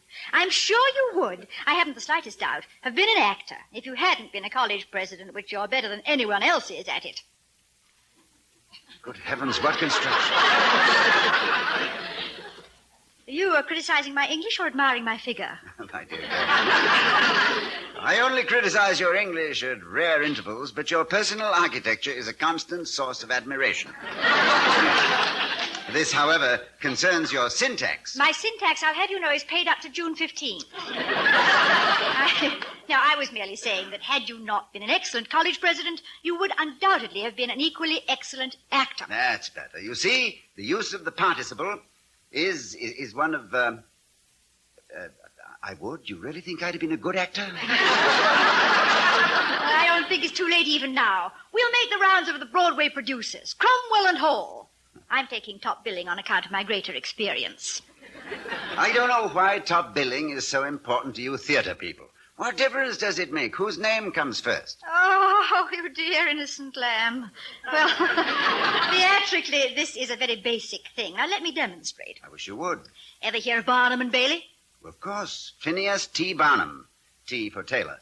Eminent showman, psychologist, and cynic. Author of and profiting hugely from the famous dictum, there's a sucker born every minute. Prince of Hamburg and shrewd promoter of those renowned personalities, Tom Thumb, Jenny Lind, Jumbo the Elephant, and the fraudulent Cardiff Giant. Excellent. So much for Barnum, who got top billing. Now, tell me about Bailey, who was billed second. I see what you mean. Yes. Thank you, teacher. Well, you're quite welcome. You're a very bright pupil. Now then, what happened at the Athenaeum Club? Nothing. From the play of the same name by Raymond Zero. Well, all right. If you'll roll me my crystal ball, I'll tell you what happened. I'm a medium, you know. Uh-huh. How's business? Medium. It's always been my policy to strike a happy medium, but in your case, madam, I restrain myself. So read the ball. Read the crystal ball, Fatima. Well, I see a man. I cannot make out what his name is, but his initials are Clarence Wellman. Well, you certainly can't expect me to pay for a reading about anyone with such revolting initials. Well, if I don't think of the name, I won't charge you. Good. This man, however, is about to charge you. Well, it's his privilege. He opened the account himself. He will charge that you have assailed his dignity, undermined his pomposity, and generally offended his squeakishness by coming to the assistance of the Athenaeum players. Well, that's ridiculous. They won't even let me in. He will state that although he had definitely cancelled this evening's scheduled rehearsal because he found it necessary to use their hall for a business meeting, you have found it necessary to oppose him and coddle the aspiring actors by finding them other quarters in which to rehearse. This man considers this over and above your jurisdiction. Well, I consider it over and above his to interfere with rehearsals. Why doesn't he have the business meeting in his own house? Or in his office? I won't stand for it. Have you done any of these things he's accusing you of? I've never even heard of them. Then what are you mad at?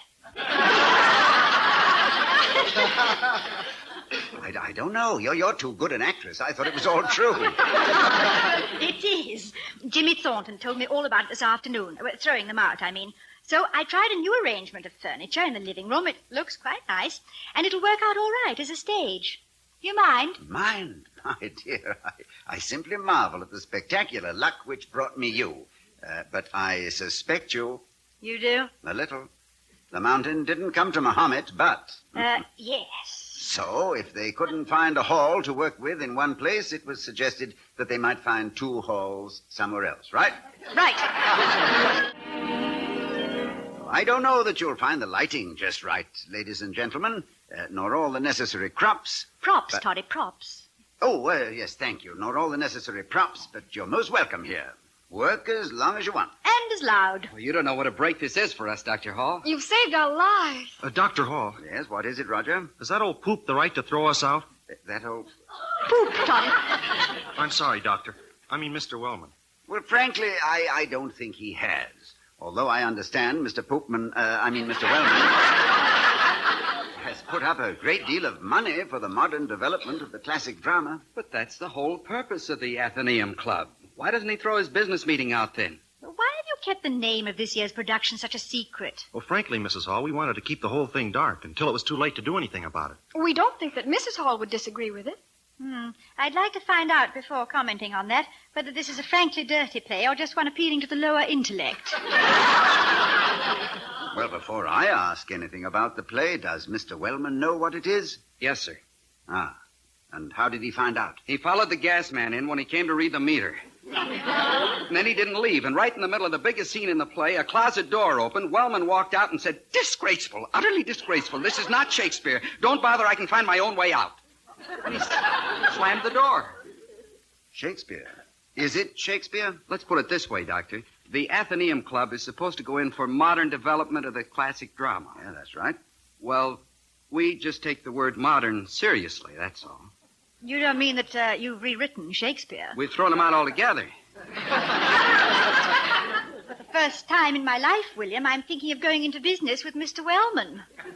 Yes, well, I think before you boys and girls go to work, it's advisable that we learn a little bit more about what's really going on. What play are you doing? Romiette and Julio.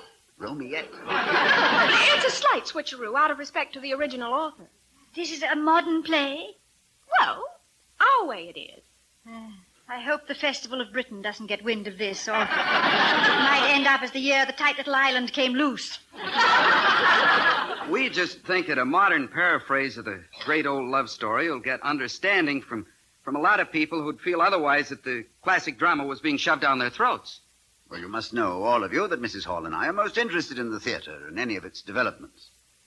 Personally, I've always felt that the most interesting development of the theater in the past decade has been Mrs. Hall. Oh, what a nice switch in the conversation. Let's pursue the subject, unless you feel that marriage ends the pursuit. Oh, I don't see how you could possibly have given it up, Mrs. Hall. The theater, I mean. Really, Hazel? Well, take another look at the doctor. Oh, I'd love it. Hello, Dr. Hall. Yes, Hazel. That's enough. That's just one look, I said. There's no reason to go mad, I don't like to divert this new and charming conversational tangent, but we were talking about the theater. Well, I just thought Mrs. Hall must miss it, that's all. It is my sincere hope that she misses it like a hole in the, like an aperture in the medulla oblongata. Which has nothing to do with our sincere regard for the field of dramatic art.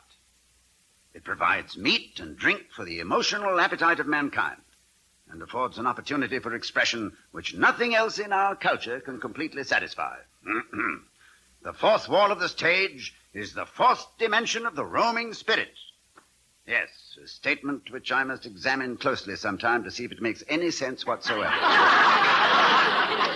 Well, you've proved that you feel that way, Doctor, by letting us come here. Well, that may be. Mr. Wellman, however, must not be lightly dismissed. If I am to be attacked for my cooperation, I must see that it is not blind cooperation. So, get to work, you people. You have your first audience, and no coaching, Vicky. Oh, I wouldn't dare coach Shakespeare. As a friend of mine once said, if I ever tempered with any work of the bard, it would be the shaming of the true. Well, don't worry, Mrs. Hall. It isn't Shakespeare. It's me. I wrote it. For one who has tampered with the immortal works of Shakespeare, you appear quite unabashed. Have you, ever considered pepping up the New Testament in your spare time? Well, it is a pretty complete switch from the original, Dr. Hall. You see, my Julio's in overalls, and Romiette has a dust cloth in one hand and her budget book in the other. You see, Doctor? Yes, but it's faintly reminiscent of the burlesque bit Mrs. Hall does, entering upper stage left with feather duster and saying, Well, here it is 12 o'clock, and the master and mistress not yet home from the ball. Oh, I see the robbers have left the piano in the woods. So now's my chance to do my little song and dance. Thank you. No, it isn't quite that burlesque. It's a story of the eternal conflict. It's a saga of the tenements. Never give a saga an even break, Barnum. No. Well, I'm sorry, Doc. It just slipped out. I shouldn't try those with a British accent. What made me think of it was a certain individual who won't give anybody an even break, even a saga. Oh, you're so right, Mrs. Hall. Mr. Wellman expresses great love for the Athenaeum Club generally and absolutely hates this play specifically. He thinks it breaks a tradition. Well, I'm breaking one myself by agreeing with him, but I must say he's right about that. I should like to hear some of it. We don't have enough of the cast to give you very much, unless Mrs. Hall might help us out. Oh, I wouldn't think of it, unless you happen to have a script right with you and are ready to start right now. Here's one, and we are. Let's take it from Act 1, Scene 2. That's you, Jimmy. Oh, you're a very smart showman, Roger, giving the author the first chance at his own words. Apple polisher. It's in free verse. Yes. All right. Here we go. The dreamer dreams in canyons steel and stone, where monstrous shapes rush heedless through the hours, and night finds no remitment of the day. Of press and crush and sound and ring of steel, and though the shriek and roar hold highest pitch, the beat of human heart can still be heard by one who listens with his own, and human thought can arrow through the din as if 'twere sped by keen and savage eye to take a quarry long and lightly stalked. You read it too fast. Study. All right, Mrs. Hall, this is where Romiette comes to the window. Oh, yeah. 'Tis Julio, with ready smile and lips all ready for a jest or kiss, needing a woman who can tell the two apart. For when a man jests with his kiss, a kiss is just a jest, and a true love pauses, foot in door, until the joke doth end. For sentiment and wit are cousins much too near, and cannot wed. And right here, a truck breaks to a fast stop in the street below. There's a screech of brakes. That's my part. I'll do the screech. Screech! Go on, Jim. Well, then... Oh, good. Here's the rest of the cast, and just in time. Your screech was Julio's cue. I'll go. Must be halfway through his first speech. You could have heard that cue for miles. Dr. Hall. Why, Mr. Wellman, do come in. I will not come in. I will simply tell you that while you may feel it your duty to personally sponsor extracurricular activities, I do not. I do not approve of this theatrical project, not at all. And I believe the board will agree with me. Well, come in, Mr. Wellman. You said that. Well, I know, but we're still outside. Don't bother, Dr. Hall. I know my own way in. Wellman, well, how nice to see you. Mrs. Hall, I can only stay a minute. I wish to speak to Dr. Hall. Where is he? Where is he? How should I know where he is?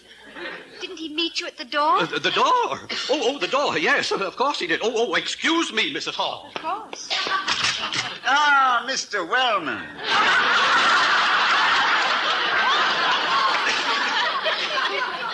Come in, Dr. Hall, come in. Don't just stand there outside.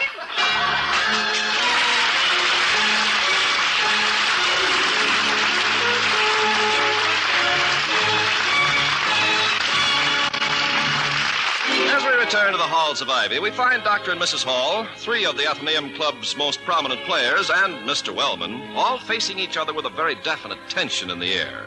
The rehearsal, which Mr. Wellman interrupted, has come to a complete stop.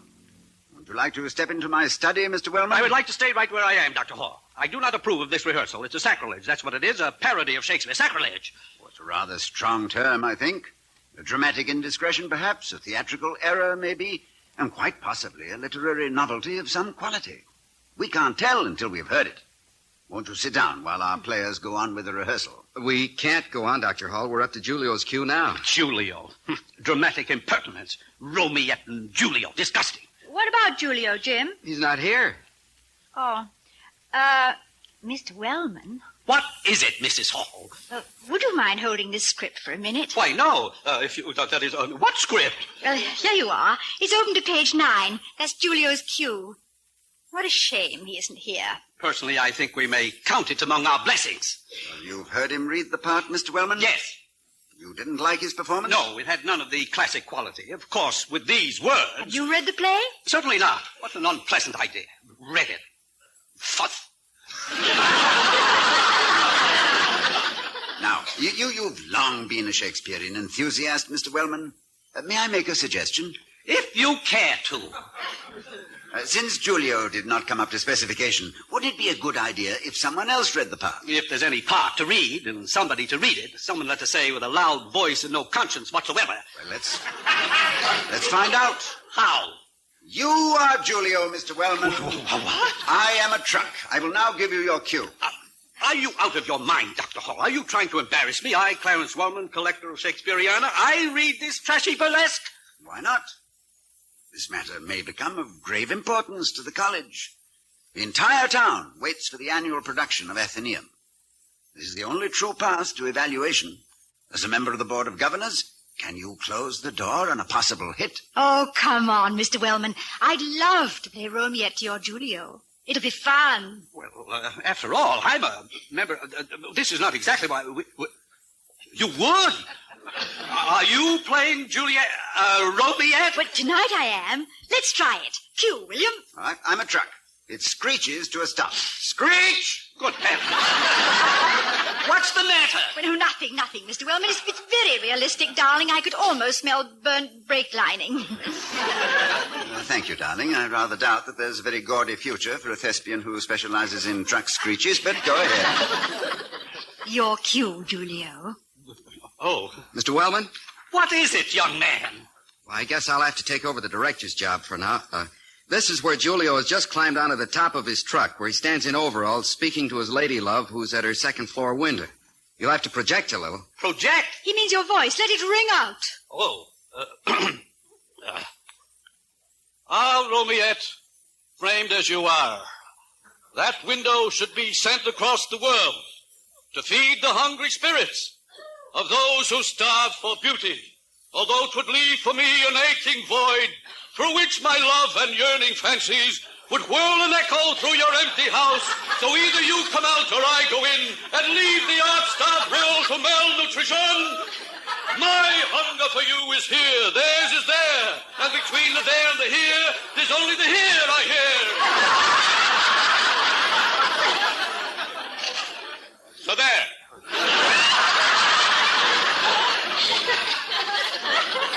Why, Mr. Wellman. Remarkable. What do you mean? It was good? I can truthfully say I never heard anything like it.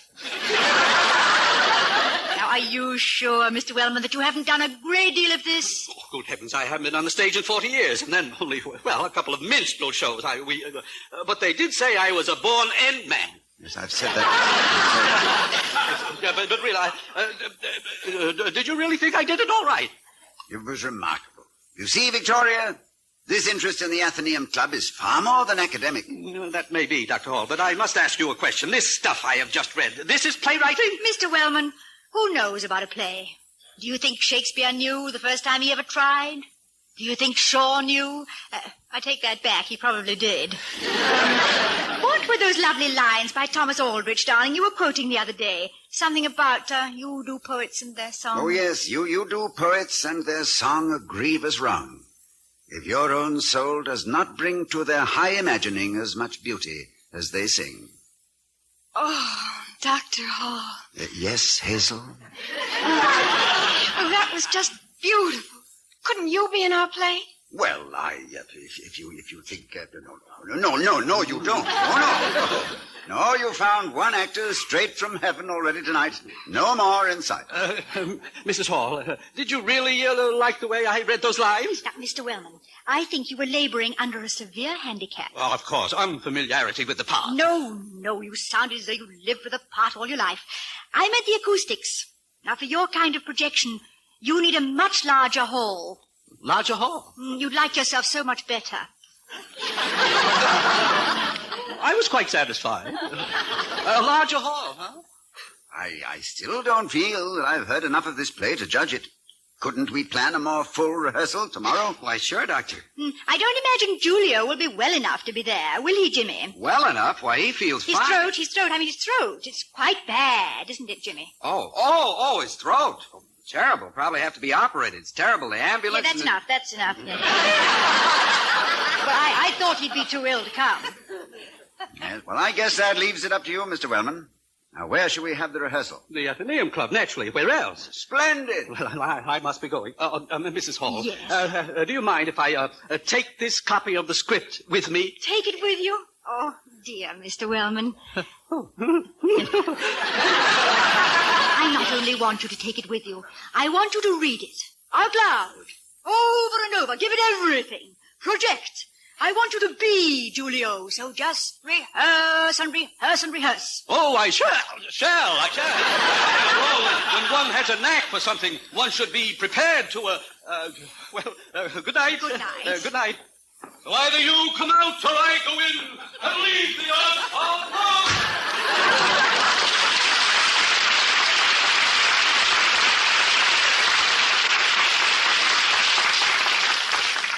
Boys and girls, you are back in the Athenaeum. The pressure's off.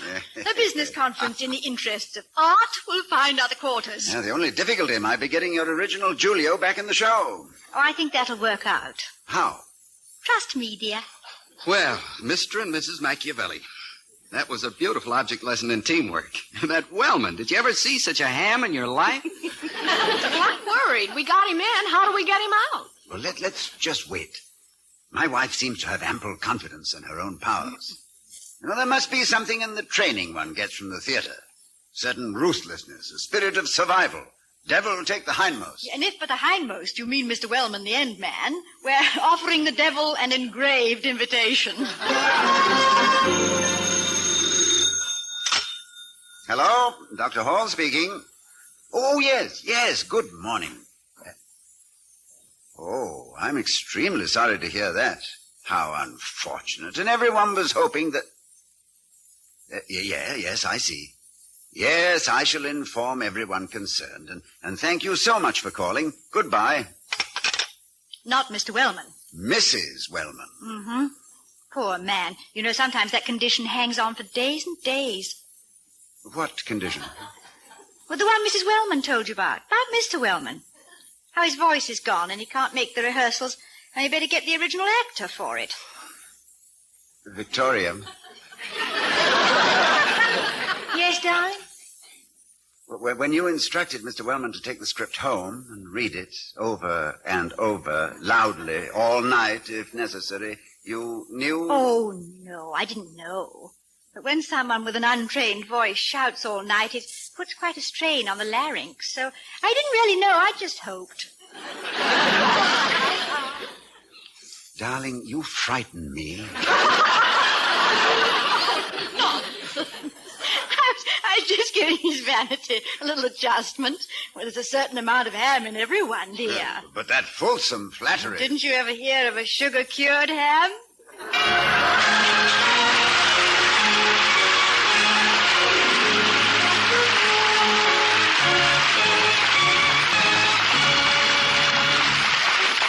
Mr. Coleman, the California Teachers Association Southern Section takes pleasure in presenting you with this scroll in recognition of meritorious service to public education and thereby to American youth. Well, thank you very much, Dr. De Silva and the California Teachers Association. It's a great honor to receive this scroll.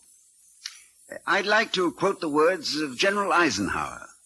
The American public school is the principal training ground for informed American citizenship. To neglect our school system could be more disastrous to all our freedoms than the most formidable armed assault on our physical defenses.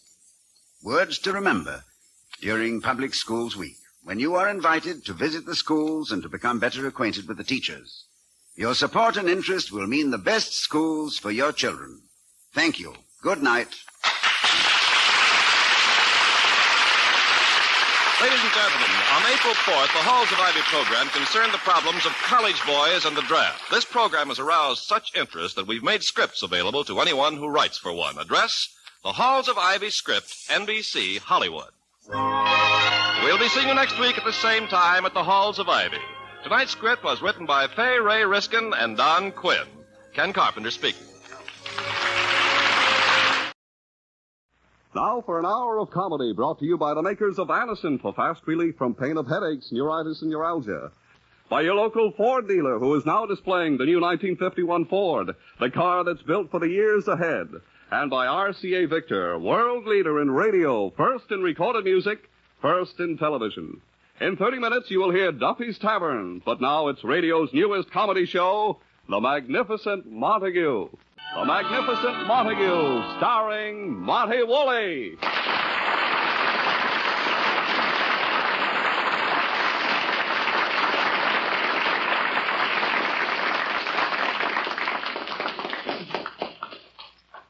Before we begin, a word about a great drug product.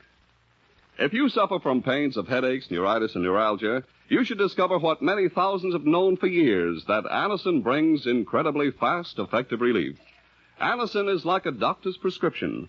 That is, Anacin contains not just one, but a combination of medically proven active ingredients in easy-to-take tablet form. Probably at some time you've received an envelope containing Anacin tablets from your physician or dentist. Thousands of people have been introduced to Anacin this way. Try Anacin yourself the next time you suffer from the pains of a headache, neuritis, or neuralgia.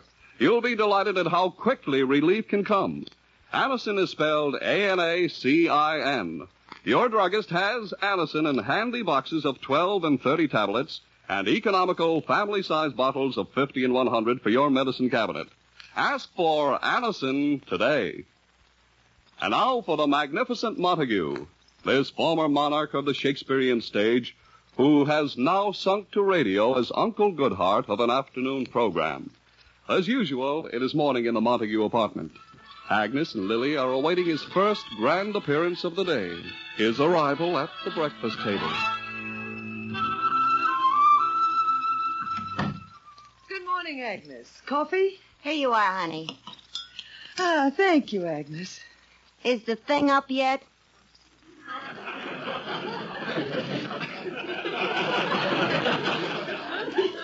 You mean Edwin?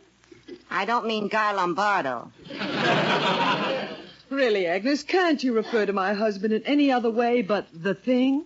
Honey, I've spent 25 years trying to figure out a way to describe him. He always comes out the thing. Agnes, that's silly. Silly? Is he a stage actor? No, he's in radio. Is he in radio? No, he won't admit he sunk that low. Is he human? No, he's a beast. Is he a beast? No, he's a jerk. Agnes, please, remember he's my husband. There must be some way of getting you a Purple Heart. Agnes, for me, will you please make an effort to get along with Edwin? Get along? Honey, you're looking at a broad who's fighting for her life.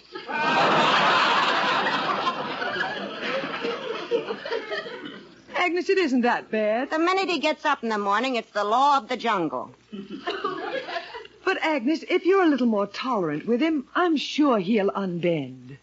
Honey, for 10 years I've been wearing pointed shoes just waiting for him to bend.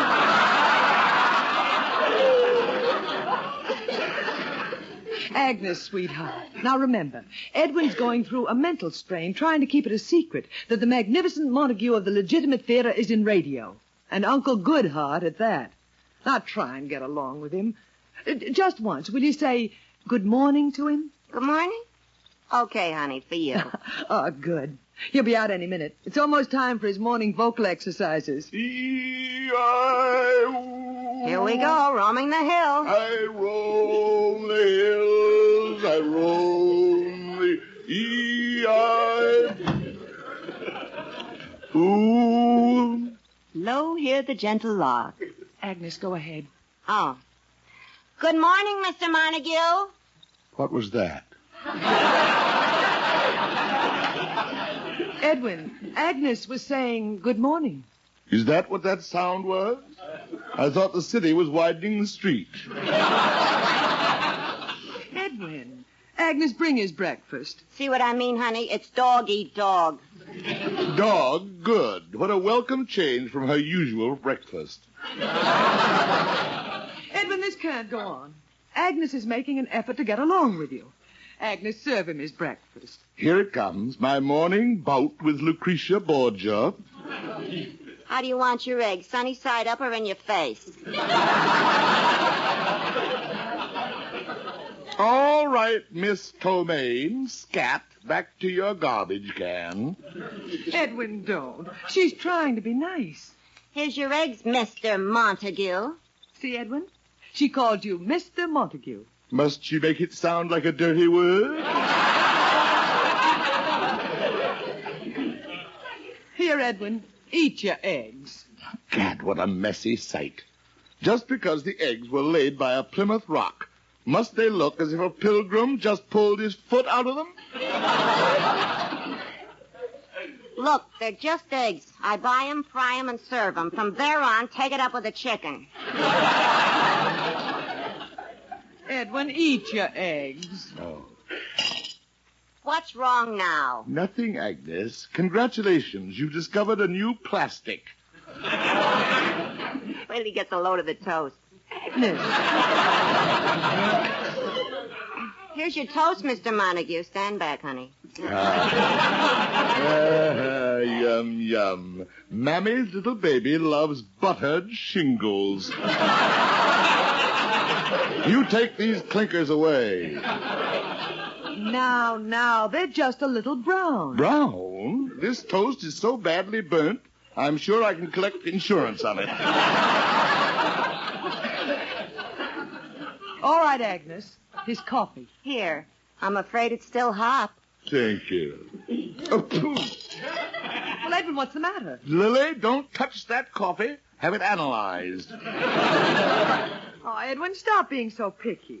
So what if the coffee happens to be a mite strong? Lilly, I don't mind strong coffee, but I do not like it when it comes out of the cup swinging. I don't know what he's beefing about. He liked the coffee yesterday, and it's the same grounds. Now, Edwin, you have a broadcast today. You can't go hungry. Hungry? The minute I look at that dirty apron she's wearing, my appetite's gone. Dirty apron? My dear Agnes, let's face it. There are more nutritious vitamins on your apron than I've had all month.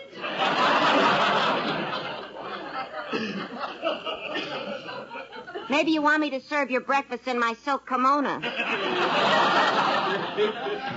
The one that says golden gloves on the back? Now, stop it. Now, stop it, both of you. Why are we wasting all this time with his breakfast? Why don't I just go into his bedroom every morning with a whip and a chair and throw him a hunk of meat?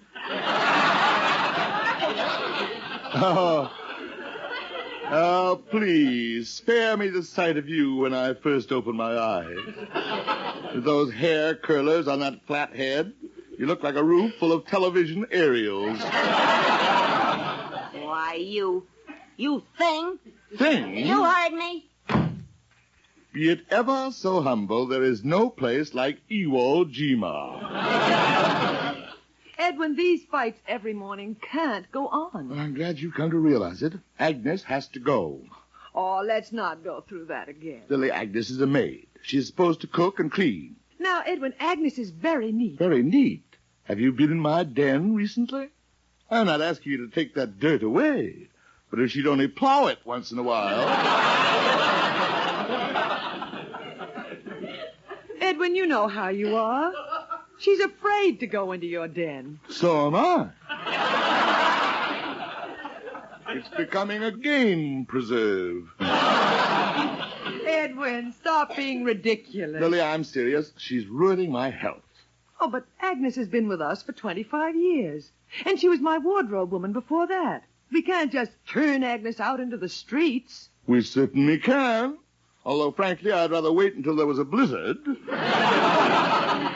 No, Edwin, I won't permit it. Why, Agnes is our good luck piece. All right. Then let's nail her over the door like a horseshoe. Lily, I can't stand it anymore. Either she goes or I go. Edwin, maybe we can work it out. No, that's my decision. Get rid of her. After all these years, how can I do this? Give her a year's salary, anything.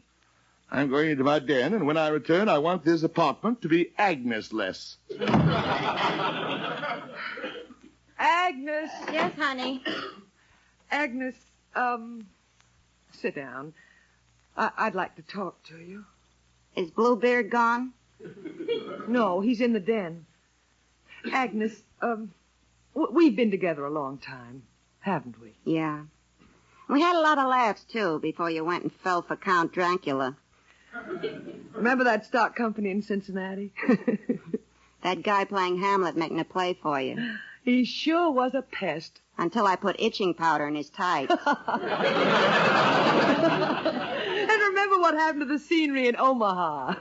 Please, honey, no more. You're just making it tougher for me. Tougher for you? Yeah. I've been trying to put it off, but I can't.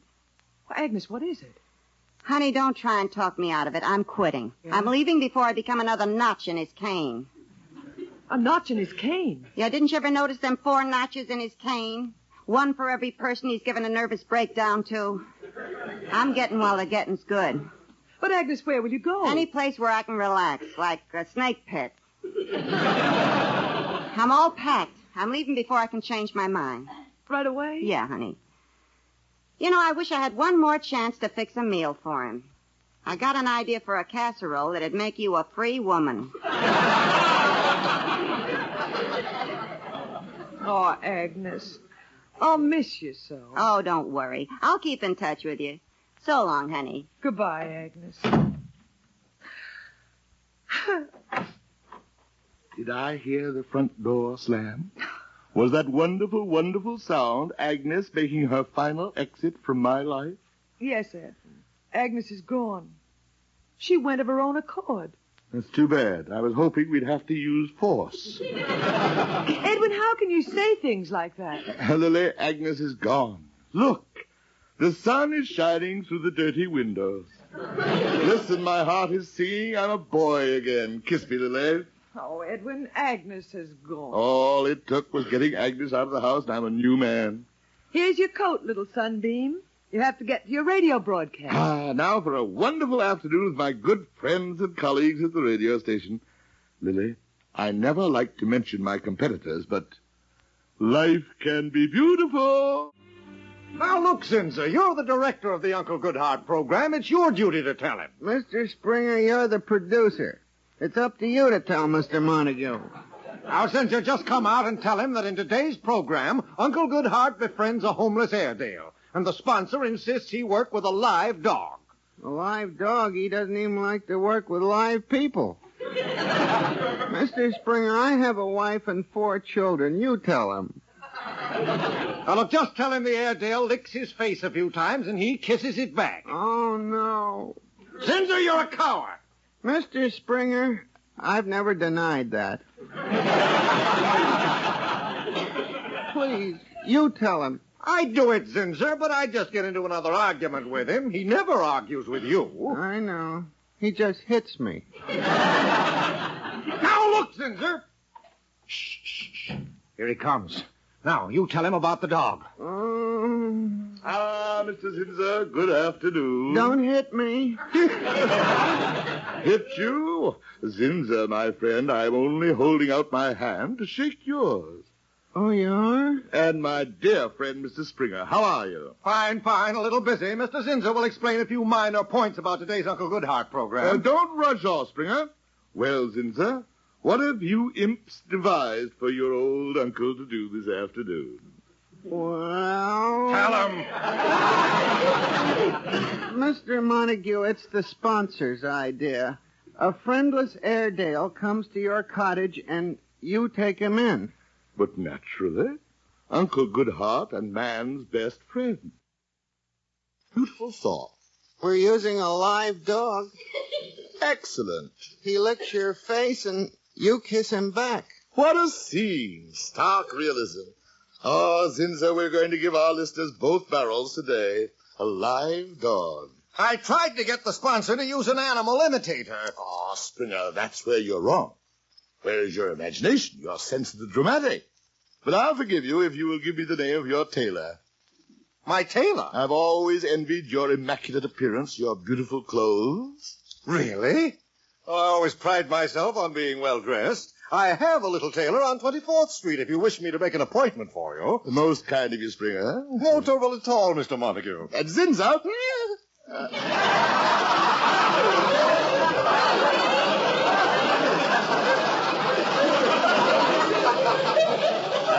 Zinza, I was only saying to Mrs. Montague this morning, why don't we see more of Mr. Zinza? You want to see more of me, sir? Oh, I'm peeved at you, Mr. Zinza. You are, sir? You've never asked us out to your home. I've never met your family. We live in the Bronx. Aha, the Bronx. Haven't been there since a boy. My uncle had a farm there.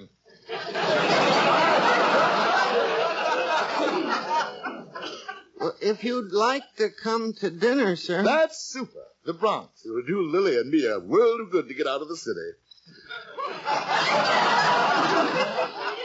But, Mr. Montague, I better warn you, I have 4 children. Oh, you most fortunate of men.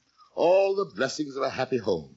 Zinza, I too now, for the first time in 25 years, have a happy home. Then we're invited? Well, gee, Mr. Montague, I never expected... How about tomorrow night? It's a date. Gee willikers, boy, my wife can make meatballs.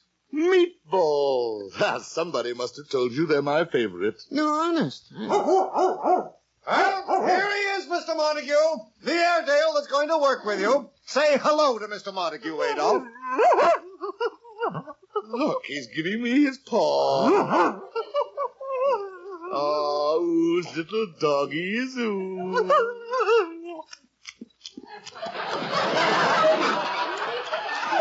Oh, my, isn't that the cutest thing? Adolf is licking Mr. Montague's face. Oh, it tickles. Happy days ahead for all of us.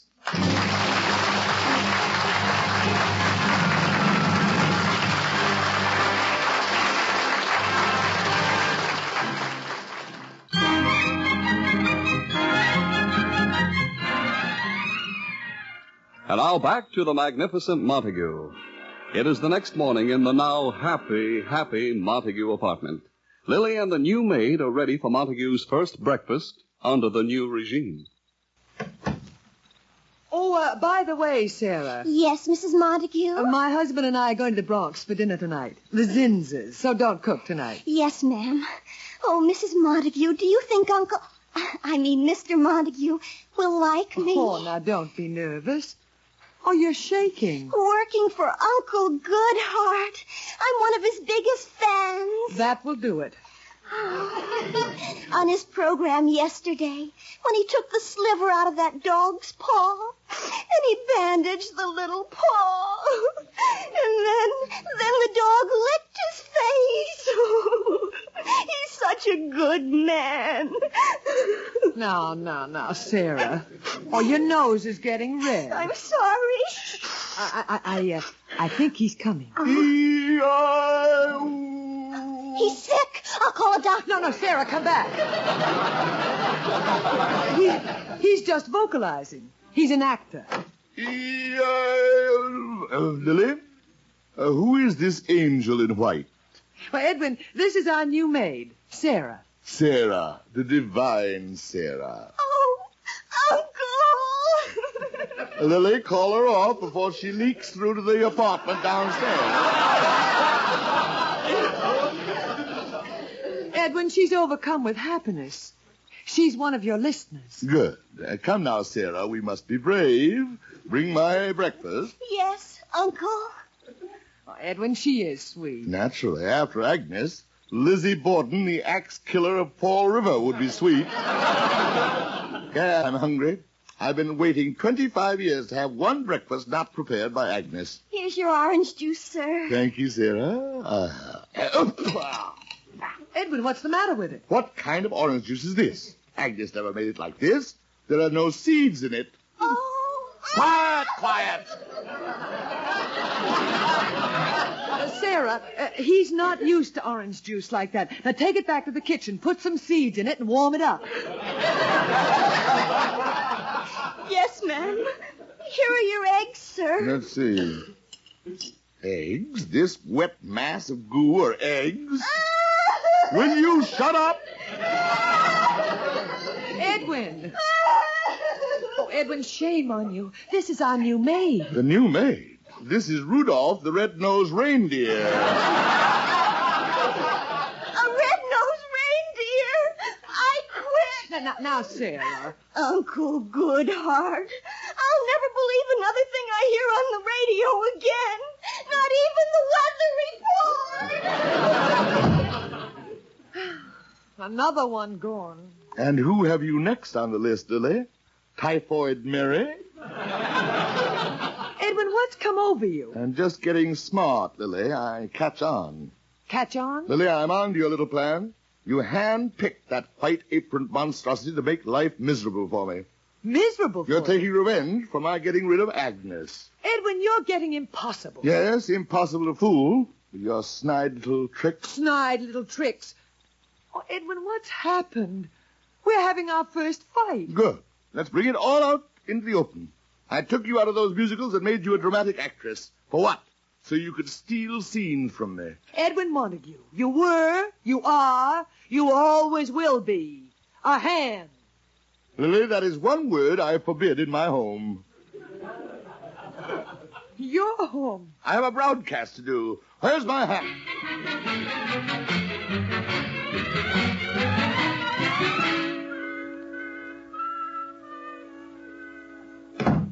Aha, Montague. Springer, take your dirty hands off my sleeve.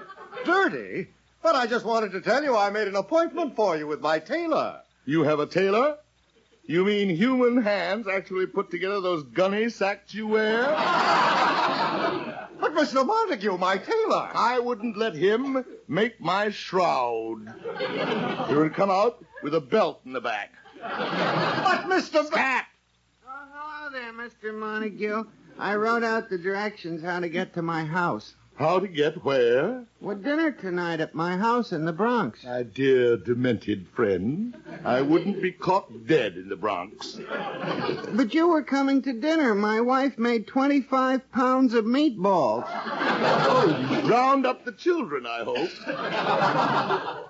Mr. Montague, that's the most horrible thing I ever heard in my life. Thank you, Zinza. Thank you. Are we going to have a rehearsal here today?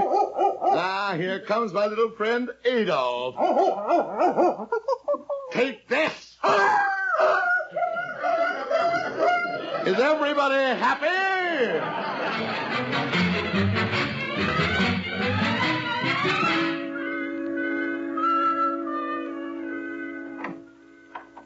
Lily? Lily? Lily, are you home? Here I am, Edward. Sorry I'm not out of your house yet, but there was a lot of packing. Lily, put down those suitcases and stop putting on this second act curtain of Back Street. Tragedy was never your strongest point. Edwin, I'm leaving you. What did I do now? Edwin, stop this. After that scene this morning. Lily, don't go. Please. Edwin, what's happened to you? You were always impossible, but this is impossible. I know it, Lily. I can't help it. I've been going around insulting people, making everybody miserable. I even kicked little Adolf.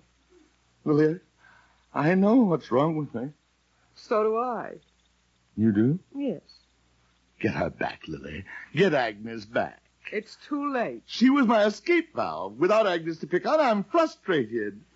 I became your whipping girl instead of Agnes. She was the only one who would strike back. Get Agnes. It's too late. She's with a very fine family. You don't think she'd come back to be tormented by you? Who's that? Oh, Edwin, go to your den.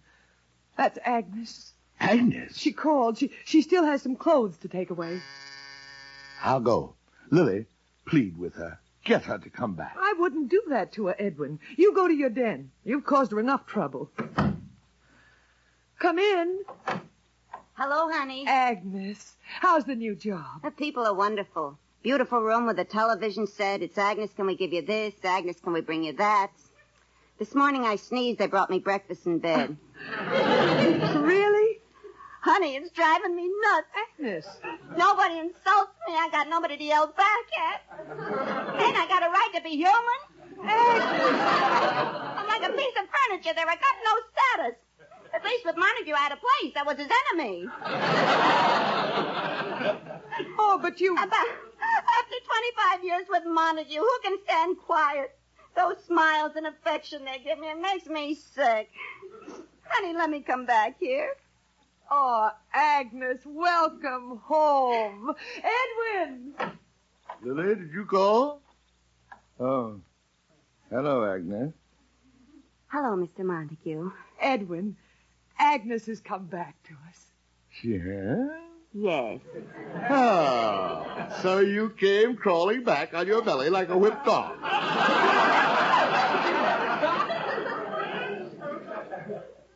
It was you that drew me back here, like a fly to a garbage dump. Edwin, Agnes. Why, that big bubble head. All right, Agnes. Lily, put her back on the leash. Edwin, please. If Miss Dutch Cleanser thinks she's going to start throwing her weight around here again, she's, Cad, Lily, look at the time. The time? Yes, we're due at the Zinzers for dinner. Home, sweet home.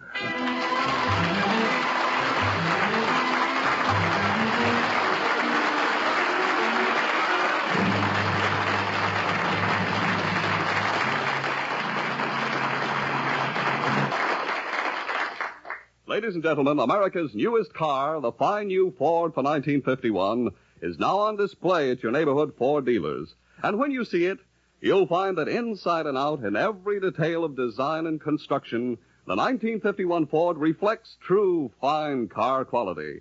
And in addition, it offers 43 look-ahead features designed to keep the 51 Ford young in appearance and young in performance. For example, there's Ford's smart luxury lounge interiors with their exclusive color-harmonized Fordcraft fabrics. There's the new automatic ride control that automatically adjusts spring reaction to the type of road to give you a level ride, an easy ride. And there's the automatic mileage maker that lets you get the last mile out of every gallon of gasoline for utmost economy. Visit your Ford dealer soon and see the 1951 Ford yourself. You'll agree. You can pay more, but you can't buy better. Join us again next Friday for another transcribed visit with a magnificent Montague starring Monty Woolley. Created and directed by Nat Hiken, written by Nat Hiken and Billy Friedberg. Ann Seymour was Lily Boehm. Pert Kelton was Agnes. Also heard on tonight's program were Johnny Gibson, Art Carney, John Griggs, Pat Hosley, and Frank Milano. This is Don Pardo saying stay tuned for Duffy's Tavern, which follows immediately.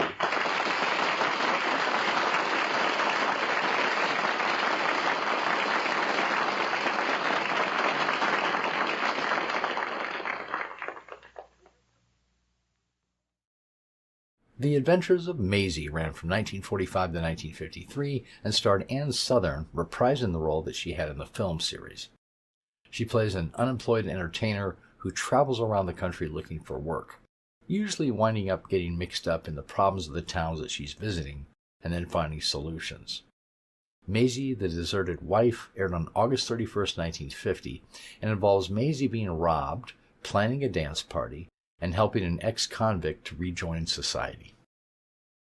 Next, My Favorite Husband, starring Lucille Ball and Richard Denning as newlywed suburban couple Liz and George Cooper, originally Cougat, but the last name was changed after a lawsuit filed by the famous band leader Xavier Cugat. It ran from 1948 to 1951 for 124 episodes, and it was the inspiration for the TV show I Love Lucy. The radio show was extremely popular despite getting less than stellar reviews, with each episode usually revolving around a problem or a crisis, usually created by Liz, that had to be resolved, usually by George. It also starred Hans Conried and later Joseph Kearns as George's boss, Mr. Atterbury, Bea Benaderet as Mrs. Atterbury, Ruth Perrott as Katy, their maid, and then Benaderet and later Eleanor Audley as George's mother. In Katy and Roscoe, which aired November 6, 1948, Katy the maid has been corresponding with a man named Roscoe and lying to him, telling him that she travels in rich society. When he shows up, Liz pretends to be the maid and Katy the wealthy lady of the house. As you can imagine, this creates quite the hilarious situation when the man finds out the truth. After that, we have A Date with Judy, which ran from 1941 to 1950 and was aimed at teen audiences. It was so popular that CBS developed a rival program, Meet Corliss Archer, to compete with it. It starred Ann Gillis and later Deli Ellis and then Louise Erickson as Judy, the popular teen girl star of the show. Richard Crenna co-starred. It also made it to TV and also to film. In Aunt Lily Needs a Date, Judy tries to help her aunt get together with the local librarian, and she uses her teenaged pep to crank it up a notch. This is a really funny and charming episode, and it aired on August 11th, 1942. Next is My Friend Irma, another of my favorite sitcoms. This was a super successful radio show, running from 1947 to 1954, starring Marie Wilson in the title role as the ditzy blonde secretary Irma, and Kathy Lewis as her level-headed and long-suffering roommate, Jane Stacy. They both live in an apartment in New York, and most episodes dealt with the less-than-intelligent Irma creating chaos and predicaments, and Jane and the rest of the cast having to clean up the mess afterwards. Al, Irma's deadbeat boyfriend, was played by John Brown. Neighbor Professor Kropotkin was played by Hans Conried and later Kenny Delmar. Alan Reed played Irma's boss, Mr. Clyde. Leif Erikson played Jane's boyfriend and boss, Richard Rhinelander III. And Mrs. O'Reilly, their landlady, was played by Jane Morgan and later Gloria Gordon. In Jane and Irma Lose Their Jobs, Irma's typical bumbling ineptitude results in her and Jane both losing their jobs, resulting in the usual chaos, as Irma's boyfriend Al tries to get some money for them by playing poker. I love this episode, and the chemistry between Jane and Irma is what really makes the show work so well. Next is a lesser-known program, The Anderson Family, which was a fairly typical family sitcom. The noble but slightly inept father, played by Dick Oliver, the long-suffering wife, played by Louise Arthus, and their scamp of a son, Junior, played by Walter Tetley. In Cowboy Boots, Oliver wants to buy cowboy boots for a family camping trip in the mountains. Junior also wants some, but Oliver says no. Typical of the sitcom, a simple situation like a dispute over cowboy boots creates a really funny story. And then our final show of the collection, Baby Snooks, which ran from 1944 to 1951 and starred Fanny Bryce as a mischievous young girl and Hamley Stafford as her poor, suffering father, Lancelot Daddy Higgins. Several other actors starred in supporting roles. Most of the episodes revolved around the hijinks that Snooks pulled, and the resulting results usually to the detriment of her father and mother. Redecorating the House aired on March 21st, 1947. The Higgins have decided to redecorate, and as always, complete chaos results from Daddy building a desk and trying to get it upstairs from the basement, to disagreements with the decorator that Mrs. Higgins has hired over what furniture and fabrics will be used, and so on. And through it all, Baby Snooks just adds to the mayhem. A hilarious episode that might have you rethinking whether to have children or not. All right, let's settle back and enjoy these shows. Thanks so much for watching. I'm Greg, and I'll see you on the next one.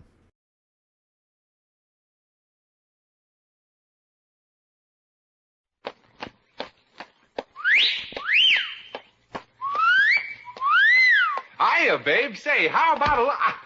Ow! Does that answer your question, buddy? The Adventures of Maisie, starring Ann Sothern. You all remember Metro-Goldwyn-Mayer's famous Maisie pictures. In just a moment, you'll hear Maisie in radio, starring the same glamorous star you all went to see and loved on the screen, Ann Sothern. But first, your announcer. And now here's Ann Sothern as Maisie. Here by Maisie, like the fella said, Maisie Revere from Brooklyn. At present, I'm working in a coast fishing town as a taxi dancer in a dime struggle joint. Being a taxi dancer's tough work. You're on your feet half the night, and the customers are on them the other half. And working nights like we girls do, we never have no time to read smart books and grab us a little culture. That's why we taxi dancers decided to form a book reading club, since we were all thirsting after knowledge. I was elected president and treasurer since I was the thirstiest, and besides, I thought up the idea. This afternoon is our weekly meeting in the dance hall, which the owner kindly allowed us to use after we threatened to walk out on him. Oh, you'll pardon me now. I gotta call the meeting to order. Ladies, come to order, please. Come to order, please, ladies. Ladies. Shut up! Oh. Well, now that's better. Ladies, I hereby call to order this meeting of the Hotcha Dance Palace Girls Book Reading and Culture of All Kinds Club. Will the secretary please read the minutes of the previous meeting? Ruby, stop soaking your feet in that basin and read the minutes. Oh, yes, Maisie. President. The last meeting of our club was called for 2 o'clock sharp, and at 4:30 everybody was here. Except Bubbles Riley, who had a slight disagreement with her boyfriend and had to be taken to the hospital. Mm-hmm. And, ladies, I am glad to report that we sent one of our books to Bubbles in the hospital. And she read it from cover to cover, which is quite hard to do using only one eye. Okay. Yes. Well, you may continue, Ruby. We decided we should have a guest speaker at our next meeting, and we all agreed that the guest speaker should be District Attorney Newberry, because he's the only one we could get to come. District Attorney Newberry... Thank you. Ladies, I'm honored to have been asked to address Oh, this... well, not yet, Mr. Newberry. First, I got to give the report on the book. Well, Mr. President, I'm a very busy man. Oh, and sit down already. Yeah, sit down. Come on, Maisie, how was the book? Was it, you know... Girls, if you read that book, it would shock you. You promise, Maisie? Oh, heavens. And it should absolutely not be bought by our club. Ladies, that book is everything the report said it was. Are you sure, Maisie? Well, sure, I'm sure. I read it 3 times. Would you believe it? On the very first page. Yeah. Miss Revere, please, are you forgetting that I'm here? Oh, sorry, Mr. Newberry. Girls, I'll tell you all about it when there's no men present. No, I mean I've got work to do downtown. My speech, remember? Oh, yes. Ladies, since we should all know what's going on in this town, because being civic-minded is cultural like anything, I have invited for our guest speaker none other than the district attorney of our fair city, Mr. George Newberry, who will tell us some things that we should know while we're waiting for the refreshments. Mr. George Newberry. Thank you. Ladies, I don't want to waste much of your time. Oh, waste as much of it as you like, Mr. Newberry. Nobody's leaving until the coffee and sandwiches. That's nice. Ladies, Shirley, please do not whisper while our speaker is talking. That is very lousy manners. Yes, lousy. Ladies, I'm sorry, Maisie, Your Honor. But I was just telling Frosty here the scandal about Dixie LaRue. Ladies, I should like to discuss the topic of crime in our fair city. What scandal about Dixie? To abolish crime, I think that all offenders who have ever been convicted of a crime should... Ain't you heard, Maisie? She's been running around with that married fella. Every offender who has been convicted... You mean Miss Norton, Shirley, that they're masseur? Oh, well... Every convicted criminal of a crime, no matter... Well, I never liked that monsieur. He always rubbed me the wrong way. Say, Cheryl, what does his wife say? Well, I know I shouldn't say this, but Miss Revere, do you want to listen to what I have to say, or would you rather hear a lot of gossip? Oh, do you know any, Mr. Newberry? You know, ladies, the convict in our city is a menace. They have stolen from our honor city, and I collected all the dues. Good. I mean, many of the criminals were released from prison, and we made the mistake of accepting... Oh, gosh, Ruby, it's almost 3 o'clock. I'll have to rush home and get the rest of the club's money. Made the mistake of accepting them in and then hurry down to the bank before it closes. Meeting adjourned! Thanks very much for addressing our club, Mr. Newberry. $85.90, $95 $1. Everybody paid their dues this week. Phew. $9.26. Not bad for only 2 months. Say, mister, the dancing don't start till 9. And what's the idea of coming in the dressing room without knocking? All right, lady, this is a stick-up. Oh, that's no excuse. Us girls might have been getting dressed. A stick-up? Hand it over. And what over? You know. Well, how can I? This is the first time I was ever sticked up.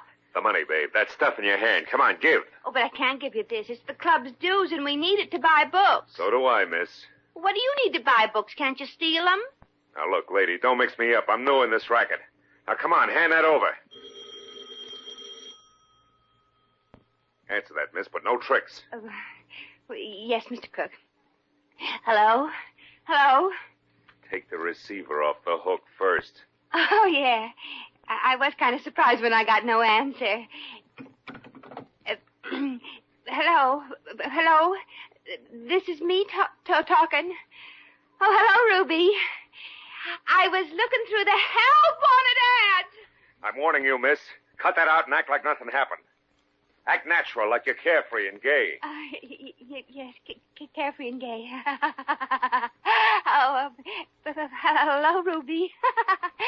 I'm glad you called. I'm happy and gay. Hang up and give me that dough. Give you the dough? Why, I have half a mind to call the police. Goodbye. Who was that? The wrong number. Enough of that stalling, lady. Now hand over the money and I'll scram. What? Well, just a measly $9.26. Well, you ain't going to get very far in the hold-up business, mister, if you're going to work that cheap. Okay. So I'm not ambitious. $9 will get me enough to eat for a couple of days. Yeah, but what about after that? Well, you'll be so weak from hunger by the end of the week you won't even have strength enough to hold a gun. Now, I just happen to have some money around here that I've been saving for an emergency like this. Oh, you've got more, Mm-hmm. huh? All right, hand it over. Oh, now you're using your head. Let's see now. Where did I put that money? It's not in the drawer. It's not behind the mirror. No, it ain't in the top of this stocking and not in my shoe. Never mind, miss. I can't hang around here any longer. You've been 20 minutes trying to locate that dough. Well, don't be impatient, Mr. Crook. It must be around here somewhere. Now, where did I put it? Look, miss, why don't you look for the dough in your bag, huh? Oh, I'm saving that for last. Yeah, give me that bag. Oh. Yeah. Fine haul. Another 30 cents. Oh, you expected more, maybe? I sure did. I thought there'd be at least $50 in there. And don't you think you don't deserve that much? You put in a full 20 minutes on this holdup. And during the day, too, when all the other crooks are sleeping. Measly 30 cents. Ah, and you expected $50. You got a pen, Mr. Crook? A pen? What for? Well, I'll write you a check for the difference. How do you spell your name? Oh, it's Johnson. John. Oh, wait a minute. What am I doing? The cops. So long, lady. I'm sorry about taking your dough. Gosh. Funny thing, though. I hope he don't get caught. He's really a nice fella. Wasn't he?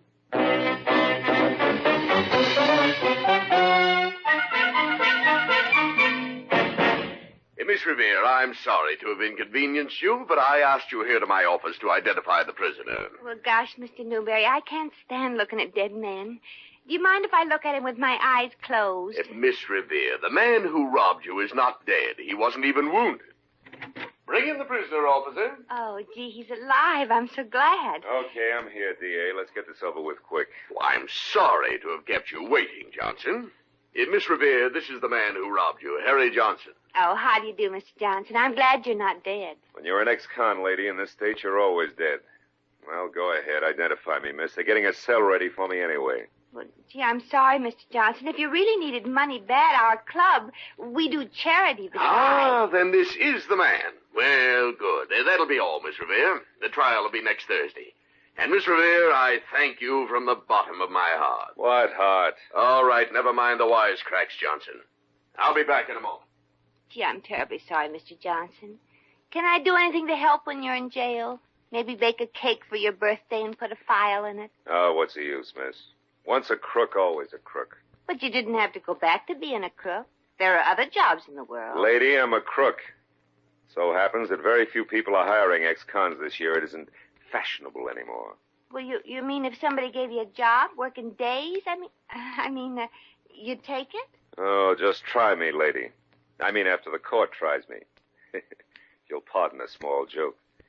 When you get through testifying against me, I'll have a steady job, all right? Making little ones out of big ones. Oh, but if I didn't, if I don't testify... Yeah, think, girlie, think. Little girls who tell lies don't go to heaven when they die. Oh, Mr. Johnson, I'm not going to heaven. What do you mean? I ain't saying, but where I'm going, even John L. Lewis can't pull out the coal miners. The Adventures of Maisie, starring Ann Southern, will continue in just a moment. And now, Your Honor, I should like to bring my star witness against the prisoner, Harry Johnson, to the stand. Will Miss Maisie Revere please come forward? Coming, mister. Hold my gum, Ruby. Oh, sure, Maisie, but don't be a schmo and stick your neck out to save that ex-con. Well, I got to, Ruby. Well, so long. I'll be seeing you. Yeah, but only on Visitor's Day.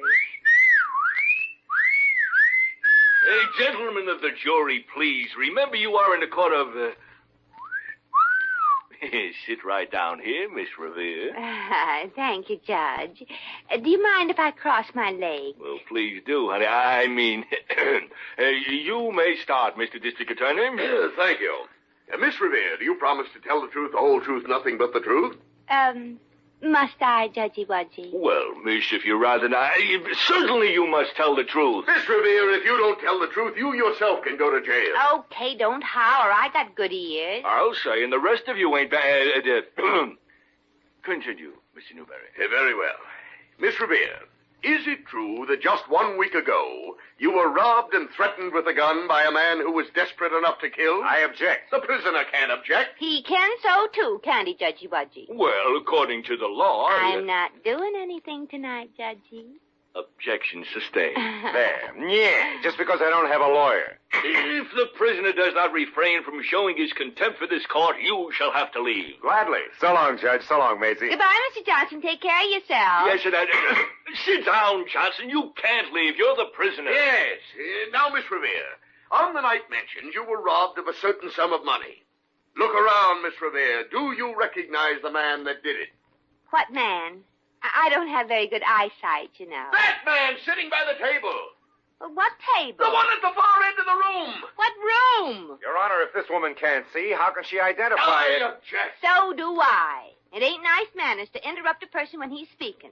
Is it, Judge? Why, no. Emily Poe said, Miss Revere, this is a court of law. Yeah, and the judge doesn't know or care about manners. Hey, that's right. I what?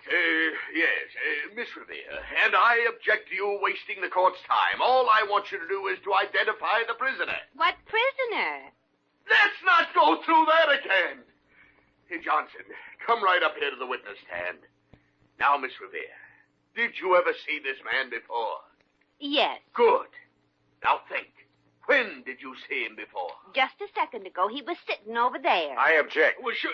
Wait a minute. What are you objecting to? How do I know? I ain't a lawyer. Your Honor, I object to these obvious attempts to confuse the issue at stake. He's howling again, Judge. Yes, Mr. Newberry, continue with your questioning and let us try our darndest to control our nasty tempers, shall we? I'll give it my all, Your Honor. Indeedy, do I shall. Oh, let's get on with the case. I got a date this afternoon. I'm afraid your date will have to wait. About 20 years.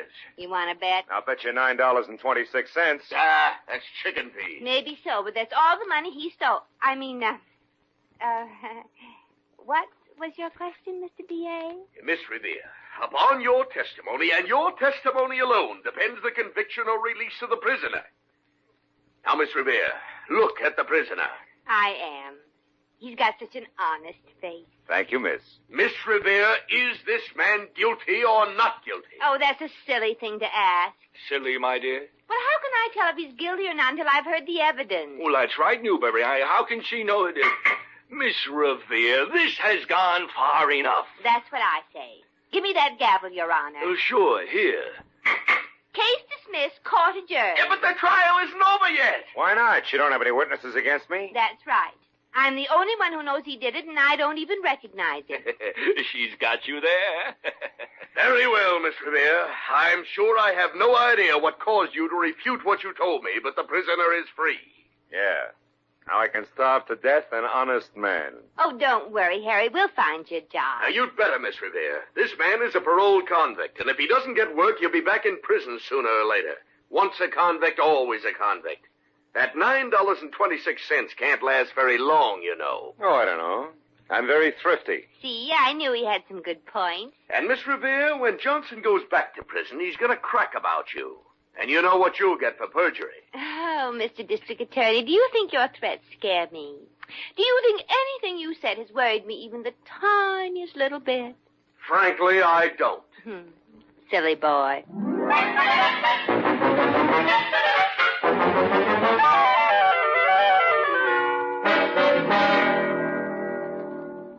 Give us some kind of hint, Harry. There must be some kind of work you can do besides holding up people. Maybe farm work, huh? Hey, can you milk a cow? No. I wouldn't even know which faucet was for the cream and which was for the milk. Well, you could learn. Oh, no. I'm too nervous for that kind of work. Oh, too bad. You do need a steady hand to squirt the milk into them bottles. Yeah, the openings are so small. Well, look, didn't you learn a trade or something in prison? No. All I ever did there was walk. Up and down. Up and down. Oh, that's no good. We got enough pickets now. Say, here's an ad in the paper. Wanted, experienced English-type butler. Steady employment for the right man. Salary, no object. Apply, Mrs. Pruitt. Daddy, huh? Harry, you ever buttled? Well, sort of, in jail. Every day at 5 o'clock, I used to serve afternoon bread and water. Well, get your hat, Harry. We're going down to Mrs. Pruitt's and sew up that butler's job. Are you kidding? Nobody hires ex-cons. Well, Mrs. Pruitt don't know you did time, And Harry. she'll never be able to tell. You could act like an English butler, can't you? Oh, definitely, madam. Don't you, Snow? Shall we be off to Mrs. Pruitt? Yeah, let's go. No, Harry, don't put your hand on my shoulder when we walk. Mrs. Pruitt must know you were in jail. Say, Maisie, how about references? Harry will have to have worked for real classy people to get that job. Yeah, she'll want written references. Yeah, and he's going to get 'em. Signed by Mrs. Astor, Mrs. Vanderbilt, and Mrs. Cabot. That's nice. Why not get one signed by Countess Pignatelli? Oh, don't be silly, Harry. I can't spell Pignatelli. Ruby, pen and paper, please.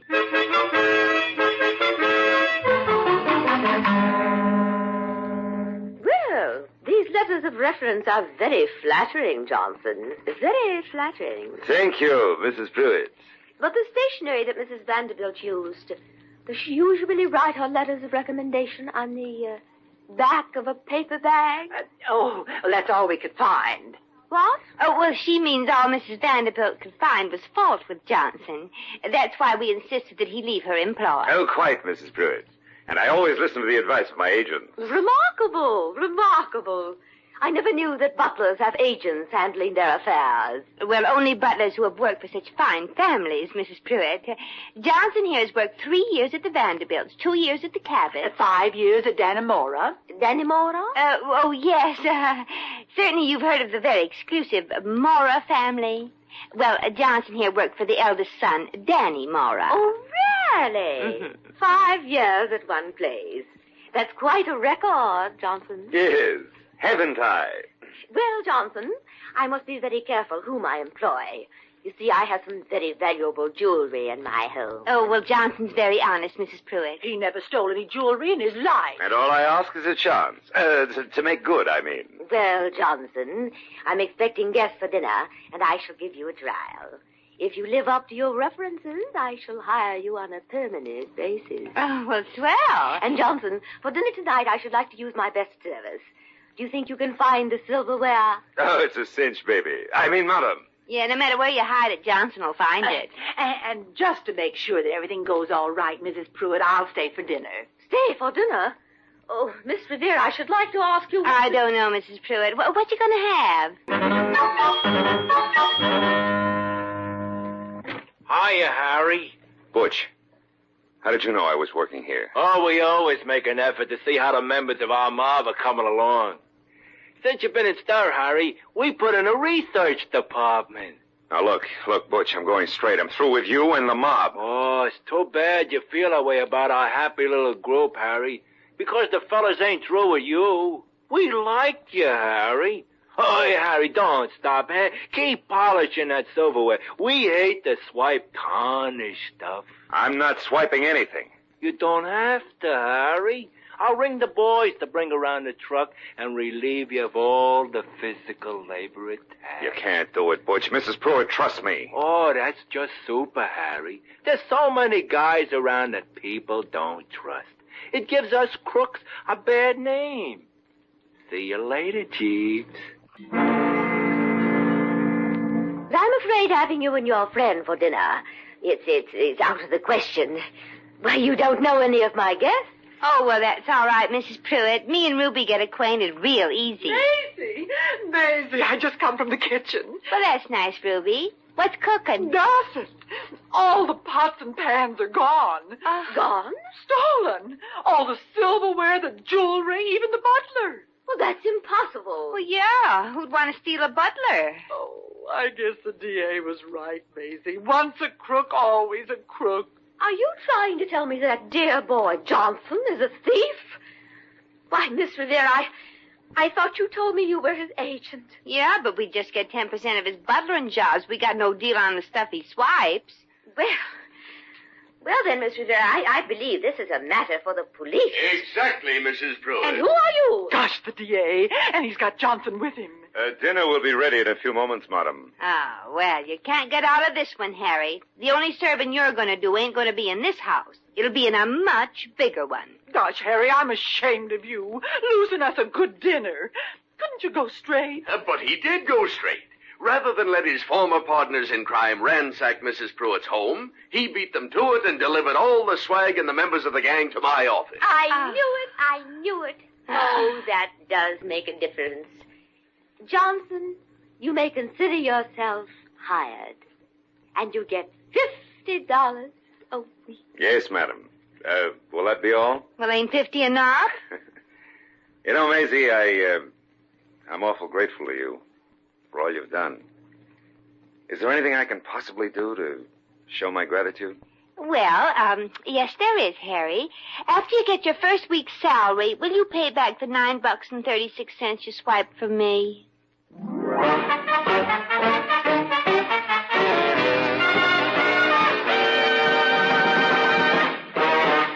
In just a moment, we shall return to the adventures of Maisie. And now, once again, here's Maisie. Well, I played a hunch and made it the hard way. A man with a past became a man with a future. Of course, Mrs. Pruitt wants Harry Johnson, when he makes like a butler, always to serve from the left and remove the dishes from the right. But I always say it's better to work for a boss that's superstitious than for nobody at all. Yeah, for a while there, my little white lie made things look mighty black. But the way I look at it, there's always a way to make a good guy out of a bad guy. Well, gotta get back to the dance hall for my evening's wrestling bout with music. Gosh, if they ever gave any awards for active service in the taxi dancing racket, my feet'd get the Purple Heart.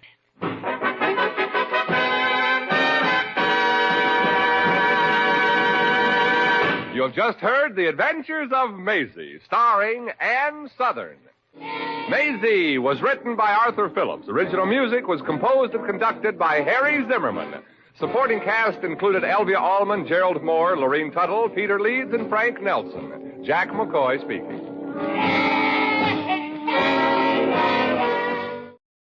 It's time for My Favorite Husband, starring Lucille Ball.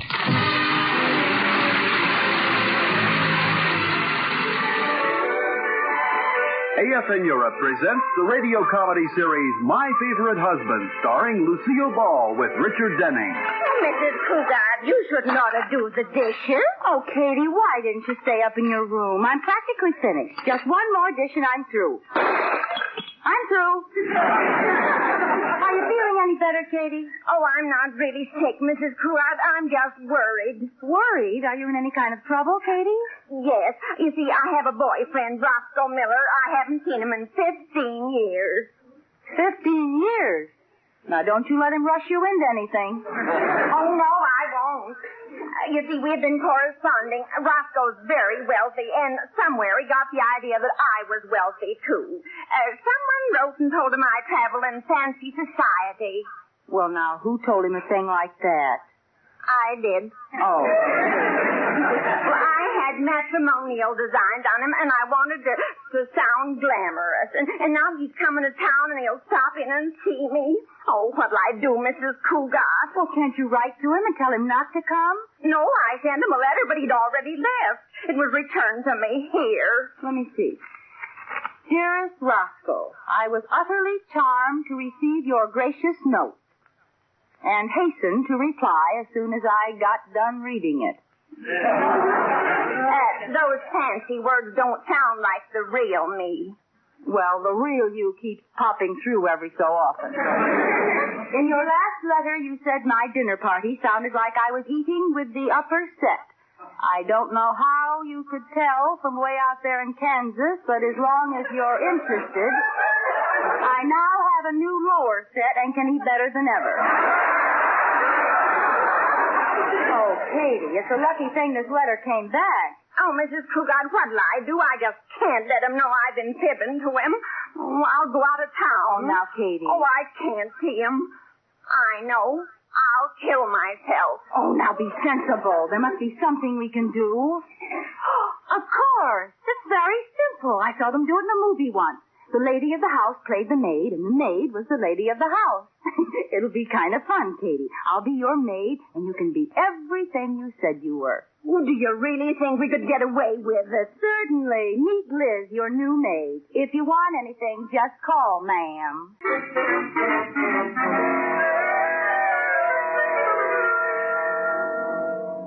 I think this dress of yours fits me, Mrs. Cougat. There. How does it look? No, not that one, Katy. It's too tight. Oh, but it's such a pretty shade of yellow. I know, but it's too tight. You look like a ripe banana. Oh, really? It's not bad. Let me walk around in it. I'll show you. All right. What was that? Banana split. Oh, I'm sorry. That's all right, Katy. It was an old dress. What about this one? Oh, it's beautiful, but I might split it, too. Well, I guess we might as well give up. I'm just too fat for your clothes. Oh, fiddle-faddle. Well, that's just it. My fiddle's okay, but I'm too big in the faddle. Well, try it on. Yes, ma'am. And you've got to remember I'm not ma'am. I'm Liz, the maid. All right. Liz. Good. Now, you remember that, won't you? Yes, ma'am. Oh, Katy. How does that dress feel? Oh, fine, except for one thing. I can't sit down. Oh, you're exaggerating. Oh, Mrs. Cougat is here. Give me your apron. There, Dot, do I look like a maid? Oh, you look okay. And now remember, let Roscoe in, take his hat, and show him into the living room. All right. Now, you go on in. I'll get the door. Oh, I'm so excited.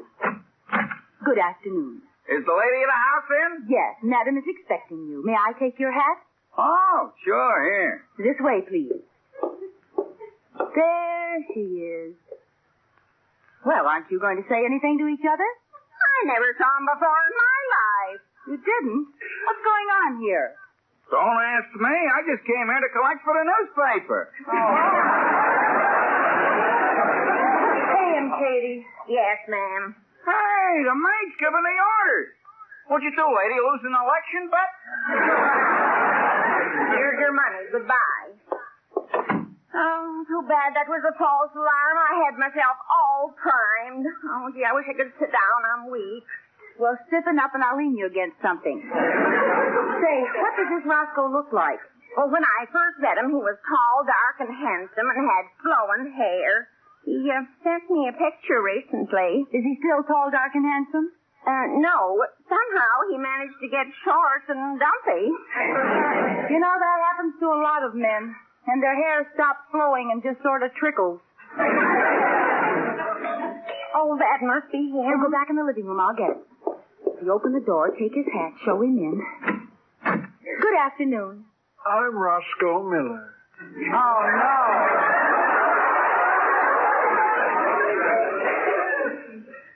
Won't you come in? May I take your hat? No, thank you. Madam is waiting in the living room. May I take your hat? No, thank you. I'll tell her you're here. May I take your hat? Young lady, this may come as quite a shock to you, but I'm not wearing a hat.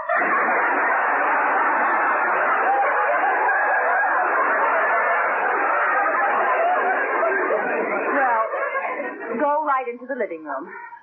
What are you staring at? I haven't seen anybody curtsy in years. Oh, Roscoe! Katy! Oh, come in and sit down, Roscoe. Oh, thank you, Katy, thank you. Yeah. Well, ain't you going to sit down too, Katy? Oh, no, I'll stand. Oh, come on, Katy. Sit down by me here on the couch, huh? Oh, no, I always stand. But why? She wants to be ready in case somebody plays the Star Spangled Banner. Yes, that's it. I'm very patriotic. Oh, you're talking bosh. Come on, sit down here. Roscoe, let go my arm. Well, there goes her patriotism. Excuse me, please. I'll go get the tea. Well, Roscoe, tell me all about yourself. No, Katy. You tell me all about yourself. No, Roscoe, I want to hear about you. You never married, did you? I can't understand why some girl didn't snap you up. Well, Katy, you want to know something? Neither can I. You're not married, are you, Katy? No, Roscoe. Just like I wrote you in my letters, I don't even have any boyfriends. Then whose cigar is that in the ashtray? Cigar? Oh, dear. It's mine. Yes, there's nothing I like better than a good cigar. Well, here, have one of mine. I insist. Corona. Here, I'll light it for you. Oh, no, I don't feel like smoking right now. I'll just hold it. It looks like a real expensive cigar. Yeah. I thought you didn't have any boyfriends, Katy. Well, here's a picture of a handsome young devil, and it's inscribed, to my darling wife on our first anniversary. Oh, yes. I guess I did marry him, but I divorced him right after. Here's another in a hockey uniform. It says, to my wonderful wife on our 5th anniversary. It does? Well, I married him later. We were divorced right after that. Looks like the same fella. Well, they were twins. Pardon me, madam, but how do you get the cream and sugar into those little tea bags? Never mind the tea. Just stay here and have a cigar. What? Well, you see, Roscoe's been asking me about my husband. He saw the pictures. Uh-oh. She doesn't seem to make sense. Oh, I'm so sorry you brought it up, Mr. Miller. I should have warned you. We don't speak of him around here. It upsets her. Oh, Katy, I'm sorry. What happened? You tell him, Liz. Yes, tell me. I sense something strange. I'm anxious to know what the story is going to be. So am I. Well, it seems he left here one night 7 years ago, and we haven't heard from him since. No. Yes. And he took the children with him. No. Yes. And he took her automobile with him. The cad? No, the Buick.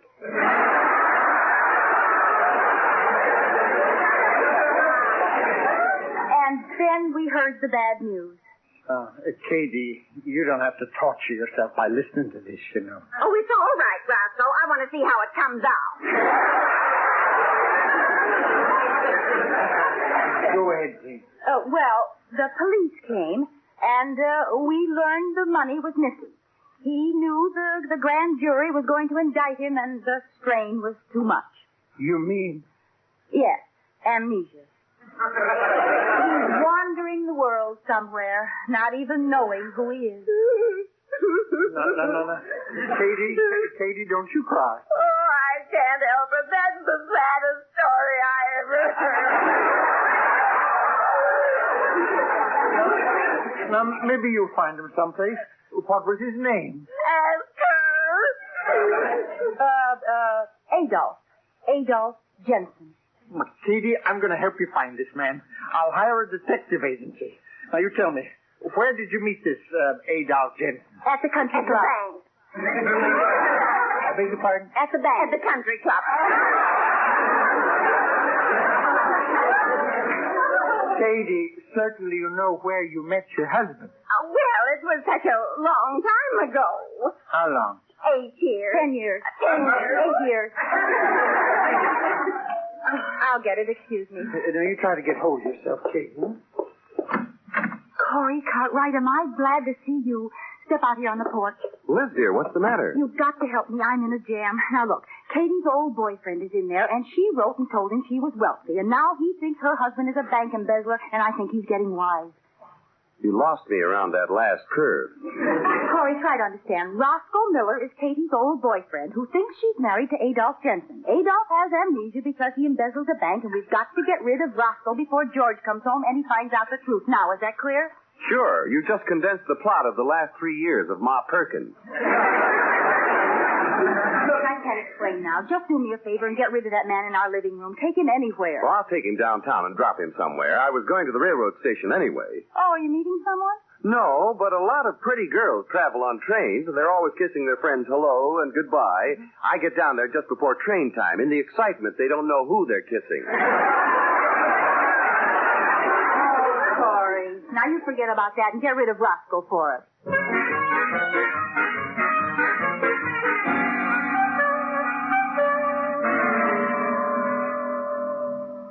Well, here's your dress, Mrs. Cougat. I worked on it for an hour, but it's ripped too bad to fix. You can take it out of my salary. Oh, nonsense, Katy. Hello? Hi, dear. How are things going? Oh, hello, George. Everything's fine. You're not cooking dinner, are you? No, Katy's much better. You don't have to worry. Oh, good. Say, is it all right if I bring a friend home? Oh, certainly. Who is it? Anyone I know? No, he's a stranger in town. Happened in and bought some bonds from me. His name's Miller, Roscoe Miller. Liz? Liz? Oh, I guess we were disconnected. Oh, George, no. George, hello? Oh, he hung up. Oh, what's the matter, Mrs. Cougat? Just call me Liz. What? We've been held over, Katy. We've got to give a repeat show for the West Coast. I don't understand. I don't know how, but somewhere George has found Roscoe, and he's bringing him home for dinner. Oh, no, I can't go through it again, Mrs. Cougat. Call him back. Tell him I'm sick, anything. I'll call him right away. Can you imagine, Bessie? That's exactly what he said to me. Those were his identical words. Oh, darn. Somebody's on this party line. If I had have been you, Lucy, I'd have slugged him once.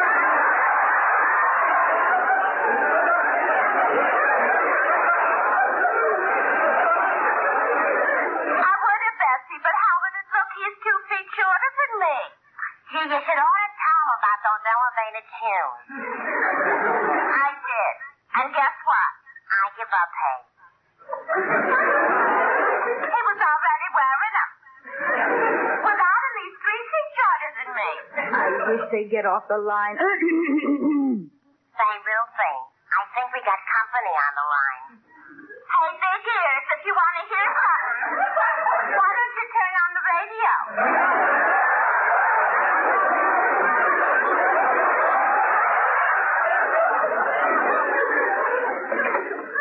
I think they heard me. Oh, why don't they hang up? I know just what to tell George. I'll say I have lockjaw. Lockjaw? Yes, and I can't eat dinner. How does this sound? Don't come home tonight, George. I have lockjaw. Lockjaw. Oh, it sounds sick, all right. Oh, I hope they're through talking. What'd he do then, Lucy?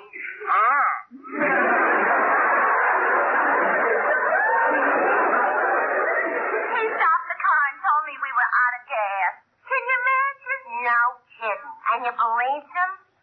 Sure. Who do you think emptied the tank?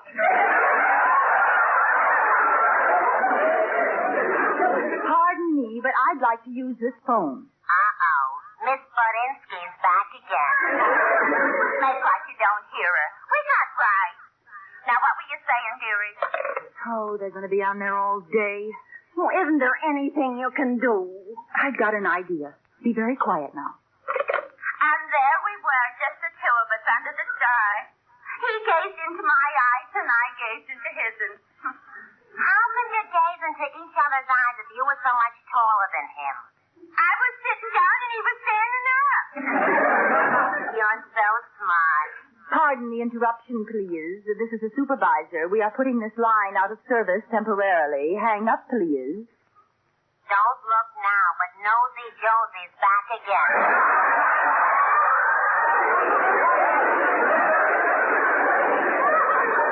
Now, look, I have to use this line. This is an emergency. Oh, yeah? What kind of an emergency? My house is on fire. Then there's only one decent thing for us to do, Ruthie. Yeah. We'll go over and help her toast marshmallows. Very funny. A real thing. Yes, here. Hang on a minute. I want to see how my roast is doing. Don't hang up. I won't. Oh, Katy, I've got them now. Oh, Ruthie. Yes, yes. Sorry, I gotta go now. My roast is burning up hay. Oh, that's too bad. Well, goodbye, Betsy. Goodbye. One down now. We'll wait for Bessie. Oh, real thing. Yeah, kid. The roast is okay. Oh, that's good. But I gotta go now, Bessie. My bath is running over. And you know how that guy downstairs complains. Oh, okay. Goodbye, Bilsy. Goodbye.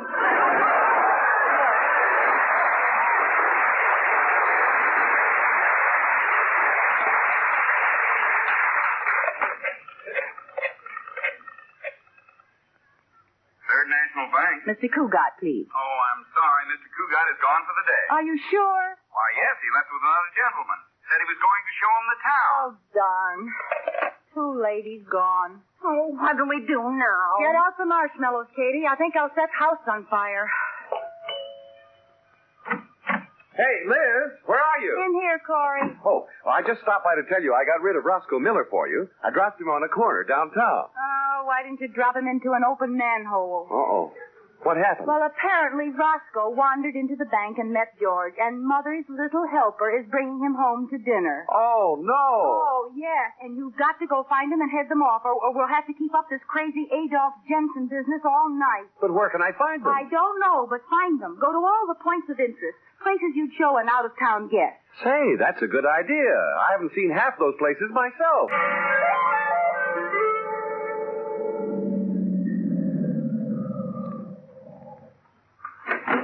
Well, Mr. Miller, here we are. Wait a minute. You live here? Well, yes. I thought you looked familiar. Oh, I've got wonderful news for you, son. What? Welcome home, Adolf.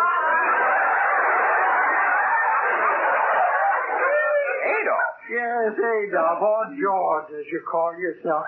Now, I got something to tell you, son. Before you go into that house, you should know something. You have a wife. Well, I should hope so. I had one this morning when I left the house. George, it only seems like this morning. Actually, it was 7 years ago. What are you talking about? Well, this must be confusing to you, my boy. Now, don't worry. Just walk into that house. Your loved ones are waiting for you, Adolf Jensen. This is going to be the happiest day of your life. I don't know what you're talking about. Look, I'll open the door and show you. I'm not Adolf Jensen. I'm George Cougat. Hello, honey. Adolf, welcome home. What is this? Come on, baby, give me a kiss. No, Adolf, that's not your wife. The other one is. Although I can't say I blame you. Adolf, darling. Say, what's the matter with all of you? Why do you keep calling me Adolf? Because that's your name. You've been sick. You've had amnesia for 7 years, and now you're well again. And Katy's your wife. Now I'm sick again. Say, what is this? Now, Adolf, we're trying to help you. Help you remember the past. First of all, what about the children? The children? Yes, Adolph, you remember the children. I haven't got any children. Oh, yes, you have. How many was it? 7. 6. I'll take it, Katy. 6. Well, if I have so many children, where are they now? Don't you have them? No, I don't. What have you done with them? Think, Adolph, think.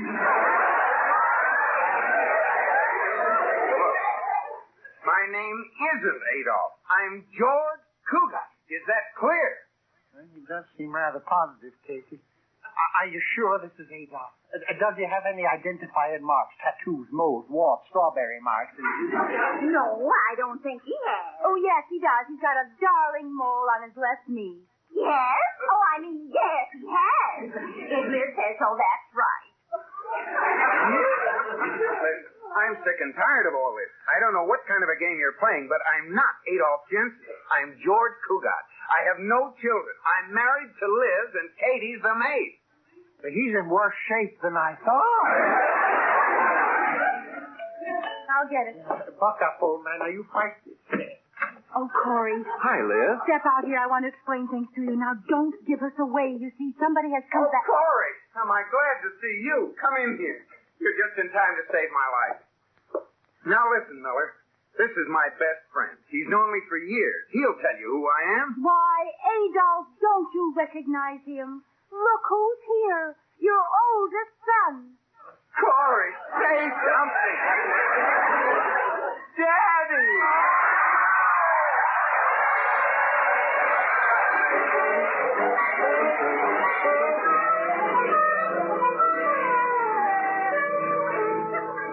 Well, it all worked out, didn't it, George? Roscoe never knew the difference. Katy's pride was saved. Nobody was hurt, were they? I guess not, Liz. I'll have to admit, the old codger gave me a big order for some bonds. Oh, he did? Yeah? Oh, then maybe I can have that new fur coat. Can I, George? George, can I? Why don't you answer me? Who are you, lady? I'm Adolph Jensen. All right, I don't want the fur coat. Hi, Liz. Oh, you. No, I was just fooling. Come on, give me a kiss. Well, give me a kiss. What's the matter, Liz? I'm not Liz. I'm Mrs. Jensen. You are? Yes. Turn off the lights, Adolph.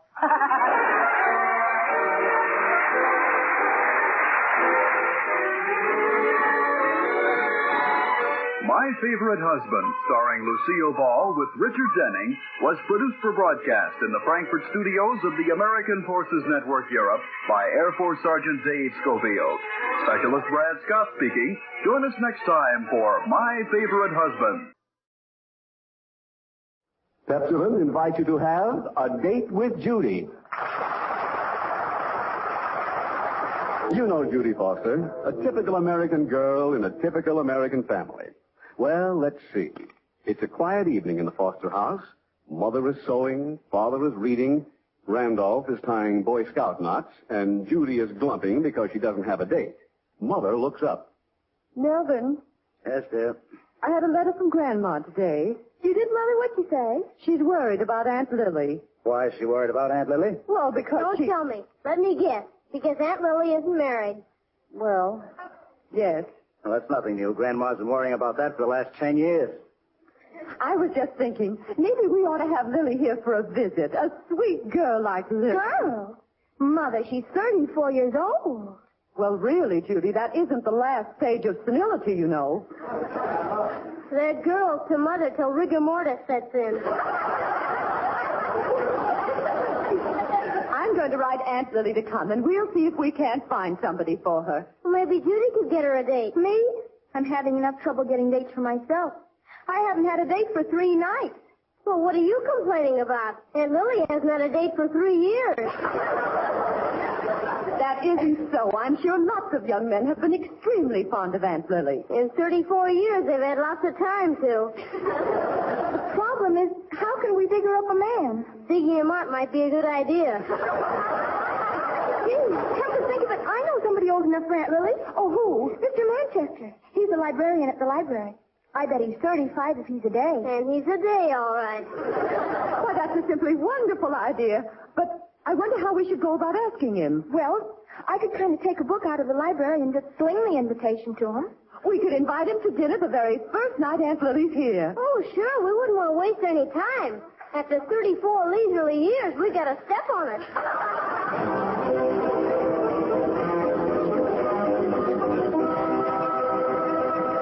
That's only the beginning of your date with Judy, chaperoned by Pepsodent. How would you like to find out if your present toothpaste is really doing what you think it is? Maybe it's letting you down. Now, here's the way to find out. Run the tip of your tongue over your teeth. Can you feel a filmy coating? That's what makes teeth dingy, and it's a sign that you'd better switch to Pepsodent toothpaste tonight. Pepsodent with Irium is the new high-speed toothpaste with the fresh taste and the super cleansing ingredients. It removes that dingy coating from teeth, makes them so brilliantly clean they feel shiny smooth and they look sparkling bright. So hunt up a collapsible metal tube from any product and take it to your drug counter tonight to exchange for a new tube of Pepsodent toothpaste.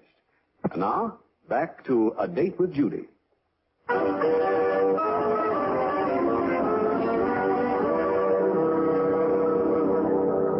Melvin, my goodness. Hello, Lily. Well, it's certainly good to see you. Do I get a kiss from my favorite brother-in-law? You sure do, Lily. Too bad. He'd be perfect. Well, I'm starved. When's that guy going to get here? Guy? Dora, have you invited someone else to dinner? Well, yes, in a way. Man? Well, yes, in a way. Oh, Dora, really, you didn't have... Now, Lily, this is just sort of an accident. As a matter of fact, we'd invited this gentleman to dinner long before we knew you were coming. Oh, yes, eons before. I'll go. Now, I wonder who that could be. Good evening. Oh, good evening, Mr. Manchester. Very kind of you to stop at the library this afternoon. Invite me to dinner. This afternoon? Oh, that's perfectly all right, Mr. Manchester. Come in. I'd like you to meet my, a friend of mine, Lily Rogan. How do you do? How do you do? And you know the rest of the family. Oh, my, what a formal introduction. Suppose I do it all over. Lily, this is Donald. Donald, this is Lily. How do you do? How do you do? Do people ever call you Don? Oh, yes, indeed. At college, Ohio Wesley in 1924, they called me Don. Or Manchi. Isn't that cute? Manchi. Isn't that cute, Lily? Yes, indeed. Well, now that that's over, when are we going to have dinner? My Aunt Lily cooked every inch of it, from soup to nuts. I Randolph, I did not. Lily is so modest. Well, how's business, Mr. Manchester? Business? Yeah. Oh, very good. We collected 32 cents in fines today. Oh, really? Mr. Manchester is the new librarian, Lily. Lily is very interested in books, Mr. Manchester. Oh? She'd make a wonderful wife for somebody who was interested in literary things. Judy!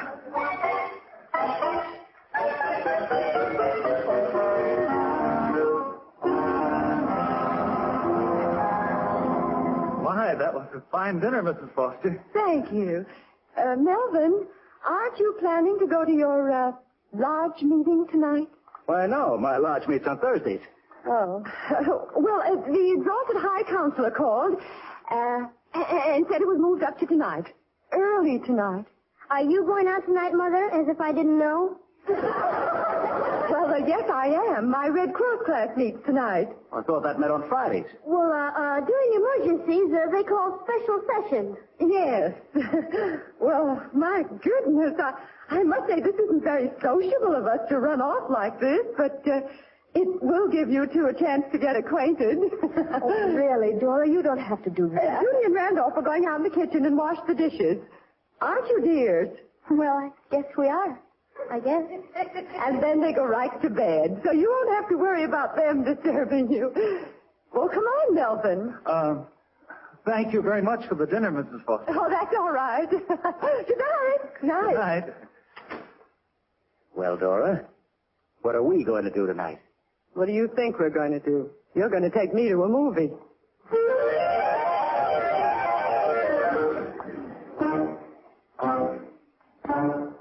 Are they still in the living room? Stay back here in the hall, Judy. I'll take a quick peek. Are they? Yeah. He's on one end of the Davenport and she's on the other. Let me look. Gosh, She isn't turning on the heat, is she? Personally, Mr. Manchester, I prefer Dickens' later works. Great Expectations always seem to me a little, immature. Jeepers, I never handle him that way. My favorite work of Dickens is Nicholas Nickleby, although I have found great charm in Pickwick Papers. Me, I find no charm in this conversation. Have you read much of Pope and Dryden? Yes, I have. Poor Aunt Lily. She doesn't know beans about men. She's a rank amateur. Well, I wouldn't call either of them great lovers. Don't you love the lilt of Pope's rhyme couplet? Yes, I do. Isn't that awful? Hey, he's getting up. Maybe we'll see some action now. Oh, my. 9:45. It's getting late. Getting late? It was charming meeting you, Mr. Manchester. I hope I'll see you soon. I hope so, too. This is the critical moment. If he asks her for a date now, she's in. Otherwise, she's cooked. Good night, then. Good night. She's cooked. What are you doing a week from tomorrow night, Miss Rogan? Wednesday? Well, nothing. He came through. But a week from tomorrow night. Yeah, I wouldn't exactly call it a whirlwind courtship. I wonder if I might come to call. Call? He's one of those parlor poppers. Oh, I'd be very happy to see you. Well, good night, then, Miss Rogan. Good night, Mr. Manchester. Well, he's gone. Yikes, at a one-a-week rate, it'll take her till Christmas. You know, Randolph, I think I'll have to give her some advice about men. You mean you're going to part with some of your vast store of knowledge on the subject? If it helps her yoke a bloke, I'd be glad to. Well, you've sure done enough research on the subject.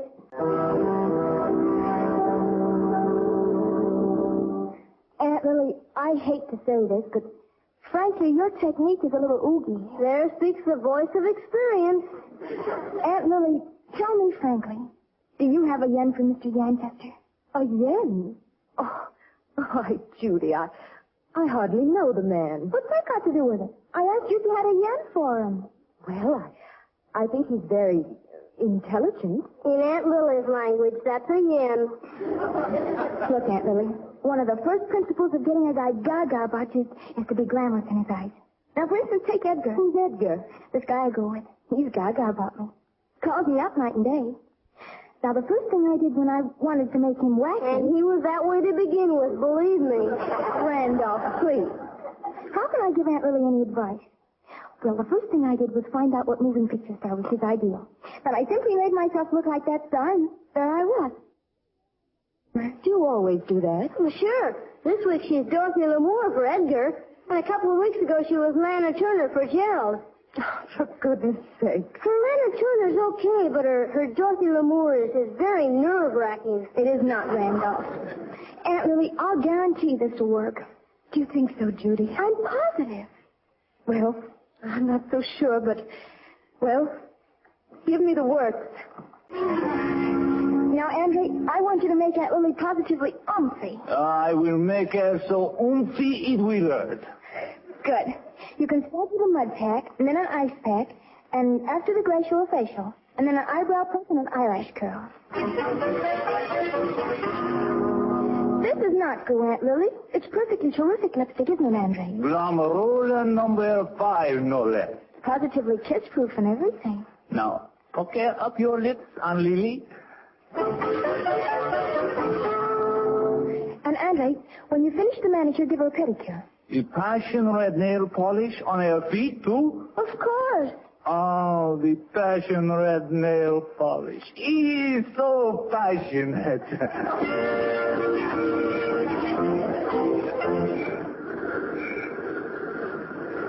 Gee, Missy, what did Judy want us to come over here for? Well, she said that something startling was going to emerge from the beauty shop. She wanted both of us to pass on it. Well, here it comes. Hello, Missy.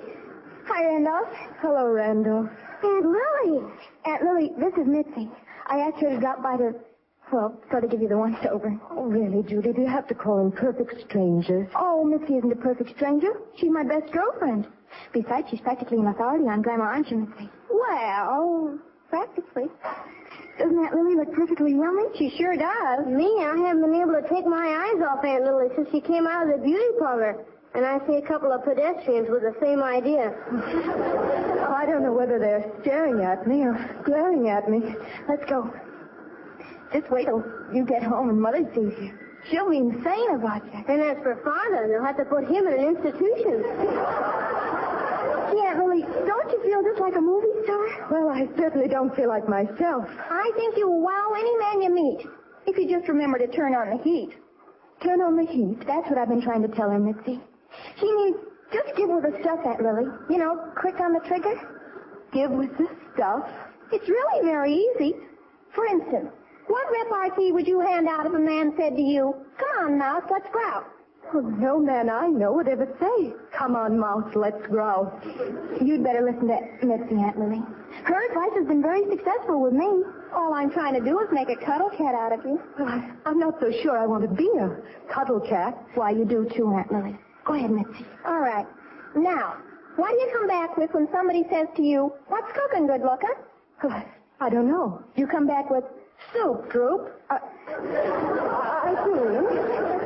Well, blow me down. Look who that is over there across the street. Why, it's Mr. Manchester.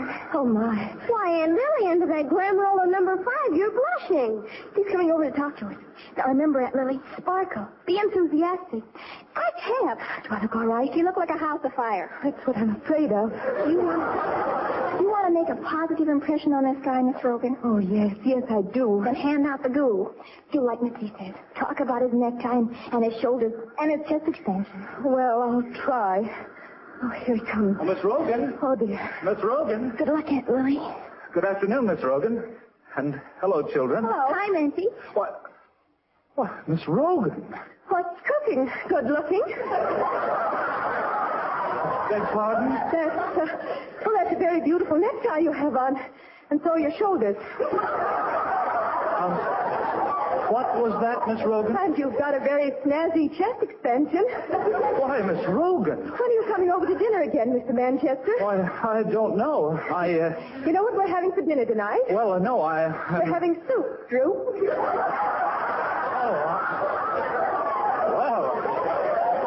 Oh, my goodness. You're doing fine, Miss Rogan. Would you like to come to dinner tonight, Mr. Manchester? Well, I hardly think I can make it. Come over and growl, Mouse. Well, some other time, perhaps. Oh, but Mr. Manchester. Well, the fact is, I have a library committee meeting tonight, and I must attend. I'm dreadfully sorry. I'll see you next Wednesday, then. Well, I'm not absolutely sure that I can make it. That is, I'll have to let you know. Well, I'm very glad I saw you. I'm sorry I have to dash. Goodbye, Mr. Manchester. Goodbye. I really have to dash. Well, that certainly was a dashing conversation. I can't understand it. You were just wonderful, Aunt Lily. Yeah. You certainly sparkled and everything. Yes, I sparkled, all right. Sparkled him right out of my life. Well, he certainly did have a funny reaction. Oh, well, Aunt Lily, don't bother about him. If he had funny reactions like that, I just wouldn't waste any time on him. I certainly wouldn't. He acted like an ick. He did not. He's a sweet, sensible man, and I like him very much. Jeepers, I never thought love would enter into this.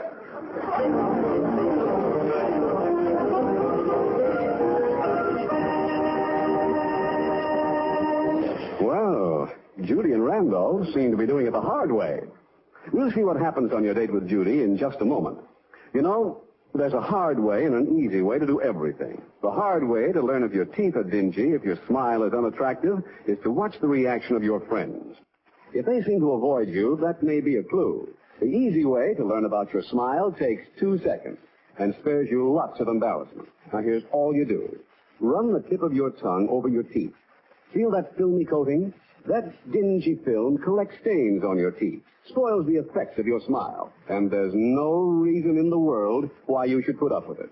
For Pepsodent toothpaste removes that filmy coating you can feel with your tongue. Pepsodent with Irium is a clean-tasting toothpaste with super cleansing ingredients. It foams through your mouth in millions of refreshing bubbles that loosen and flush away the dingy film from your teeth. When you brush your teeth with Pepsodent, they're so clean they pass the tongue test. They feel clean, and they look so sparkling and shiny, everybody likes to see you smile.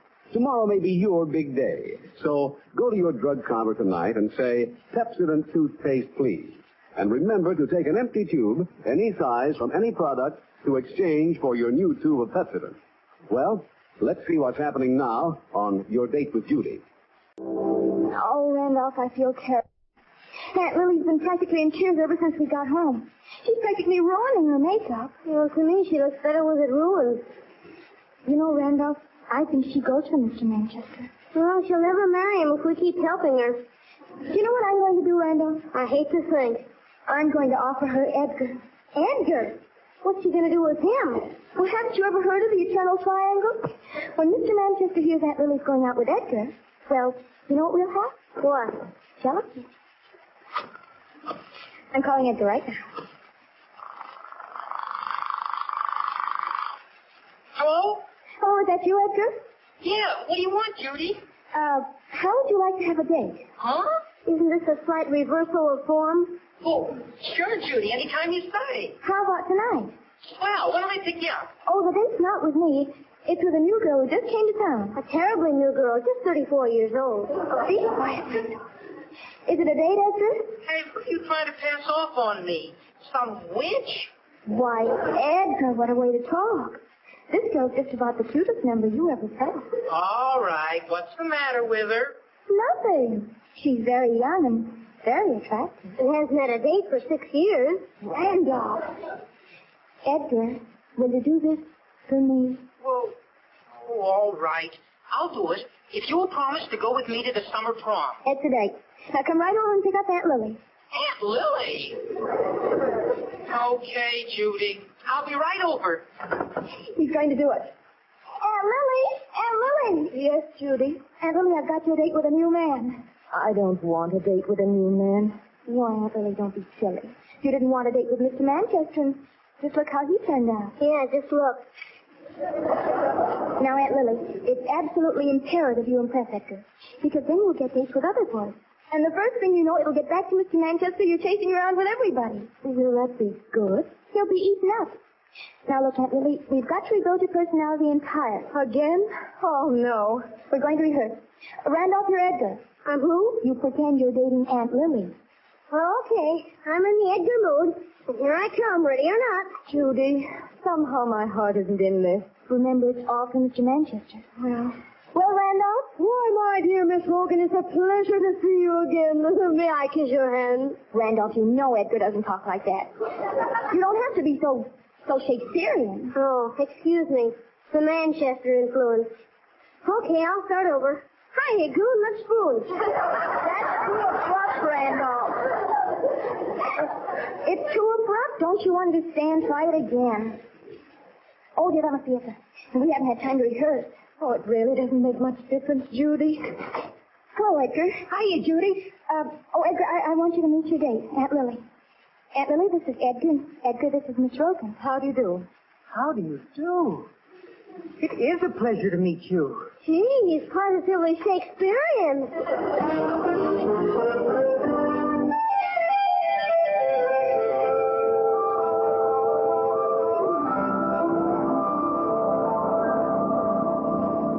Edgar, Gophers, what are you doing over at my house so early in the morning? I couldn't sleep. So I just thought I'd come over. Did you have a nice time with Aunt Lily last night? Judy, I gotta talk to you. Well, of course, go ahead. Judy, I'm bats about her. Oh, Lily. Aunt Lily? Don't keep calling her Aunt Lily. Well, she's hardly any older than you are. Why, Edgar Wilson, she's twice my age. And yours, too. That's just it. She's so mature. Edgar Wilson, have you got a crush on Aunt Lily? Don't call it a crush. That sounds so, childish. And Lily's so spiritual and womanly and everything. Judy, I'm going to ask you something. What? Do you think I have a right to ask Lily to wait for me? Wait for you? Well, yeah, just until I finish high school. Edgar, you're out of your mind. No, I'm not. A lot of men have married older women. Why, when I'm 60, She'll only be 77. And gee whiz, when you're 70. Oh, Bud, I never thought this would happen. Judy, would you mind just awfully if I took Lily to the summer prom instead of you? Oh, character. May I see Lily, please? She's still sleeping. Do you want me to wake her? Oh, no. I wouldn't disturb her sylvan dreams for anything. I'll come back later. Bye, Judy.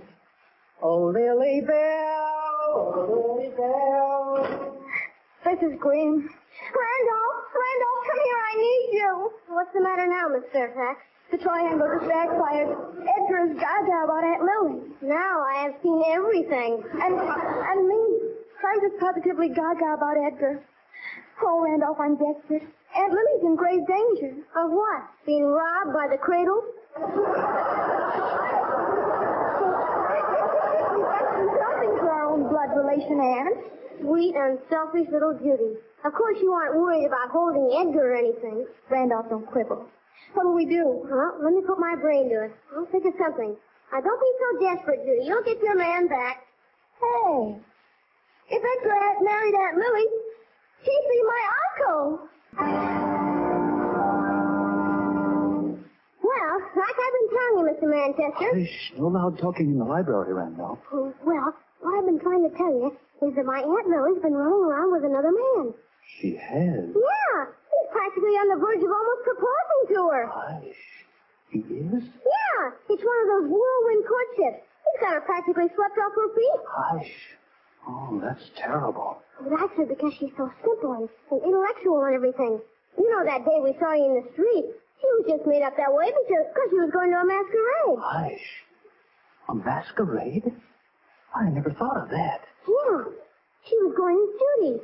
Everybody had to go with something funny.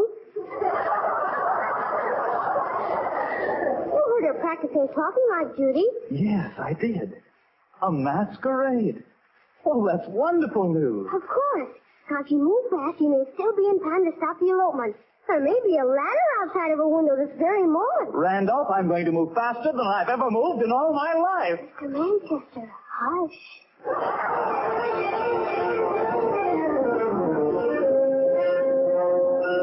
Where is she? Well, good afternoon, Mr. Manchester. Where is she? Where's who? Lily, of course. Well, I guess she's upstairs in her room. Oh, quick, before she escapes. Mr. Manchester, are you going upstairs? We've got to stop that elopement. Oh, yes, of course. Elopement? There may be a stepladder outside her window this very moment. Well, if there is, this is the first I've heard of it. Lily! Lily! Where are you, Lily? Who's doing all that yelling? Mother, what's happening around here? I don't know. Mr. Manchester just ran upstairs like a crazy man. I wonder what made him do that. Gee, I hope he doesn't see Aunt Lily. She isn't a bit half or glamorous today. She's just herself again. Oh, that same old personality she used to have. I found her. I've got her. Oh, hey, look at him. He's holding Aunt Lily downstairs like a king. Put me down, Donald. Put me down. He likes it. I want to say something, Lily. I want to say it right here in front of everybody. Don't do it, Lily. Do what? I can't imagine. Lily, call off that elopement. Why, Lily, what's been going on in this house? Oh, I wouldn't know. I'll make you a devoted husband even though my courtship hasn't been whirlwind. Sounds mighty whirlwind to me. Blows me completely over. Donald, are you proposing? Well, I guess I am. Take him up on it quick, Aunt Lily. All right. I accept you, Donald. See, they're engaged. Just as soon as I get my breath, I'll congratulate you. Lily, I think I'm going to kiss you. Oh, not here, Donald. Oh, go ahead, Aunt Lily. It's fun. Children, I just got another letter from Grandma. What'd she say? Well, let me see. She says, I'm very happy to hear about Lily's engagement, and, oh, good heavens. What's the matter, Mother? She's sending Aunt Gertrude and Cousin Georgiana to visit us. She wants us to get them married, too.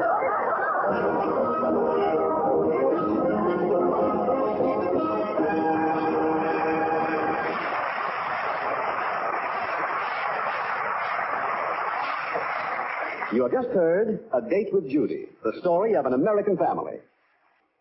A Date with Judy came to you from Hollywood. This is the National Broadcasting Company. The Columbia Broadcasting System presents a new comedy. My Friend Irma. Starring Marie Wilson as Irma and Kathy Lewis as Jane, with John Brown as Al and Leif Erikson as Richard. My friend Irma!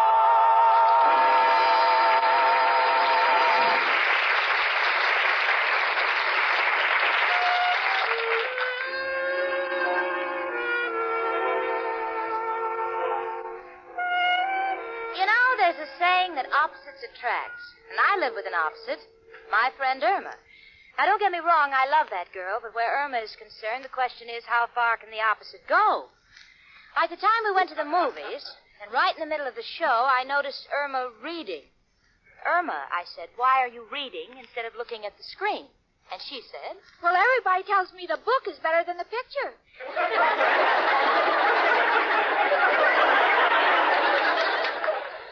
But who am I to complain? Irma gets along with everybody, even her boss. John J. Clyde, attorney at law. Miss Peterson speaking. Oh, he's busy on the other phone, but I'll give him the message. Yes? Important? Urgent? Matter of life and death? Oh, yes, I've got it all down. I'll tell him immediately. Gee, I got it all down except for one thing. I should have asked who it was. Oh, well, all in a day's work. There'll be other calls. And now to finish this dictation. Dear Miss Irma Peterson. Isn't that strange? Someone with a name just like mine. This is to inform you that you are fired. Oh, that poor Miss Peterson. Miss Peterson? Yes, Mr. Clyde? You read that letter? You're fired. Me? Yes, you. But the letter said, Dear Miss Peterson. You never called me dear before. It just shows you the minute you let the boss get familiar with you, you're out of a job. Miss Peterson, will you please go? All right, but I don't think it's fair. Fair. Miss Peterson, for the life of me, I don't know what goes on in that head of yours when I give you legal dictation. Was something wrong? Wrong? Why, if I hadn't checked the last batch of letters you typed, Senator Adams would be lobbying in Reno with Mrs. Park, and I would be suing President Truman for a divorce. Now get out. You're through. You're fired.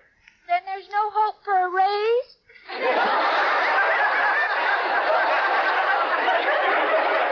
Raise, Miss Peterson, will you please go? Well, all right, but don't think I'm worried about losing my job. You see, I don't have to work. I have a roommate who will take care of me because she's got a steady job and works for her boyfriend, so she can never get fired.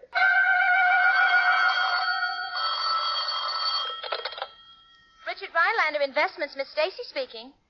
Yes, I'll check on it immediately. Richard, Mr. Gerard just called. Forget Mr. Gerard, Jane. Say, what's this nonsense about you resigning from your job? Well, Richard, I think my letter of resignation speaks for itself. But why? Richard, I've come to the conclusion that it's better to be the boss's wife and worry about the secretary than be the secretary and worry about being the boss's wife. Jane, our personal life has nothing to do with our business relationship. Richard, I'm sorry. In this case, it does. In fact, your entire office force is getting a new occupational disease. Keyhole squat and transomitis. Every time I come out of your office, somebody's either standing up or getting down. That's just idle office gossip. Well, it's embarrassing both to me and to you, and it's bound to reach the ears of your father, Richard, so I quit. But how will you make a living, Jane? Well, fortunately, Irma has a good, steady job. She'll take care of me like any other. Well, 6 o'clock came, and I said goodbye to Richard. I went home feeling pretty low, but not as low as I might have felt if Mr. Phillips in the office across the hall hadn't stopped me. He gave me some extra work that I could do for him at home. Won't keep me in Sable's, but at least I won't be a burden on Irma. In fact, I don't think I'll even tell her. I'll just get my old typewriter from the closet and I'll start working tonight. Jane? Oh, she's not home yet. Well, that's good. I won't tell her I lost my job until I've had a chance to talk it over with Al. He always knows the right thing to do. Oh, hello, Irma. Hi, Jane. How'd things go today at the office, Irma? Pretty good. How'd things go with you, Jane? Pretty good. What's new with you? Nothing. What's new with you? Nothing. As long as we're speaking about nothing, where's Al? I haven't seen him for quite a while. Oh, Al's working. He's got a job. Al's working? When did he start? Tomorrow. Tomorrow? Well, why hasn't he been around? Well, he's been staying in bed all week preparing for it. Al working. You know the age of miracles has come to pass. Honey, I'm going to go down to the drugstore for a minute, and by the way, I may keep you up late tonight because I'm going to do some extra work. Well, Jane, I wouldn't do that. You know the old saying, all work and no play makes Jack a dull boy. And Richard would be jealous if he found out about Jack. Huh? Well, I'll keep it a secret. Gee, now that Al has a job, maybe he'll accept my proposal. Come in? Hiya, chicken. Oh, hello, Al. I didn't expect you so early. I had to get out of bed. The landlady wanted to change the linen. Al, how's your new job working out? Perfect. I quit. But you haven't started yet. Honey, I've been thinking it over. I go to work, right? Somebody has to pack my lunch, so I marry you. They work me like a dog. I come home, I'm irritable. We quarrel, then we fight. First thing you know, we're throwing things at each other. Finally, you get hit, you fall to the floor crying. No, Irma, no. For a little thing like a job, it ain't worth it to make you miserable. Gee, Al, you're a real gentleman. Any other fellow would take the job and make me miserable. Well, I'm glad you see it my way, kid. Oh, I do, Al. Gee, it's a small world, isn't it? What do you mean it's a small world?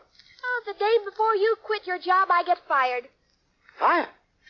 What happened, chicken? Did the boss get fresh? Oh, no, Al. Everything between us was strictly Potomac. Chicken, this is a problem. We gotta find the answer. Well, the important thing to me, Al, is not to be a burden to Jane. Honey, I know exactly how you feel. All we gotta do is promote some ready capital for you. Well, gee, Al, how do you do that? Well, there are several ways. You can go to the bank and borrow on your collateral, or you can take the collateral right to a hock shop and cut out the middleman. Gee, pawn things? Uh-huh. Now, what have you got of value that could get you ready money? Well, the only expensive things I own are the ones you've given me. Like that plaster statue of Venus de Milo with a clock in her stomach. I'd hate to part with that, though, because you said it was imported. Oh, certainly it was imported, honey. Because don't you remember when I gave it to you, I told you it was plaster of Paris? Came from France, you know. But that's too sentimental. What else? Well, of course, Al, if it's necessary, there's that 10-carat diamond ring you gave me. You said that was worth thousands. Well, honey, I bought at the peak. The way the diamond market has collapsed today, we'd be lucky to get $1 for it. Well, there's my red silk World's Fair pillow. Nothing. Half a mahjong set. Half of nothing. Jane's typewriter. Hold it, chicken. You don't have to go any further. You got a gold mine there. We'll pawn the typewriter. But, Al, do you think we'd be doing the right thing pawning Jane's typewriter? Chicken, that's finance. You gotta take chances. How do you think the rich get rich? They buy everything wholesale. No, honey. They invest their money and make it work for them. Give me the phone. Who are you going to call? Who am I going to call? The one man who can make us rich. Joe. Hello, Joe? Al. Why didn't I call you? I was considering a job. All right, Joe, stop yelling. I've seen the error of my ways. Joe, you're going to pawn a typewriter. We'll have some ready cash. What do you have that's a good investment? The Brooklyn Bridge. No, Joe. This is for personal friends.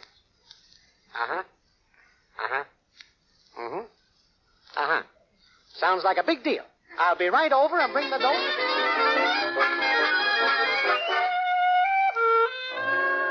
Well, I finished my shopping, bought my typewriter ribbon, and when I get back to the apartment, I'm going to take a nice warm bath and get down to work. And since it looks as if I'll be able to pay my own way, I might as well tell Irma about losing my job. So I told her, and she said, Huh? Yes, honey. Why should you seem so startled at the news? Gee, I hope you don't think I'll be a burden on you just because I haven't got a steady job. Oh, no, Jane, you're my friend. You can share my clothes and my perfume, and if you want, you can even share Al with me. Don't overdo it, kid. Oh, Jane, I don't want you to worry about losing your job. Relax. You can lean on me like the Rock of Gibraltar. Thanks, honey. I appreciate it. Oh, I know you do, because I know what it means to a girl to know she's living with a rock. Thank you, sweetie, but you won't have to share the entire burden, because tonight I'm getting out my old typewriter and start working to pay my share. By the way, where's the typewriter? Huh? The typewriter. You know the one. Oh, I know. It's in the closet. Well, I guess I'll go and take my bath. Later I'm going to type. Honey, would you mind getting the typewriter out for me and putting in the ribbon? Huh? Irma, I'm only mentioning the fact that I want to use the typewriter, and you keep saying, huh? Why these huhs? Huh? Well, it's been a privilege to sit in on this conversation. If you'll excuse me, I think I'll go and take a bath. Oh, Jane, honey, be careful and try not to splash any water on the floor. It's still dinner time, and the man downstairs may be eating dinner. Okay. Okay, I'll take it easy. Come in. Hiya, chicken. Jane's taking a bath. Again? That day makes up holidays. Oh, Al, something terrible has happened. Jane's out of work. This is disgusting. What kind of people am I mingling with? Well, but something else terrible has happened. Jane needs the typewriter. When? Well, she's going to want to use it right after she finishes her bath. Oh, well, don't worry, baby. Saw Joe. Gave him the cash I got from pawning the typewriter to invest. The money's working for us. All we got to do is sit here so that when Jane comes out of the bathroom, we can tell her she's welcome. That must be Joe with the good news. Honey, stretch out your arms. I want to measure you for a mink coat. Hello? Oh, Joe. What's the good word? Need bail? Joe, what happened? Cops broke up the game. Joe. Joe, listen. Oh, you can't talk. They're taking it all down. Understand. By the way, remember, if they ask, you never saw me before. So long. Oh, Al, what happened? What happened to Joe? Wait till I take off my hat and bow my head, and I'll tell you. Well, what is it, Al? Chicken, as it must come to all men, the sheriff came to Joe.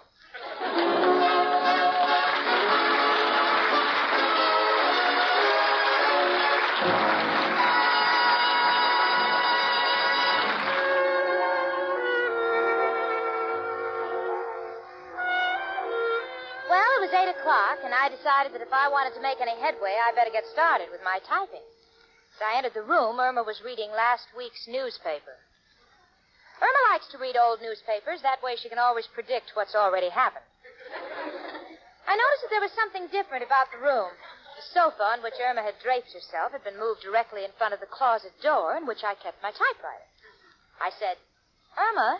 Yes, Jane? Why'd you move the sofa? The sofa? Think fast, Irma.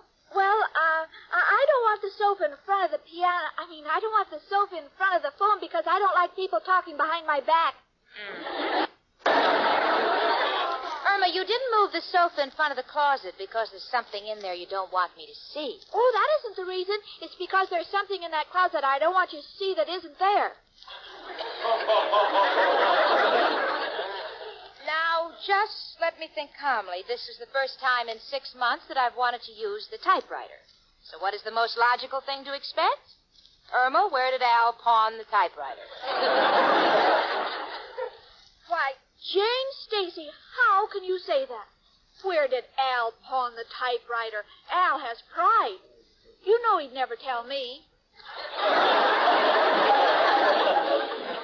So you let him take the one thing that I depended upon to see me through this crisis. Well, don't say the one thing. Al considered everything. I was even willing to pawn the genuine pearl necklace he gave me. Why didn't you? Well, you know, when you take it out of the icebox, it melts. Okay, Irma, okay. I was afraid of being a burden to you, but now that you've taken the tools of my trade away from me, I'm not going to get another job. I'm just going to let you support me. Irma, you can work for two. Jane, I can't even work for one. What do you mean? I've been fired. Fired? Irma, how did that happen?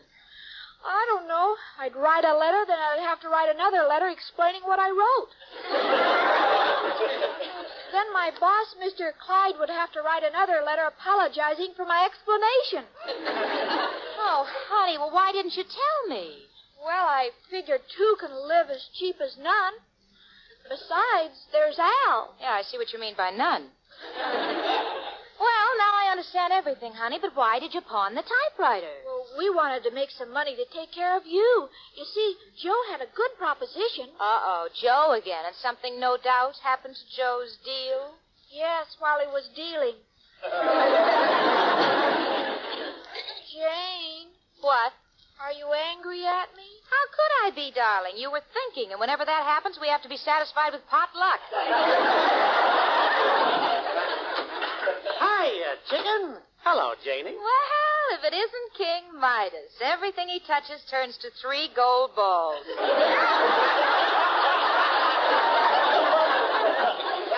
Now, wait a minute, Janie. Don't get angry.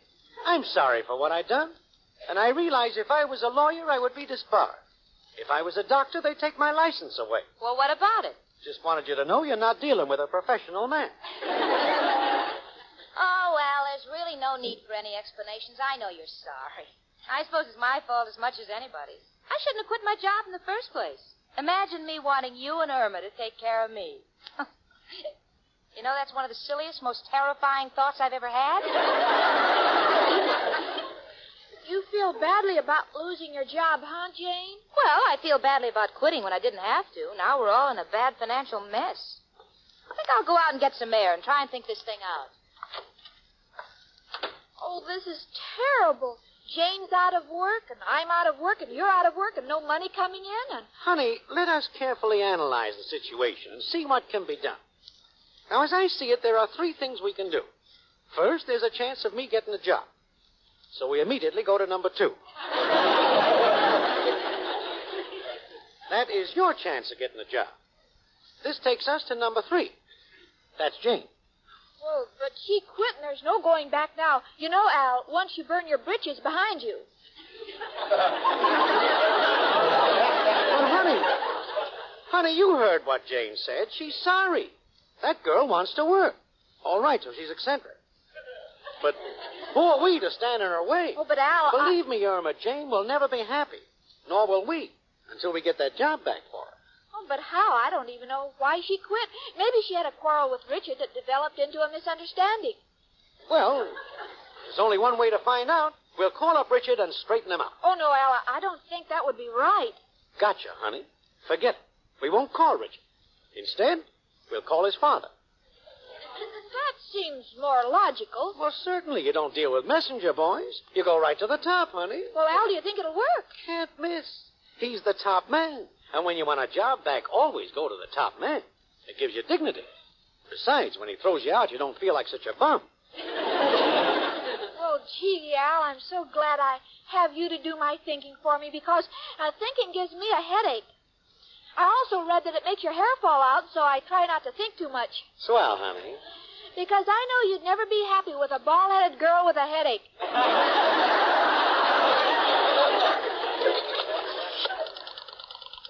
Operator, I want Hilltop 5-8... Oh, that's a long-distance call. Oh, why didn't you tell me? Operator, I was cut off. Get my number back immediately. Yes, it was Hilltop 5829. Gee, I'm nervous, Al. Don't be nervous, chicken.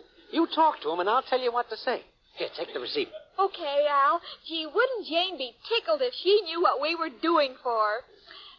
Hello? I'm Mr. Rhinelander II. Your name is Jane Stacy, and you worked for him a long time. My name is Jane Stacy, and I worked for you a long time. Al, I'm not Jane Stacy. Never mind. Say what I tell you.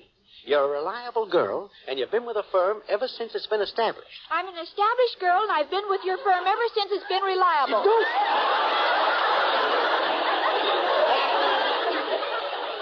Hold it, chicken. Hold it, chicken. No. You're a good typist. You never make a mistake. And what is more, you go out with his son. I'm a good typist. I go out with your son. What is more, I never make any mistakes. You're all wet, chicken. You're all wet, chicken. He shouldn't have fired you. Al says you shouldn't have fired me. And what is more, guess what, Al? What?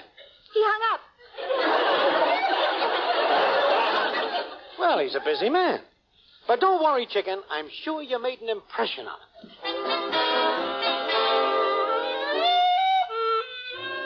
Well, I'm walking on air. I knew the only way to solve my problem was just to face it. So I called up Richard, and in 2 minutes we both realized how foolish we'd been. Now I have the job back, and I have Richard back, and if there's anything nicer than that, Santa Claus will just have to bring it. So I couldn't wait to get back to the apartment and say, Irma. Yes, Jane? Irma, listen, honey, forget everything I said. Our troubles are over. I got my job back. Listen to her, Al. She got her job back. Little does she know who got her job back. What are you two up to? Oh, never mind. You'll find out, and someday you'll thank us. Come in. Richard, what are you doing here? I haven't any place to go. My father won't even let me in the house. I don't... Jane, why didn't you tell me you'd called my father? Me? I knew you were angry at me for a while, but you didn't have to tell him all those weird things. That you were established and made no mistakes when you went out with me. What? Well, what is more, he's still my father. You have no right to call him chicken. It's getting a little stuffy in here. I think I'll drift along. Do that and keep drifting. Richard, I didn't make the call. Please try to understand. Oh, Irma, how could you? I was only trying to help. Only trying to help. Irma, if you and that fugitive from an employment office ever meddle in my affairs again, Irma, can't you see what you've done to me? Jane, there's only one thing we can do. Let's go over and explain everything to my father, if only for my sake. Yes, all right, Richard. Oh, please, Jane, give me a chance to explain. I didn't mean any harm. I only wanted to... Oh, she's angry at me. She hates me. Oh, gee, they've all gone. I wish I were a man so I could feel like a forgotten man. But I deserve it because I made Jane unhappy. And even Al has left me. There's only one thing to do. Where's the pencil? To whom it may concern. To whom it may concern. Do not drag the river for my body as I have hung myself.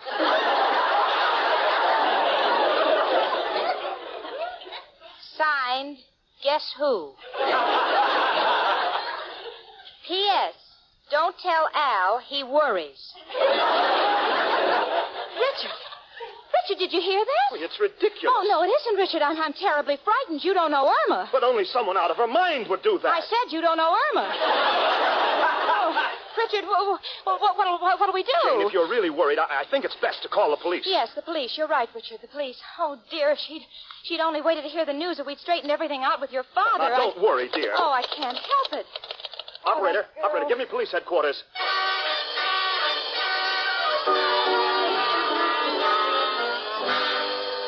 Isn't there any word from the police yet? I'm going to go out of my mind. Be calm, Jane. They'll find her. I'm telling you both, you're on the wrong track. We got to use the same tactics they use with all my friends. Offer a reward. Oh, no. Oh, heavens, I'm afraid it's too late. Oh, Irma.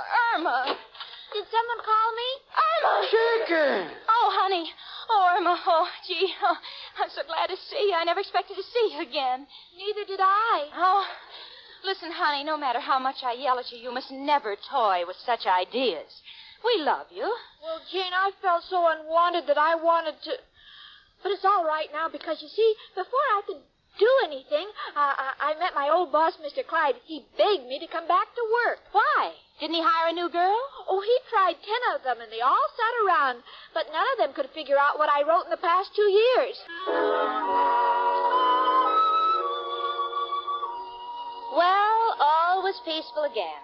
And once more, there were 2 breadwinners in the flat. But one thing still kind of troubled me, and so that night, after we'd said our prayers, I said to Irma, Honey, tell me something. How did Al get the money to get my typewriter back? He sold my genuine pearls. But you said he couldn't take them out of the icebox. I know. He sold the icebox, too. Well, that's my friend Irma.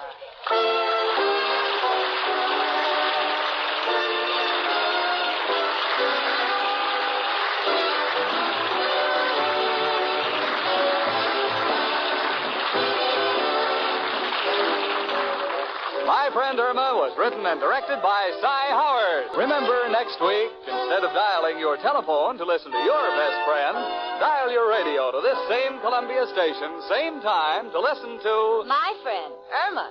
Starring Marie Wilson as Irma and Kathy Lewis as Jane, with John Brown as Al and Leif Erikson as Richard. The Anderson Family. I don't see why you have to buy cowboy boots to wear in the mountains, Oliver. You have to wear 'em, Mary. If a snake strikes you, he hits the boot instead of your leg. Well, what about me, Pop? I need 'em too, don't I? Well, not necessarily. The records prove that snakes bite more men than children. I don't see why Junior can't have a pair of those boots. Because they cost $25. And he'd only wear 'em once. Oh, you're going to wear yours to work. How do you? Uh-oh, here we go again, folks.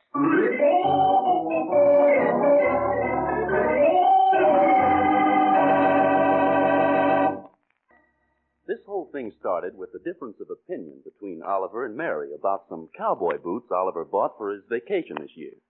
It's finally been settled that the family will go to the mountains, but only after a struggle. The first thing Mary knew about the decision was when she was driving Oliver home from work this afternoon. Well, I bought a tent this afternoon. A tent? Sure. Gets chilly up in those mountains after dark. Well, I don't see why we couldn't have just gone to the beach for a week. The beach and get trampled to death? Oh, no. The mountains are the only place left where you can stretch your legs. What's in this box? This? Oh, why, the fellow where I bought the tent showed me a pair of cowboy boots. Said I'd need them. Need 'em for what? Roping mountain goats? No, for riding horses if we pack in. I don't know. The more I think of this mountain trip, the less I like it. Oh, you'll love it when you get up there. The clear, cool air. What's in this large box? Oh, yeah, just a few things. A kerchief and a plaid shirt and a pair of chaps. Sounds more like you're entered in a rodeo. Never mind. I'm going first class for once. Maybe I'd better pick up a few things tomorrow to wear up there. Pick up what? You just need slacks, and you have them. And you won't do much riding. I'd like to go first class, too, Oliver. Oh, I see. Now I'll hear that from now on. Well, I didn't want to go in the first place. Now, I don't see any sense in going someplace you don't want to.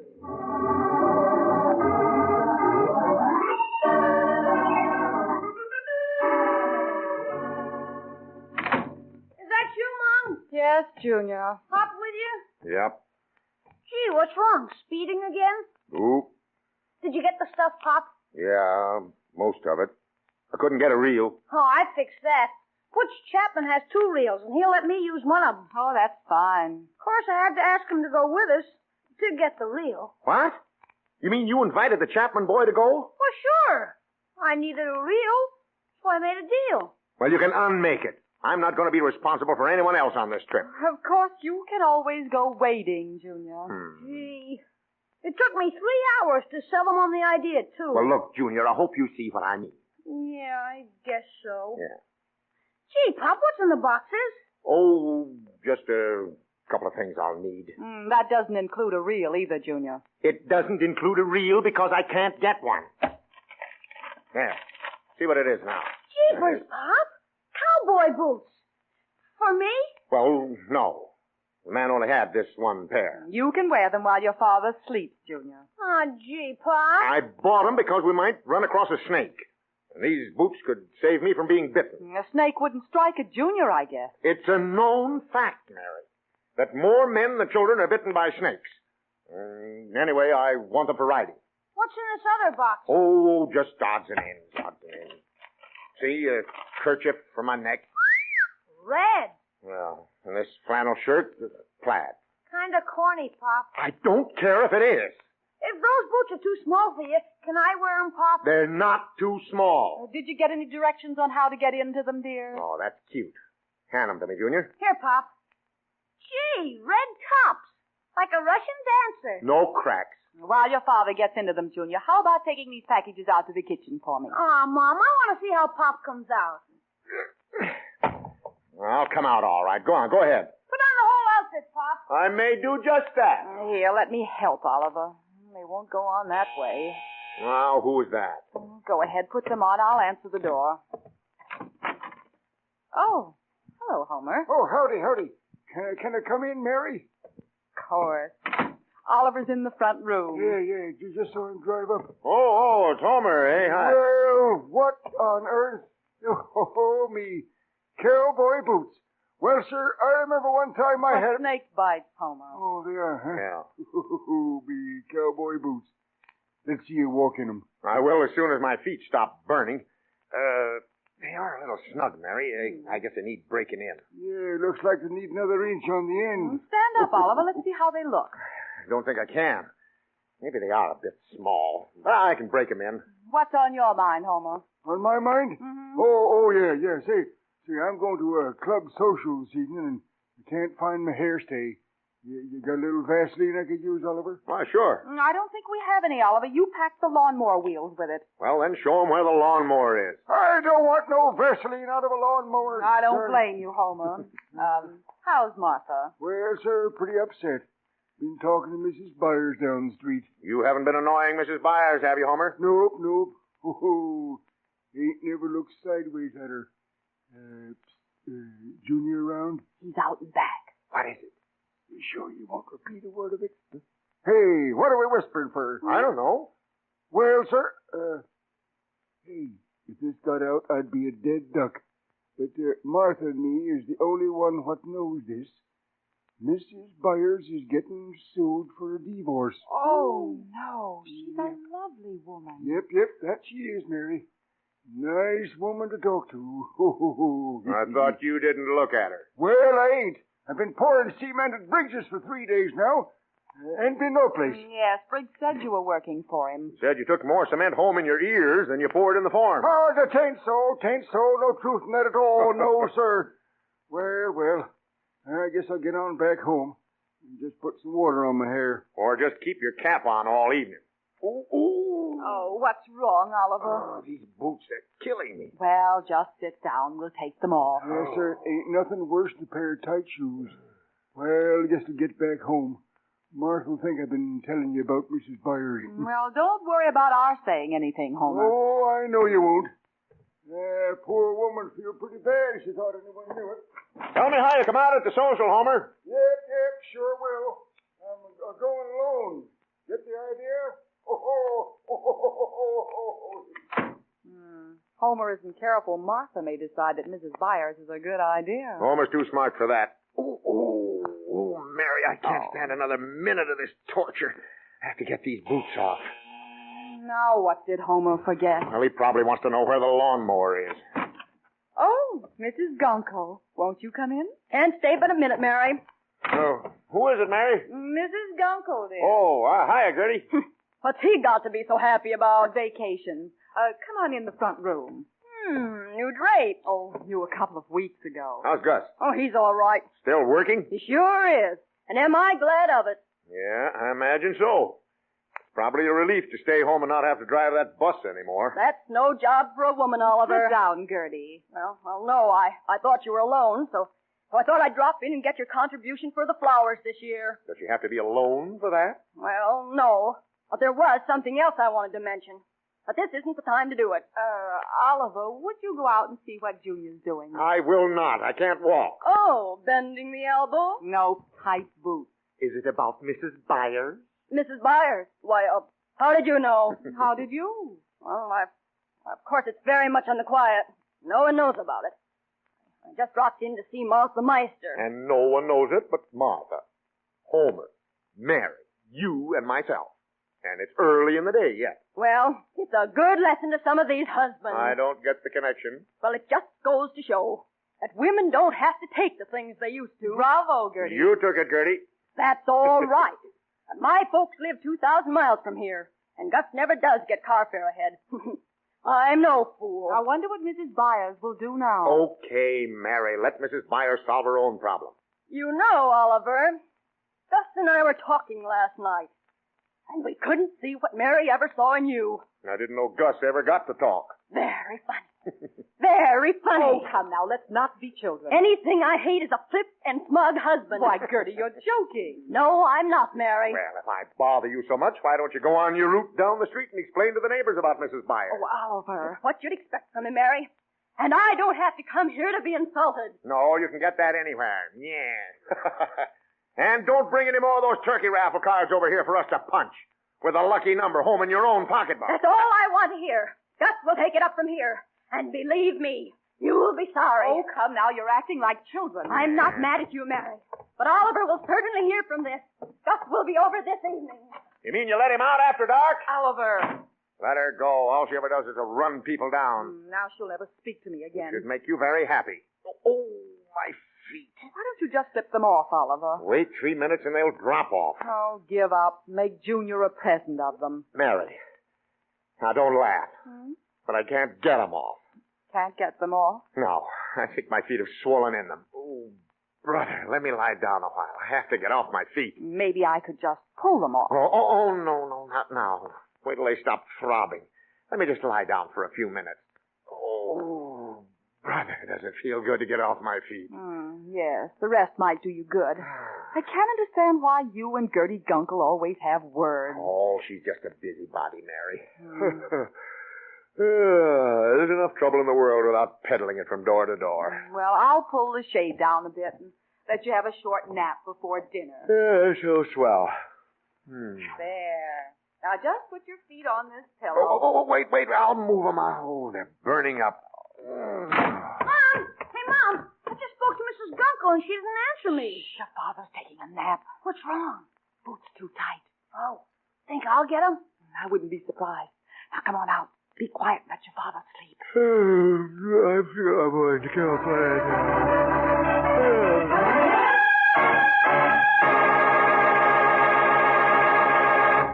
And now, back to the Anderson family. Oliver bought some very beautiful and expensive cowboy boots for a vacation trip into the mountains. It seems that he got the boots to fit just a little too soon. And on Mary's advice, and after much struggling, including a heated argument with Gertie Gunkel, Oliver has sought his cot for respite and refuge in a short nap. He has just fallen asleep.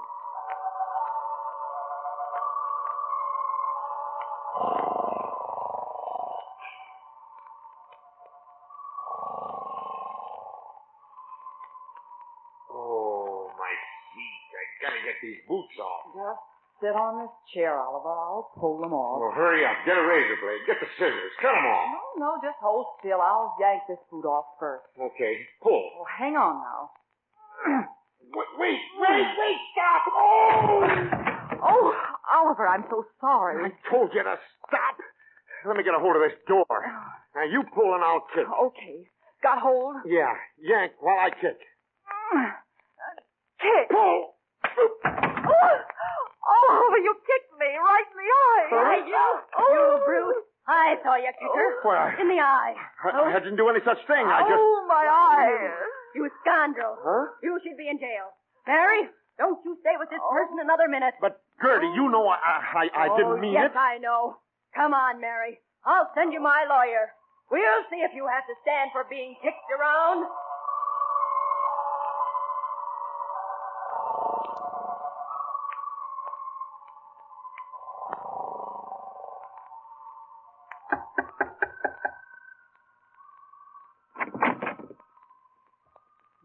Yep, what is it? It's me, Oliver. I was just walking around and thought I'd stop in. Well, get in quick before anybody sees you. Before anyone sees me. I don't get it, Homer. How's Mary? Mary? Oh, that. Oh, she's fine. Things like that never bother her. You mean she's used to being kicked around? Huh? Kicked around? Look, Oliver, I'm your friend. And I always thought you was a pretty nice feller. Well, thanks, Homer. I just stood up to a band of wildcats that had said one word against you. But Gertie's seen it with her own eyes. Oh, so that's it. Yep. Me and Martha's talked it over. And Martha's a good woman. If she was home, I wouldn't dare let you in the house. But, Homer, you know me well enough to know I wouldn't do a thing like that on purpose. No, you wouldn't, eh? No. Well, of course, sometimes a fella kind of loses his head, and before he knowed it, he'd done something terrible. But I don't think it was terrible. I was just... Yep, I know, Oliver. We're entitled to our own opinion on them things. Why, the same thing happened when Marthy and me was first married. Well, let's not go back that far. She took $11. I've been a-saving for a corn sheller. Well, now that's different. There was money involved. No, it don't make no difference, money or no money. She took that $11 and bought herself a new fall outfit with high button shoes, hat, gloves, dress, a coat, a petticoat. For $11? That's when $1 was tough to get, son. Well, sir, when she walked into the house with the paraphernalia on and kind of leered at me under a cheap veil hanging over her left eye, golly, I was waiting for her. What happened? I walked up to her and jerked her hat off her head and pulled back my fist. And hit her? Well, no, she swung first. Oh, but it just goes to show that a man ain't always to blame. I won't breathe it to her soul. Listen. Marthy, coming up the steps. Yeah. Come on, quick, out the back way. Gee, I feel like a criminal. Come on, now, hurry now. I'll see you tomorrow sometime. After dark. Now, get...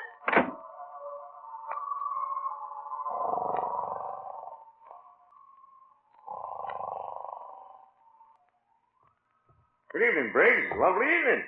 Oh, Anderson. Yeah. Is Mary home from the hospital yet? Hospital? Has she been in one? Don't you know? Or don't you care? Why, of course I care. Oh, I presume you're speaking of Mary's eye. Why? Was something else kicked? Now, look, I don't know who told you about this, but listen. Don't grab me by the shoulder. I don't have to take it from you. Baby will certainly see to it that you don't maul me around. I'm not mauling you. I just want you to wait a minute. Don't think you can go kicking people in the eye or choking them. I wasn't choking you. I merely touched your shoulder. Yes, but it's a short distance from my shoulder to my throat. And I've heard all about you.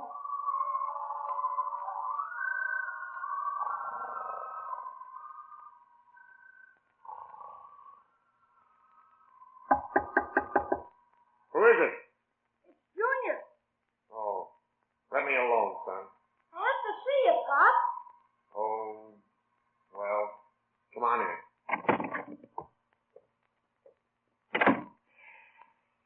Sit down, son. No, Pop, I'll stand. I won't be here that long. Oh? Going somewhere? Not till tomorrow. Tomorrow?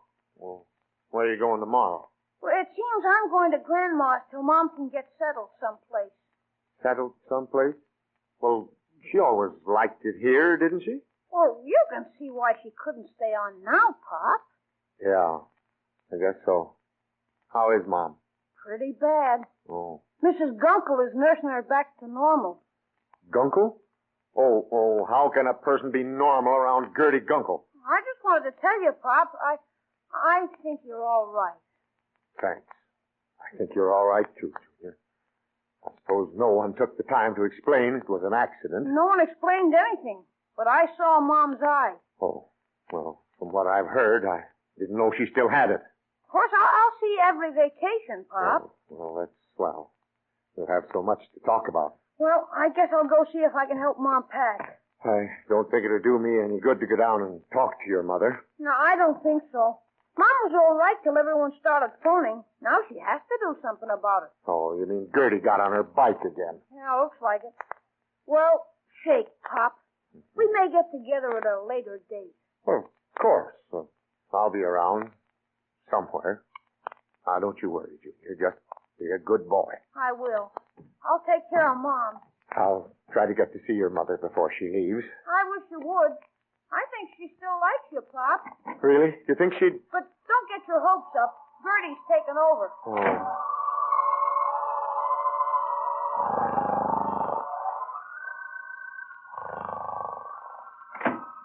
Mary, how long is this thing going on? Leave that door open, Oliver. Open?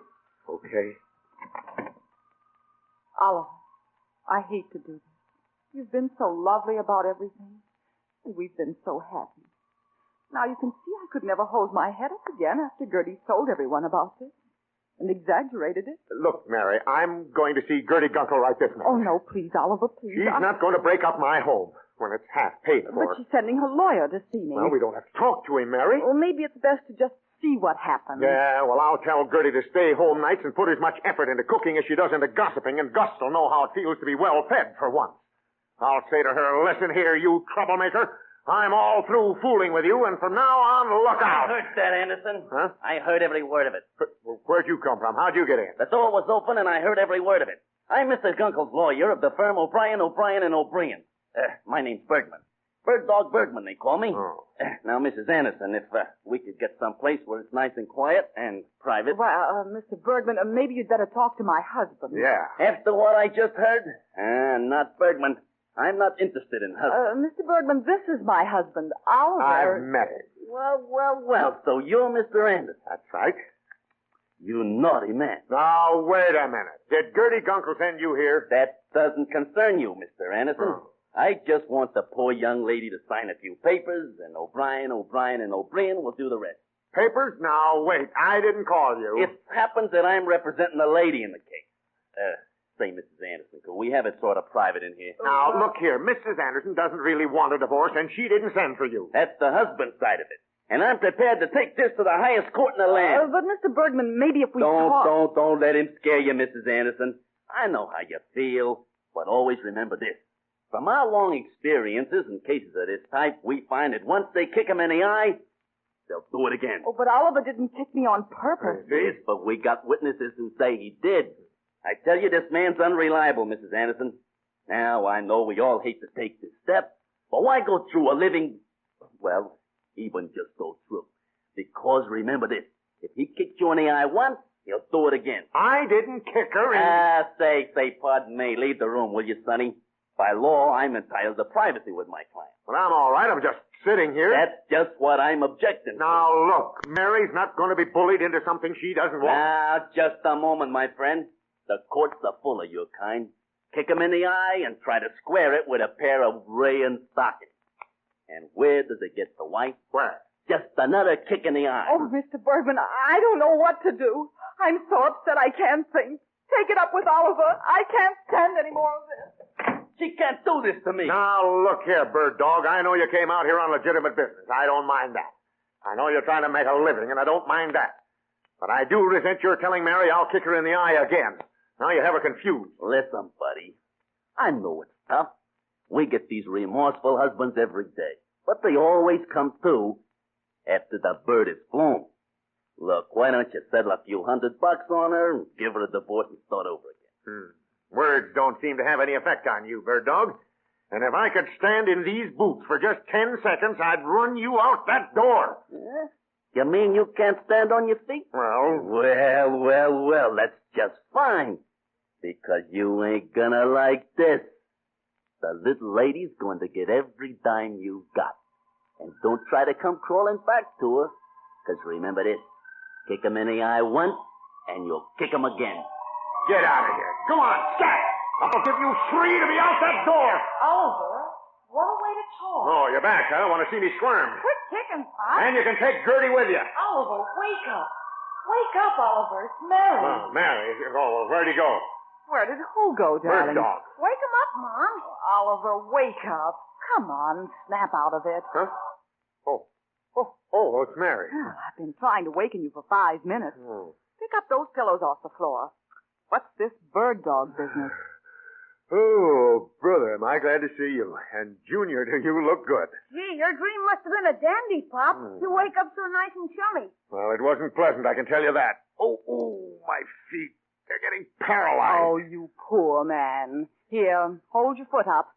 Get hold of the heel, Junior. Mom, you shouldn't talk that way about Pop. Oh, quiet, Junior. Now, pull. It's moving. Keep pulling. It's moving. Oh, my eye. Pop, you kicked Mom in the eye. Well, do something. Help me pick her up, Mary. Is your eye cut? Hey, gee, someone at the door, Pop. At the door? Well, I can't Oh, go. my eye, I can't see a thing. Quiet, Mary. Junior, you go to the door. And listen. What, Pop? If it's Gertie Gunkel or a fellow by the name of Bird Dog Goodman, don't let him in.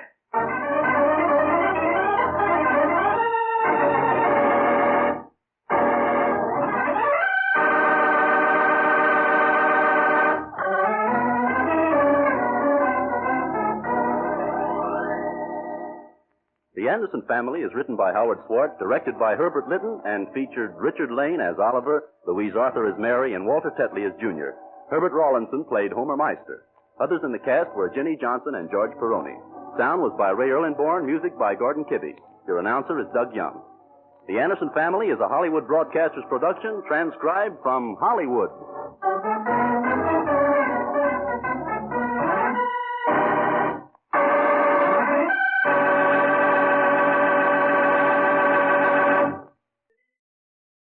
Baby Snooks. Yes, it's the Baby Snooks Show, starring Fanny Bryce as Baby Snooks with Hanley Stafford as Daddy, Carmen Dragonetti's orchestra, and yours truly, Harlow Wilcox. And now to Sycamore Terrace. The Higginses have decided to redecorate their home. Toward this end, Mommy has enrolled in an interior decorating class, while Daddy, with a more realistic approach to the problem, is down in the cellar building himself a piece of furniture that he's always wanted. Daddy! Snooks, please don't bother me right now. Why? Because I'm trying to finish this before your mother gets home. What is it? What is it? Or what does it look like? A bookcase? No. A banana? No, it's a desk. Oh. And the kind of desk I've always wanted. A man-sized desk with a lot of room to keep things in. I want to help you build it. No. I want to help you build it.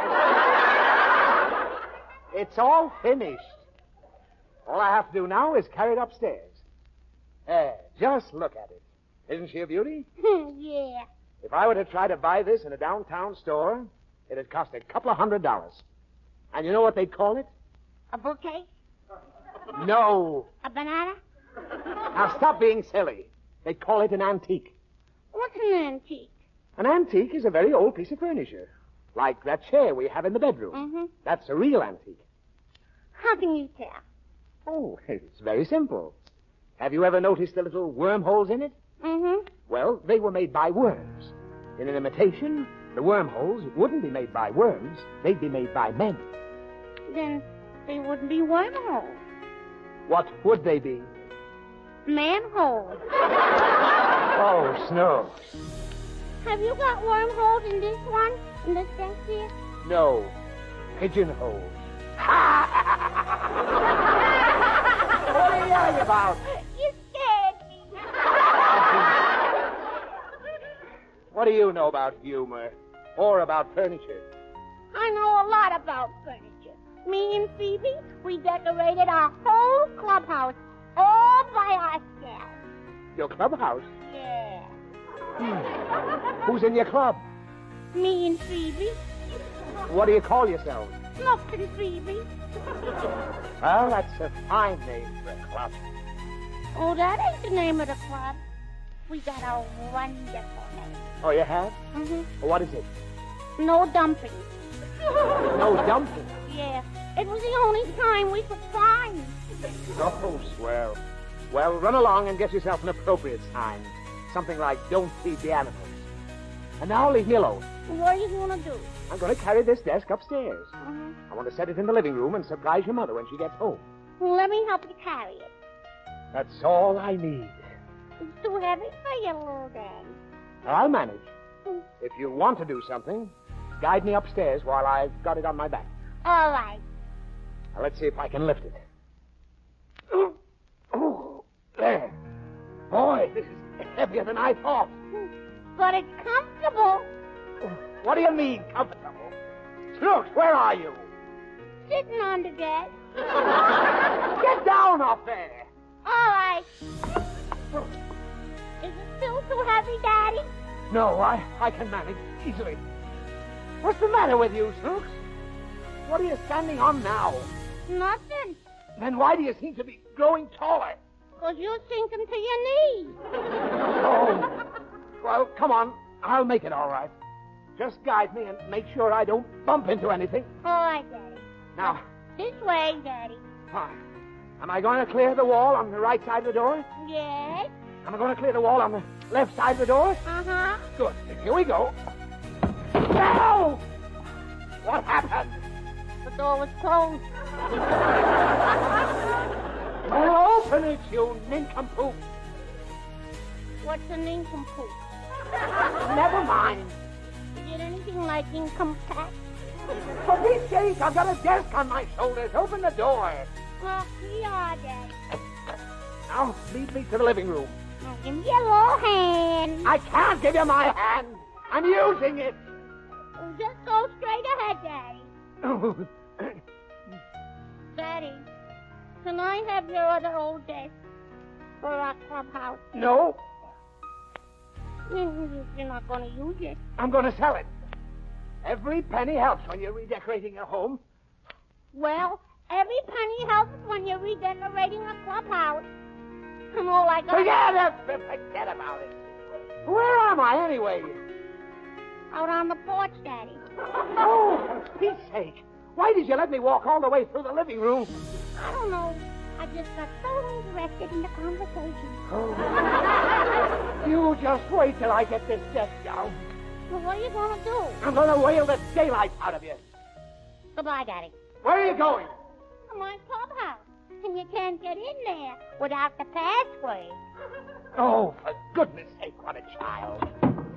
Phew. Thank heavens I got this off my shoulders. Lancelot, what's all the racket? What's going on? Hello, Vera. How do you like it? How do I like what? This desk. Built it myself. If you were to go to a downtown furniture store... Lancelot Higgins, you're not going to put this monstrosity in the living room, are you? Monstrosity? I like that. I spent 2 weeks building a fine piece of furniture. Lancelot, it's hideous. It doesn't fit in at all with the decor I've planned. Decor, nightcore. Let me tell you something. If we're going to redecorate this house, I'm going to have a desk I can call my own. You already have a desk you call your own. Well, this one will have a lock on it. And it won't serve as a hideaway for old recipes, dress patterns, and used emery boards. Every time I reach into that desk, my hand comes up with half a dozen knitting needles stuck in it. Oh, don't be silly. You'll have a desk and a fine one. I wouldn't even let Mr. Zimmel see this horror. Mr. Zimmel? Who's Mr. Zimmel? Mr. Lester Q. Zimmel. He's a teacher of our class and a world-famous authority on interior decoration. And Lancelot, I have wonderful news for you. He's going to do our house. Vera, I refuse to pay some guy a small fortune. Oh, Lancelot, you don't understand. He's doing it for nothing. Nothing? Yes, he took a liking to me. It won't cost a cent except for the furniture, and he's getting that wholesale. But, Vera, look... You mustn't breathe a word of this to anyone. If the other women in the class know what he's doing for me, they'd die of jealousy. Well, what about my desk? Please, darling, forget that eyesore. Mr. Zimmel wants to do the house in early American. You know what that means, don't you? Yes, I do. It means I'll wind up paying a small fortune for a desk that Priscilla wouldn't let John Alden keep in the house because it wasn't French provincial. Hello there, Snooks. Oh, hello, Mr. Wilcox. Hey, what's all that stuff you're carrying? A chair, a lamp, a pillow. My mommy gave it to me for our clubhouse. Well, that lamp won't do you much good. The cord is broken. Oh, that's all right. We ain't got any electricity. Well, how'd your mother happen to give you all these things? Well, she's doing a house over. And we got an interior decorator. Well, that's a coincidence. We're doing our house over, too. Hey, Snooks, can I come over and visit your clubhouse when it's finished? Not unless you know the password. Well, what is the password? I promise you won't tell anybody. Promise. Word of honor. Word of honor. Cross your heart. Cross Hope my to heart. die. Cross my heart. Sorry. I'm not allowed to tell you. Now, this we will put here, and this we will put here, and this we will put here. Pardon me. Yay? Where do you want this? No, please don't annoy Mr. Zimmel. He's trying to concentrate. Merci. Now, in this corner... Oh, before you plan for that corner, Mr. Zimmel, I'd like to suggest a big easy chair for my husband. Maurice? No, Lancelot. No, I asked you to keep quiet. Oh, mais non, madame. Always let the child talk. The great idea sometimes comes from the tiny brain. Now back to the school. Ah, I have the great idea. From the tiny brain? No. Listen to this. I take the sofa and put it where the highboy is.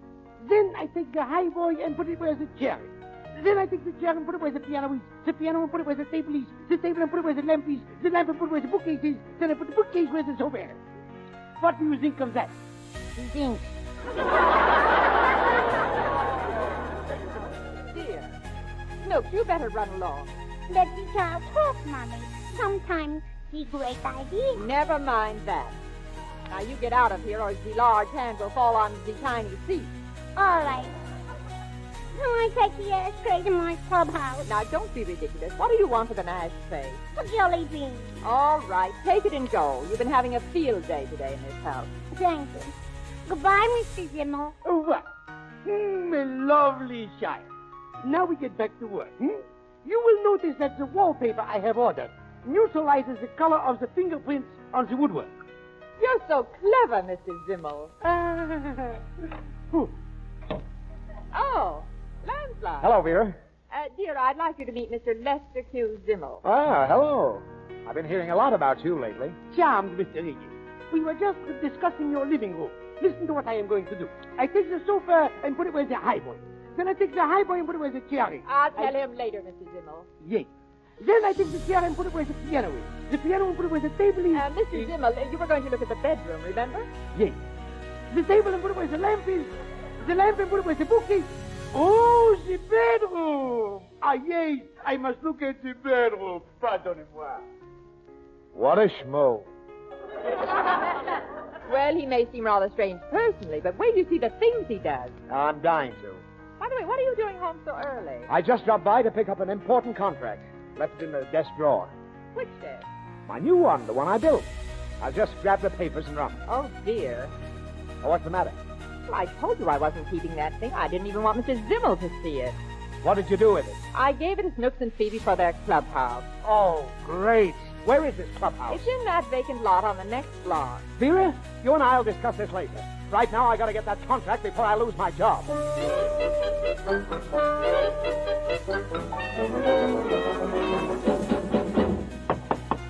Snooks! Snooks! Let me in! Who goes there, friend or foe? It's me. Open the door. What's the password? Never mind that password business. Open the door. Rules and regulations. Admit no one without they first give the password. You let me in. I want to talk to you. What's the password? The password is if you don't let me in, I'll hang your hide. Enter friend.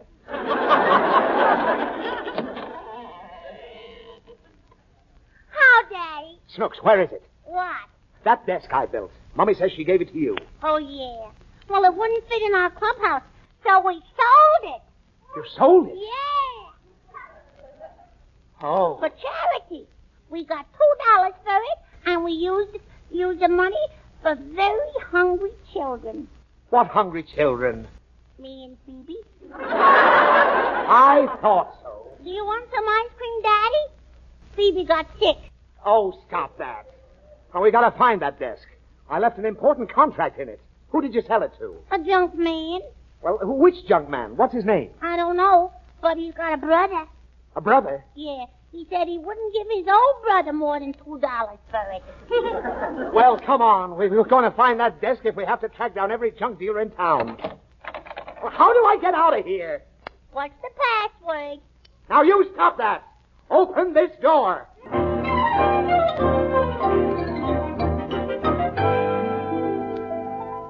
Is that the man, Snooks? Yeah. I recognize him by his nose. Well, at last. Come on. Ah, hello, little girl. Oh, mister.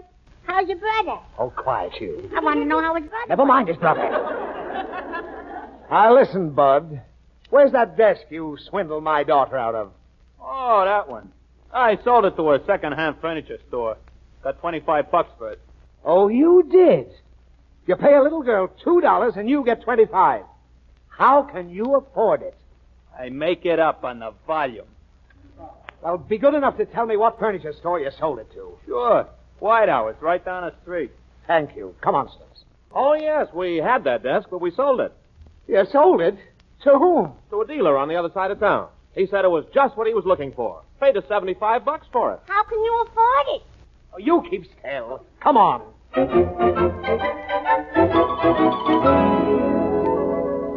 Oh, why, yes, we no sooner got that desk in than we sold it for $200. As a matter of fact, our man is out delivering it now. Could you give me the name of the party it's being delivered to? I left something important in one of the drawers. Well, I don't have that information offhand, but I'll get it from the driver as soon as he returns and telephone you. Good. I'll wait to hear from you. Come along, Snooks. Voila. I will hold the wallpaper against the wall, Mrs. Higgins. There.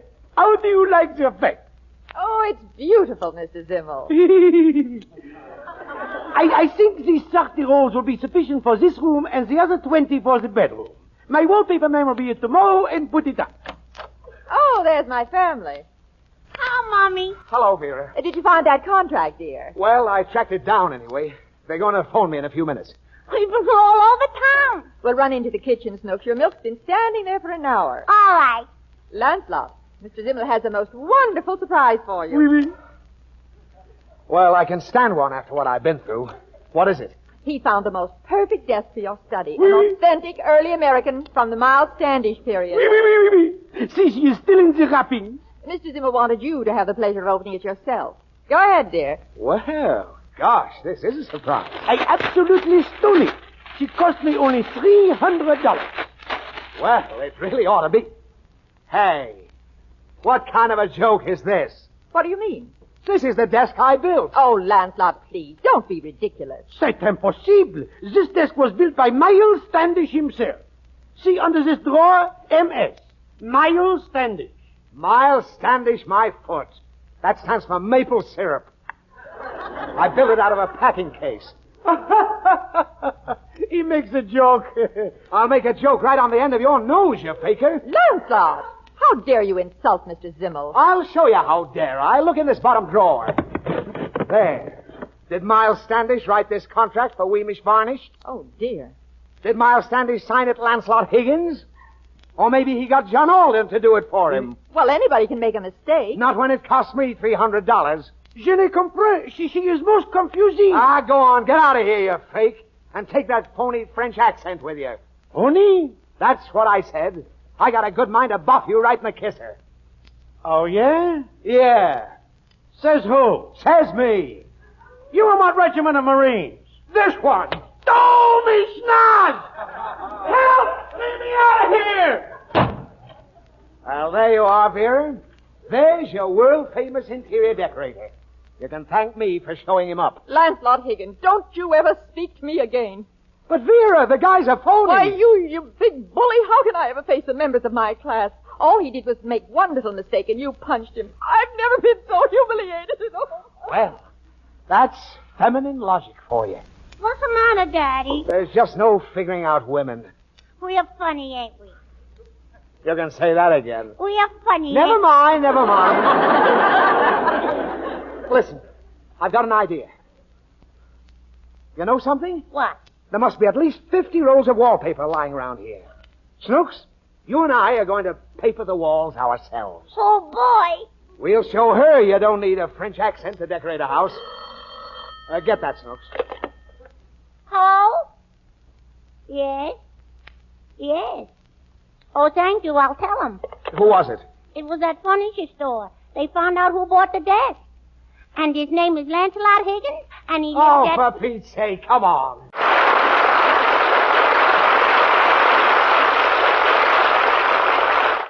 And now back to the Higgins home. Well, all is confusion, paper, and paste, as Snooks and Daddy, in an attempt to show Mummy what they can do, are busily papering the bedroom. Snooks, where are my glasses? I set them on this ladder just a minute ago. They fell off. Well, find them and step on it. I can't. You were stepping on them. Oh, great. A $20 pair of glasses broken. Now how am I going to finish this wallpaper job? Oh, I'll help you, Daddy. Oh, a fine combination. Me with my subnormal vision and you with your subnormal intellect. What's an intellect? Don't concern yourself. You'll never be bothered with one. Now, pay attention and you might learn something. About what? About putting up wallpaper. I'm an old hand at this. Mm-hmm. Now, to paste wallpaper properly, what's the first thing you need? A wall. No, paste. What kind of a silly answer is that? Well, don't you need a wall? Of course you need a wall. You can't just paste wallpaper on nothing. Why? Because you can't.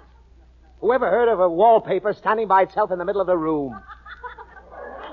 That's where it is now. Snooks, are you going to help me or are you going to stand there making broken down jokes? I'm going to help you. Very well. I've already papered 3 walls, leaving exactly 1 wall to be finished. Now, I select a piece of paper, so. Mm-hmm. I dip the brush in the can of paste, so. And I slap the paste over the wall, so.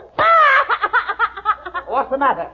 You slapped it all over my face. Oh, I'm sorry.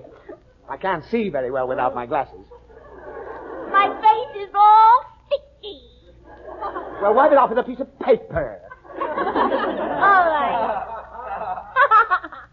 Look, Daddy, I got wallpaper on my face. Ain't I pretty? Take that off. All right. Now, how do I look now? Put it back on. No, give it to me. I gotta have it for the wall. There. Is it on straight? Mm-hmm. Interesting design, don't you think? Yeah, what is it? Oh, it's a sort of a mural depicting the evolution of man. Where's the man? He isn't up yet. What time does he get up? No, silly. I meant I haven't put him on the wall yet. Oh. What you see here are groups of prehistoric fish. Mm-hmm. Millions of years ago, man started his life as a fish. Did you start as a fish? Yes. When did you stop being a fish? I never stopped being a fish. That's why I'm married and I'm hanging wallpaper with you. Now, come on. Direct me while I'm on top of this ladder. I can't see without my glasses. Is the paper straight? Push it that way further. Here? Further. Here? Further. Here? No! Too far. Oh, what happened? Everything's gone black. We'll take the bucket off your head. No. Snooks, the only thing saving you from a spanking right now is the fact that my glasses are broken and I got glue in my eyes. Are you finished hanging the paper? Yes. Now take a look around. Have I got everything covered? Mm-hmm. Everything's covered. Oh, good. I'd like to see a professional do a better job than this. Never. Go answer the phone, Snooks. I can't. What do you mean you can't? Open the door. What door? The door to the hall. I don't see any door. No door? Oh! Good heavens! You didn't let me paper over that whole door, did you? Well, did you? Didn't I? I've completely lost my sense of direction. Which wall is the door on? I don't know, Daddy. All the walls look alike. Well, don't you see any bumps? Yeah. Right here. Well, rip off the paper. All right. Now what do you see? Uncle Louie. He's hanging on the wall. Oh, that's just a picture. But wait. It does give us a clue. Now, if Uncle Louie's picture's there, the door should be somewhere about here. Let's feel along the wall. I'm feeling. Ah, this must be it. I can tell by the woodwork. Push it open, Daddy. It's stuck. Push harder. Okay, here goes. Oh! Daddy, that was the window. I'm down here in the rose bush. Oh, I found the door, Daddy. And there's that phone again. Hurry up and answer it. All right. Hello? Oh, hello, Mr. Weemy. Yeah, he's out in the garden. I'll call him. Never mind. Give me that phone. Hello? Oh, yes, Mr. Weemish. I located that contract. Well, I was going to bring it to you in the morning, but if you need it now, I'll trot right over. Yes, sir. Goodbye. Now, let's see. Where's that contract? I had it around here just a few minutes ago. It's up in the bedroom, Daddy. Oh, where in the bedroom? Under the wallpaper. Under the wallpaper? Yeah, under the wallpaper. Oh.